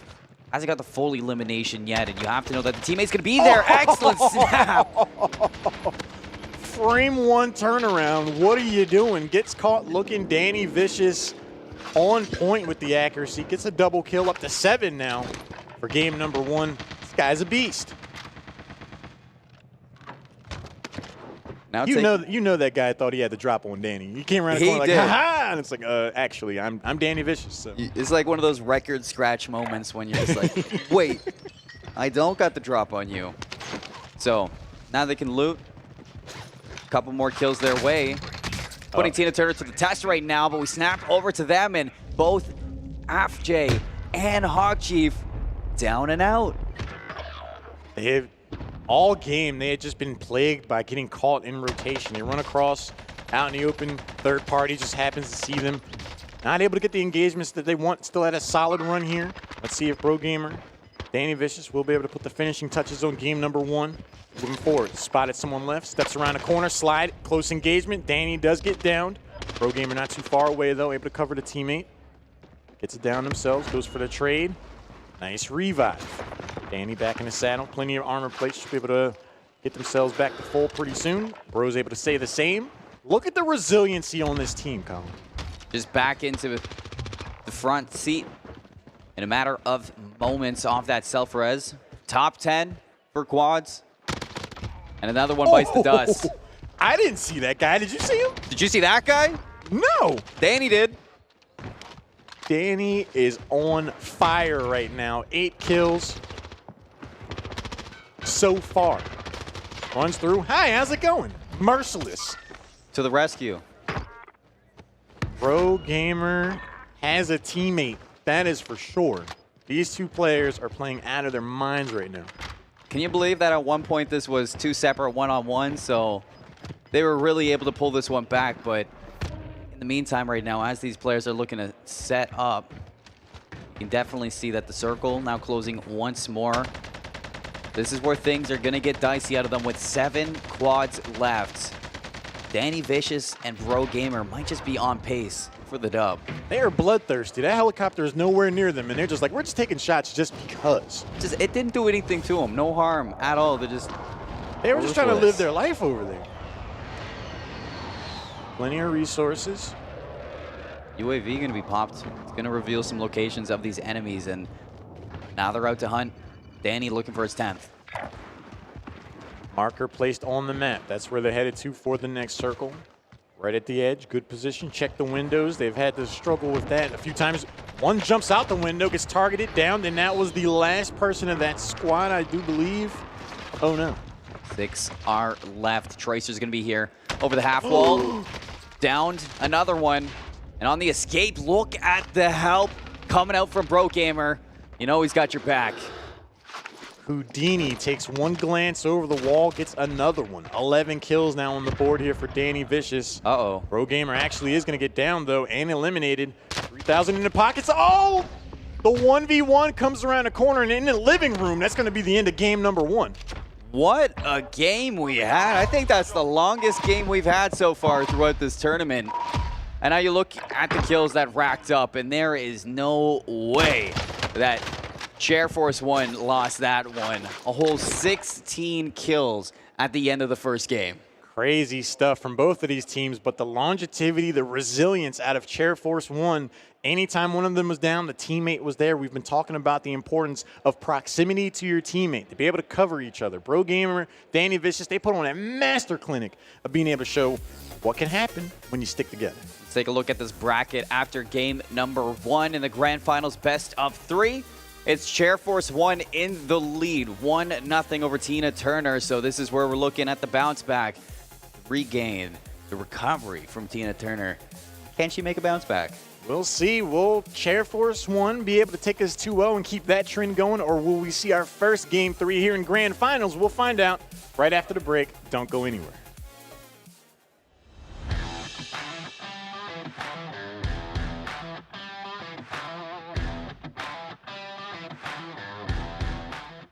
My name is Robert Del Popolo. I am in the Space Force stationed at Buckley Space Force Base.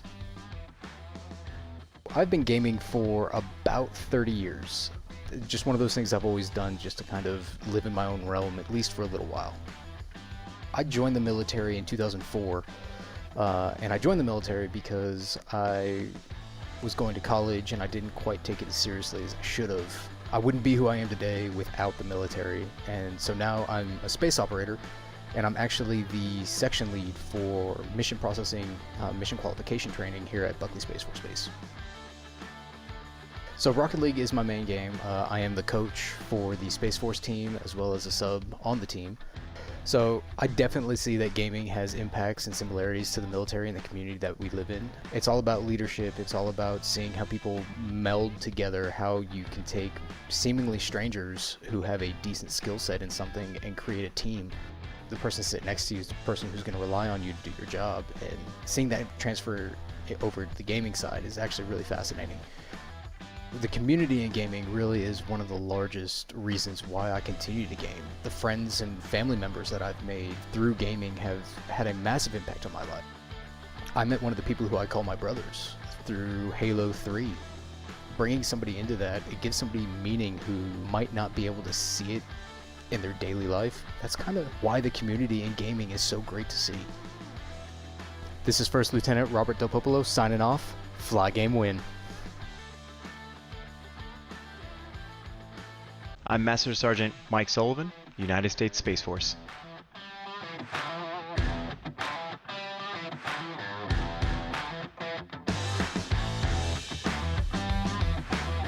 So I wasn't always a gamer, didn't have a lot of money growing up, didn't have the next-gen console, but thankfully lived in a neighborhood where I could just run over to a friend's house real quick. Right around Halo Combat Evolved was when I was really starting to get that itch of, you know what, school's over, I need to play video games. My video game adventure really started right when I joined the military, and what do you know, when you join the military and they give you a cyber operations job where you're just surrounded by a bunch of gaming nerds, you start to make friends, and with those friends you want to kind of do what they're doing. The community aspect of gaming is paramount. It's the only reason why I continue to play video games to this day. It's always been about people and hanging out with friends, playing video games online with friends. I don't need to be sitting in a room with them. Unfortunately, when you make friends in the military and you all move to different parts of the world, it's really not an option. So being able to stay up late, chatting with your buddies, and just continuing life with them, now that you get to maintain that community and those relationships, you get to grow old together. So, you know, some folks would, you know, maybe go get coffee with friends to catch up. We're, you know, playing a couple matches of Halo and keeping up with the news that way.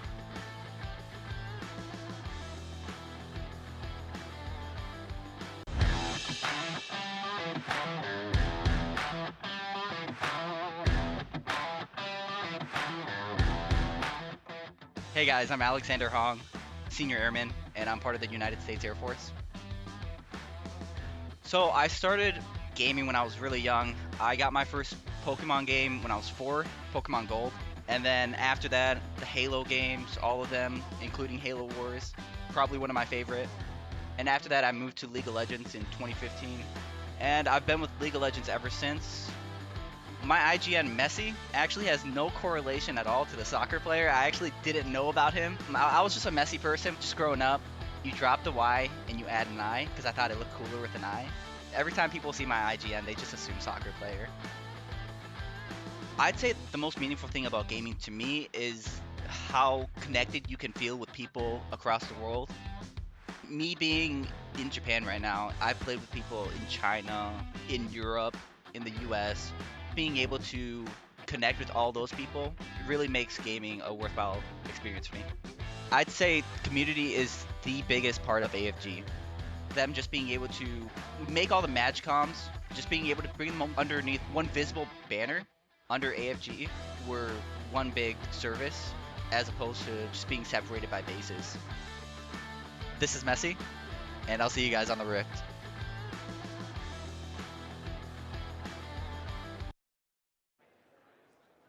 Welcome back, welcome back. We're setting up game 2 of the grand finals for the Air Force Gaming Warzone Finals, and what a show game number 1 was. What most excited you about game 1? I don't know where to start. You know, the fact that both teams were down to one player and they both were able to bring it back and kind of outlast the other one in a sort of case where, I mean, Air Force won. They weren't always in the lead there, but towards the end, as soon as Tina Turner fell, you can see just the advantage grew even bigger for Air Force One. So, I mean, if I have to pinpoint one thing, it's just the longevity of it made it so exciting. Both of these teams have proven to be battle-tested. We are getting into game number 2 right now. Will we see potentially game 3, or will Air Force One keep this momentum going? Danny Vicious was absolutely on fire. Bro Gamer no slouch themselves either. I'm excited to see what happens, man. Folks, it's a beautiful day here in Florida, and it's a beautiful day for grand finals in Warzone. So let's get into the second game of the grand finals, potentially the last, but looking at Tina Turner to pull this one back and send us to a game 3. Danny Vicious, player to watch for the moment for sure. Runs through, gets a decent amount of loot, definitely ready to take their first engagement. Comes through the window, no one spotted just yet. Starting the initial looting. Not too far away from their teammate. Again, one of the biggest strengths I feel this team has is that they almost always have each other's back. They're always near each other. The grab now. Definitely great gun to have off the bat for base weapon off the drop, but take a look at this. Base weapon OTS already slaying out for half J. Up to 2 elims. Jay on the board, wanted to make that statement early. Spots one walking in, just misses on the quick scope. Hog Chief is there to pick it up though, gets it down, watching the action, checks down the hallway, gets downed. And suddenly Tina Turner might be in a compromised spot. Jay has to jump out. Hog Chief taking that early trip to the gulag. They have to try to stay alive here. Jay is just looking to reset the situation right now. Sets the high ground. Get more composed action, but no way. Back to the line stand. Nice. Finds one, full down. And out like he was never there. Perfect timing. Recedes back into the shadows, as they say. Checking the ladder, comes down again. Finds another one walking up the steps. The lucky stairwell from Tina Turner is working out. Perfect timing. Played at a half J right there, but teammate in the gulag, will he win it this time? And another one caught with his pants down. Oh no, huge play there from Jay. 4 kills early on for Tina Turner. They're coming out looking to make a statement, and can they continue to do so? They get another down, the elimination, and here's the butt of my gun. What a way to start this off. Backed into a corner, they got some bark. Said, this is my house. Meanwhile, back in the gulag, Hog Chief on target. One shot, flashbang. Oh! Even he's shocked. He's like, all right, I guess I'm better than I thought I was. He's like, welcome back to the game, Hog Chief. Slow and steady wins the race. What an impressive gulag play there. Normally that flashbang can be a death sentence, but Hog Chief kept it cool, stayed on target. As a result, able to get back into the game, help their teammate out. And moments like that can be when a team really breaks out. We see Jay here doing so well, 6 kills already. Hog Chief clutching out a gulag. They have to feel confident right now. You do. I mean, a 6-kill start. I mean, let's look over at Air Force One, how they're doing. Well, funny enough, they're in a helicopter looking to drop one down. Ooh. Oh, don't do it to him like this. From down under. Finds one right in the back. Hey, surprise, I'm here now. Make that a double. Relentless. Both of these teams still no team wipe, so you know there's action afoot. Shot out at the corner, smoke grenade going down, obfuscating the overall situation. Danny jumps over the wall, helps the teammate out. And again, the close proximity to your teammates. The focus fire is so on target here for Air Force One. And what do you know? It's in hangar as well. You know how comfortable this team is in hangar. They got their first dub in this exact same spot, or in this general area, but snap back to reality. Oh, there goes his head. Jay is trying to make a statement here. Tina Turner is not trying to go out too low. Solid targeting again, gets the down, gets the elimination, and we're on the verge of double digits here for Jay. Tina Turner is popping off right now. This is exactly what you needed. This is the epitome of regain after losing game number 1. 9 kills, not too shabby, so you can keep this momentum up. Squad mate's gonna be redeployed.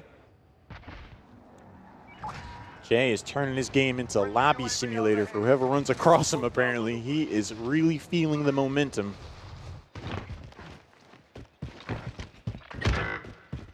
Check it out as... Uh-oh, Danny gets taken down there. Pro Gamer should be nearby, though. To the rescue. Hand in hand, almost. Self-revived, though. Not going to burn the self-revive just yet, so back up and counting. We did get a little bit of a peek at the mini-map. We saw that this game, it seems like it's pulling to the top right. Air Force One have definitely been kind of inviting some of these long-range engagements, hanging out on the roof. I do think he spotted one just as he hit the ground. Wraps around the corner. Scope at the ready. Excellent aim there. Kill number 3 in the bag now for Danny Vicious. They have quite the turnaround that's needed, but not even allowing him to land. That's brutal. The teamwork gets the assist. A couple chip shots is more than enough for Bro Gamer to go ahead and finish that one out. But on the roof again, Bro Gamer actually gets downed. Danny peeking through the window. Who did that? It's my teammate. No Slides way through. I'm gonna let you get out of that Catches him one. on the drop. I'm telling you, Danny has some of the smoothest, like, traversal in the game. Just getting in and out of buildings. Fluid movement. I love it, man. You know, on the Modern Warfare engine here for Warzone, it definitely can really come into your own for movement. And on the transition to engines, a lot of players have trouble with it, but the mechanical skill of Danny has really impressed me. I can agree with that one. Now, one thing I did notice there, he kind of caught Bro Gamer. Did he prevent fall damage from happening there? Because he did kind of slide off the roof. Big brain play if that's how it works. Big brain indeed. But look at this. They have still get into the circle, find a little bit of safe zone as you look behind you. There was a flare and a helicopter And a copper. chasing you. Wow. Okay. This is a hot pursuit. And suddenly we're on a set of Terminator 2, I guess. Driving through, helicopter on the chase. Driving up through the hill. High speed. Bro Gamer is showing he knows how to turn on the steering wheel. It's Judgment Day for Danny. But here we go. Back Oh, hi. to there. See, this is one thing that I like that they're returning back to the squad, because now they don't have to worry about the team chasing them or the team being behind them, because you can just rely that the other team that you're facing against has your back. But it is going to be hard, as there is plenty of action to be had here. Air Force One brought friends, apparently. I really like the strategy of, all right, we're getting chased by possibly 2 squads, at least a full squad. Let's go ahead and get our teammates involved, or quote teammates, unquote, involved. Yeah. Get some of the pressure off of us. The unkillable squad mates that you might be playing against in a big tournament right now in the Grand Finals. Jay's been an absolute menace here for game number 2. See if he's going to be able to keep that momentum going, scoping off of the roof. Both teams have really just prioritized having this high ground, having the control of the situation, seeing enemies approaching in. But this circle starting to close, they're going to have to move. Yeah, just kind of residing outside of TV station, has eyes towards the inside of the circle. Not too far of a trek, but the way this is going, this circle might actually be pulling to just outside of Array. So that's going to be an interesting one because there's not a lot of cover over there. It's a pretty big scope on that submachine gun. It's a choice. Listen, in Warzone, these submachine guns, they got range. So I'm seeing. Either case, Hog Chief, Jay, doing very well for themselves. Within the range of the next circle. You've got gas moving in. No action for the moment, checking around corners. Now this has been something of a rough spot for Tina Turner, just running across in the open. They've been very unlucky with just someone finding them, getting the initial drop. Doesn't look like it's going to happen here, though. Picked up somebody on the heartbeat sensor to their left, but didn't seem like Danny cared one bit. So out to the races now, hops in the buggy. Gonna be exiting this one as back to the stunt team here. What are we gonna get out of them this time? Ray just dropped out of the sky over there, looking for another target. I'm pretty sure Tina Turner is going to be ahead in the kill count, largely in part to Jay's overall savagery in game 2. So with 59 players remaining, there is starting to be some pressure applied to Air Force One to get some offense of their own going, getting back in the saddle. They need to start finding some kills if they want to close this out 2-0 for sure. So it's time to hunt. You got the UAV, you got the loadout, you are set at the moment, but heading to the high ground, this is going to be a very, very strong way to handle this one. But as you just get a glimpse of the map, how this is kind of pulling towards Salt Mine, pulling towards the top right of your mini-map, this is going to be a good opportunity now for utilizing this buggy to get into the safe zone and maybe lock things down. But Hog Chief trying to stay alive in the back. Can AFJ get him out? I certainly hope so. Again, long-range shots out in the open prove to be a problem for Tina Turner. No armor. Kenny played up. Suck in the gut, man. You got to hide behind this tree. Do not get your toes shot off. It is a Back tough in the one. cover. Hog Chief got finished by the Bertha, so you know they got wheels, so they're going to be right on your back as well. As AFJ is going to get out of the Bertha of his own and start heading towards some cover here. Throw the salt mine. Interestingly enough, Jay's not too far away from Air Force One, and also not too far away from having enough money to bring their teammate back. Was able to get the safety. It's up top. Jay's like, it's been 2 minutes. I've blended in. They haven't noticed me. I'm part of the team now. One with nature. Checks the scopes. Not being overeager. I really like the way Jay is playing this at the moment. As things slow down, Good you opening can really shots set there up on the vehicle.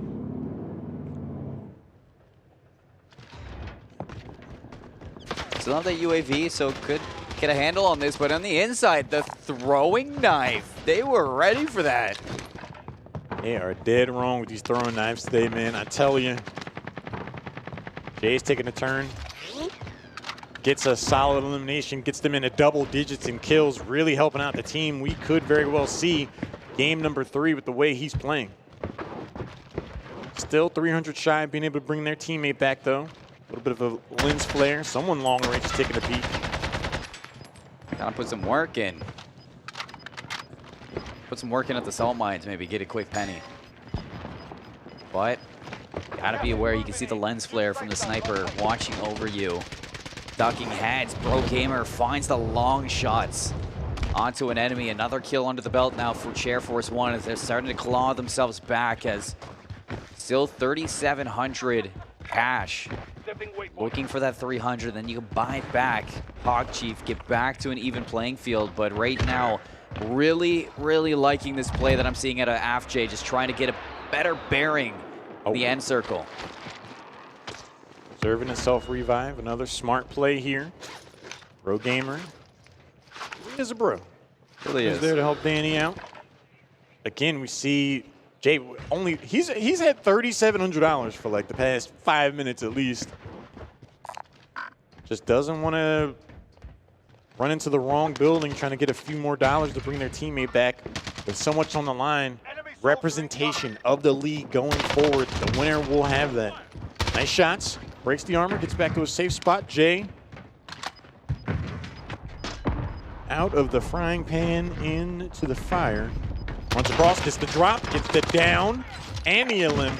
Up to 11, jumps off, gets an armor plate in. Jay is locked in at the moment, gets around the corner, proving to be the fly in the ointment for the squad he's run across here. The rising star coined, and he is flying right now. And he is dealing with a full squad. He's managed to eliminate one, saw 3 more targets on the heart rate monitor. Keeping his movements to a minimum, not trying to give away his position. Checks outside. Moves around, spots one. Ooh. Nice patience there. Doesn't get the engagement that they wanted, immediately breaks away. Smart move, goes for the armor plate, gets back upstairs. Safer position. Looking for the 3rd floor. Enemy mark. Gets spotted. Trying to dip around at the moment. I really like the way he's playing this right now. He's proving to be quite the problem. Gets a couple of shots in. He's not committing to one place for too long. And against 3 people actively looking for you, that is how you have to play it. Breaks the armor on one on the 2nd floor, gets around the corner. Last armor plate gets used up. Steps through the 2nd floor, up to the 3rd. Back to where he was. He's just able to rotate around and reset his positioning. And he's always at the last place his enemies expect to look, where he was. Still 3 players to deal with, though. Pings out 2 of them. They're going to reset this now. Danny's here. Could potentially maybe work with each other to clear these last 2 out. Clear the squad. And turn the tides for Air Force One, but here it comes. Spotted. Nice angle. 2 shots, no armor broken just yet. Bro Gamer might step out and be able to snatch away this kill. Danny Vicious picks one up. Paleo is downed by Bro Gamer. And if you're Jay in this situation, you just have to be happy with this. It's like, all right, they came in, they got some of the kills, they might have stolen some, but I'm alive. I now have enough money to get my teammate back. I'm not too far away to be able to do exactly that. And it looks like Hog Chief might have to sit back up in his chair a little bit and get back into the action. And here we go, off the buy. Another kill under his belt, up to 12. Here comes the KS. Bro Gamer's gonna get into the mix, find one of their own now. Fighting side by side enemies, but friends. Danny's down, off screen. He's gonna have to get revived. Where'd that shot come from? It seemed like it came from the glyphs. Snipe? Yes, it was. So back up to this one, has to be aware of the windows because that sniper is gonna pin you down. And that's not something you see normally in Verdansk, but that high ground is gonna come into effect with the last circle. Jay is on the ropes, has a self-revive, gets back to a safer spot. Hog Chief doesn't have to worry about coming over there just yet. One armor plate, uses that up. Some on the ground here still.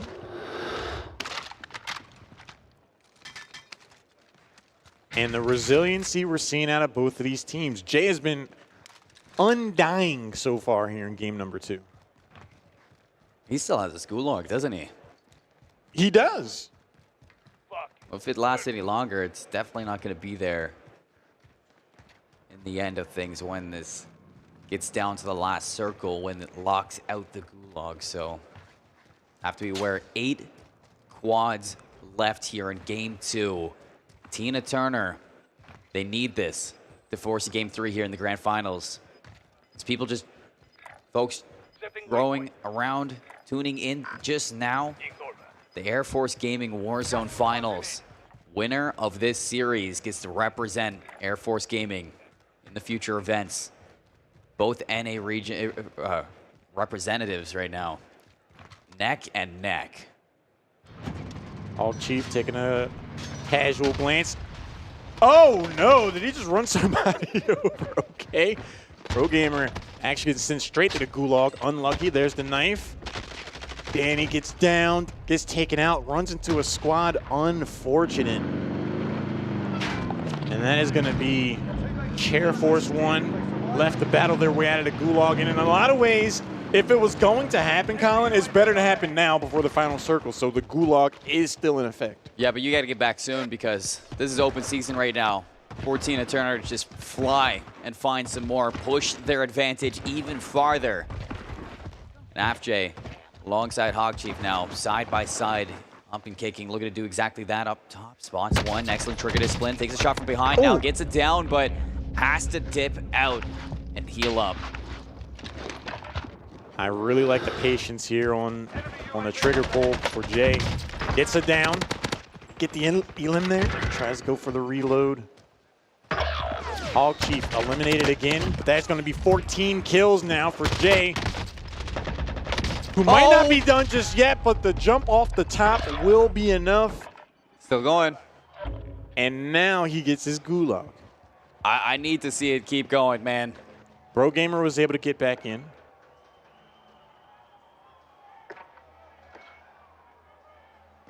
Danny's Gamer patiently back waiting. in the saddle. One at a time, folks. Let's get into this one. Gulag's going to be one. Danny's turn now to get into the mix. No more second chances. Everyone made it out of the gulag. I am not surprised. These are champions running through the gauntlet at the moment. Now this is going to be a blessing and a curse for these players, because this late in the game, dropping down fresh with just a pistol and a dream, not exactly what you want to do when you can be dealing with a full squad watching your parachute drop. But Jay is able to go ahead and get things started. Long ways to go to be able to get Hog Chief back in. Bro Gamer out of armor. The big advantage. Oh, nice read.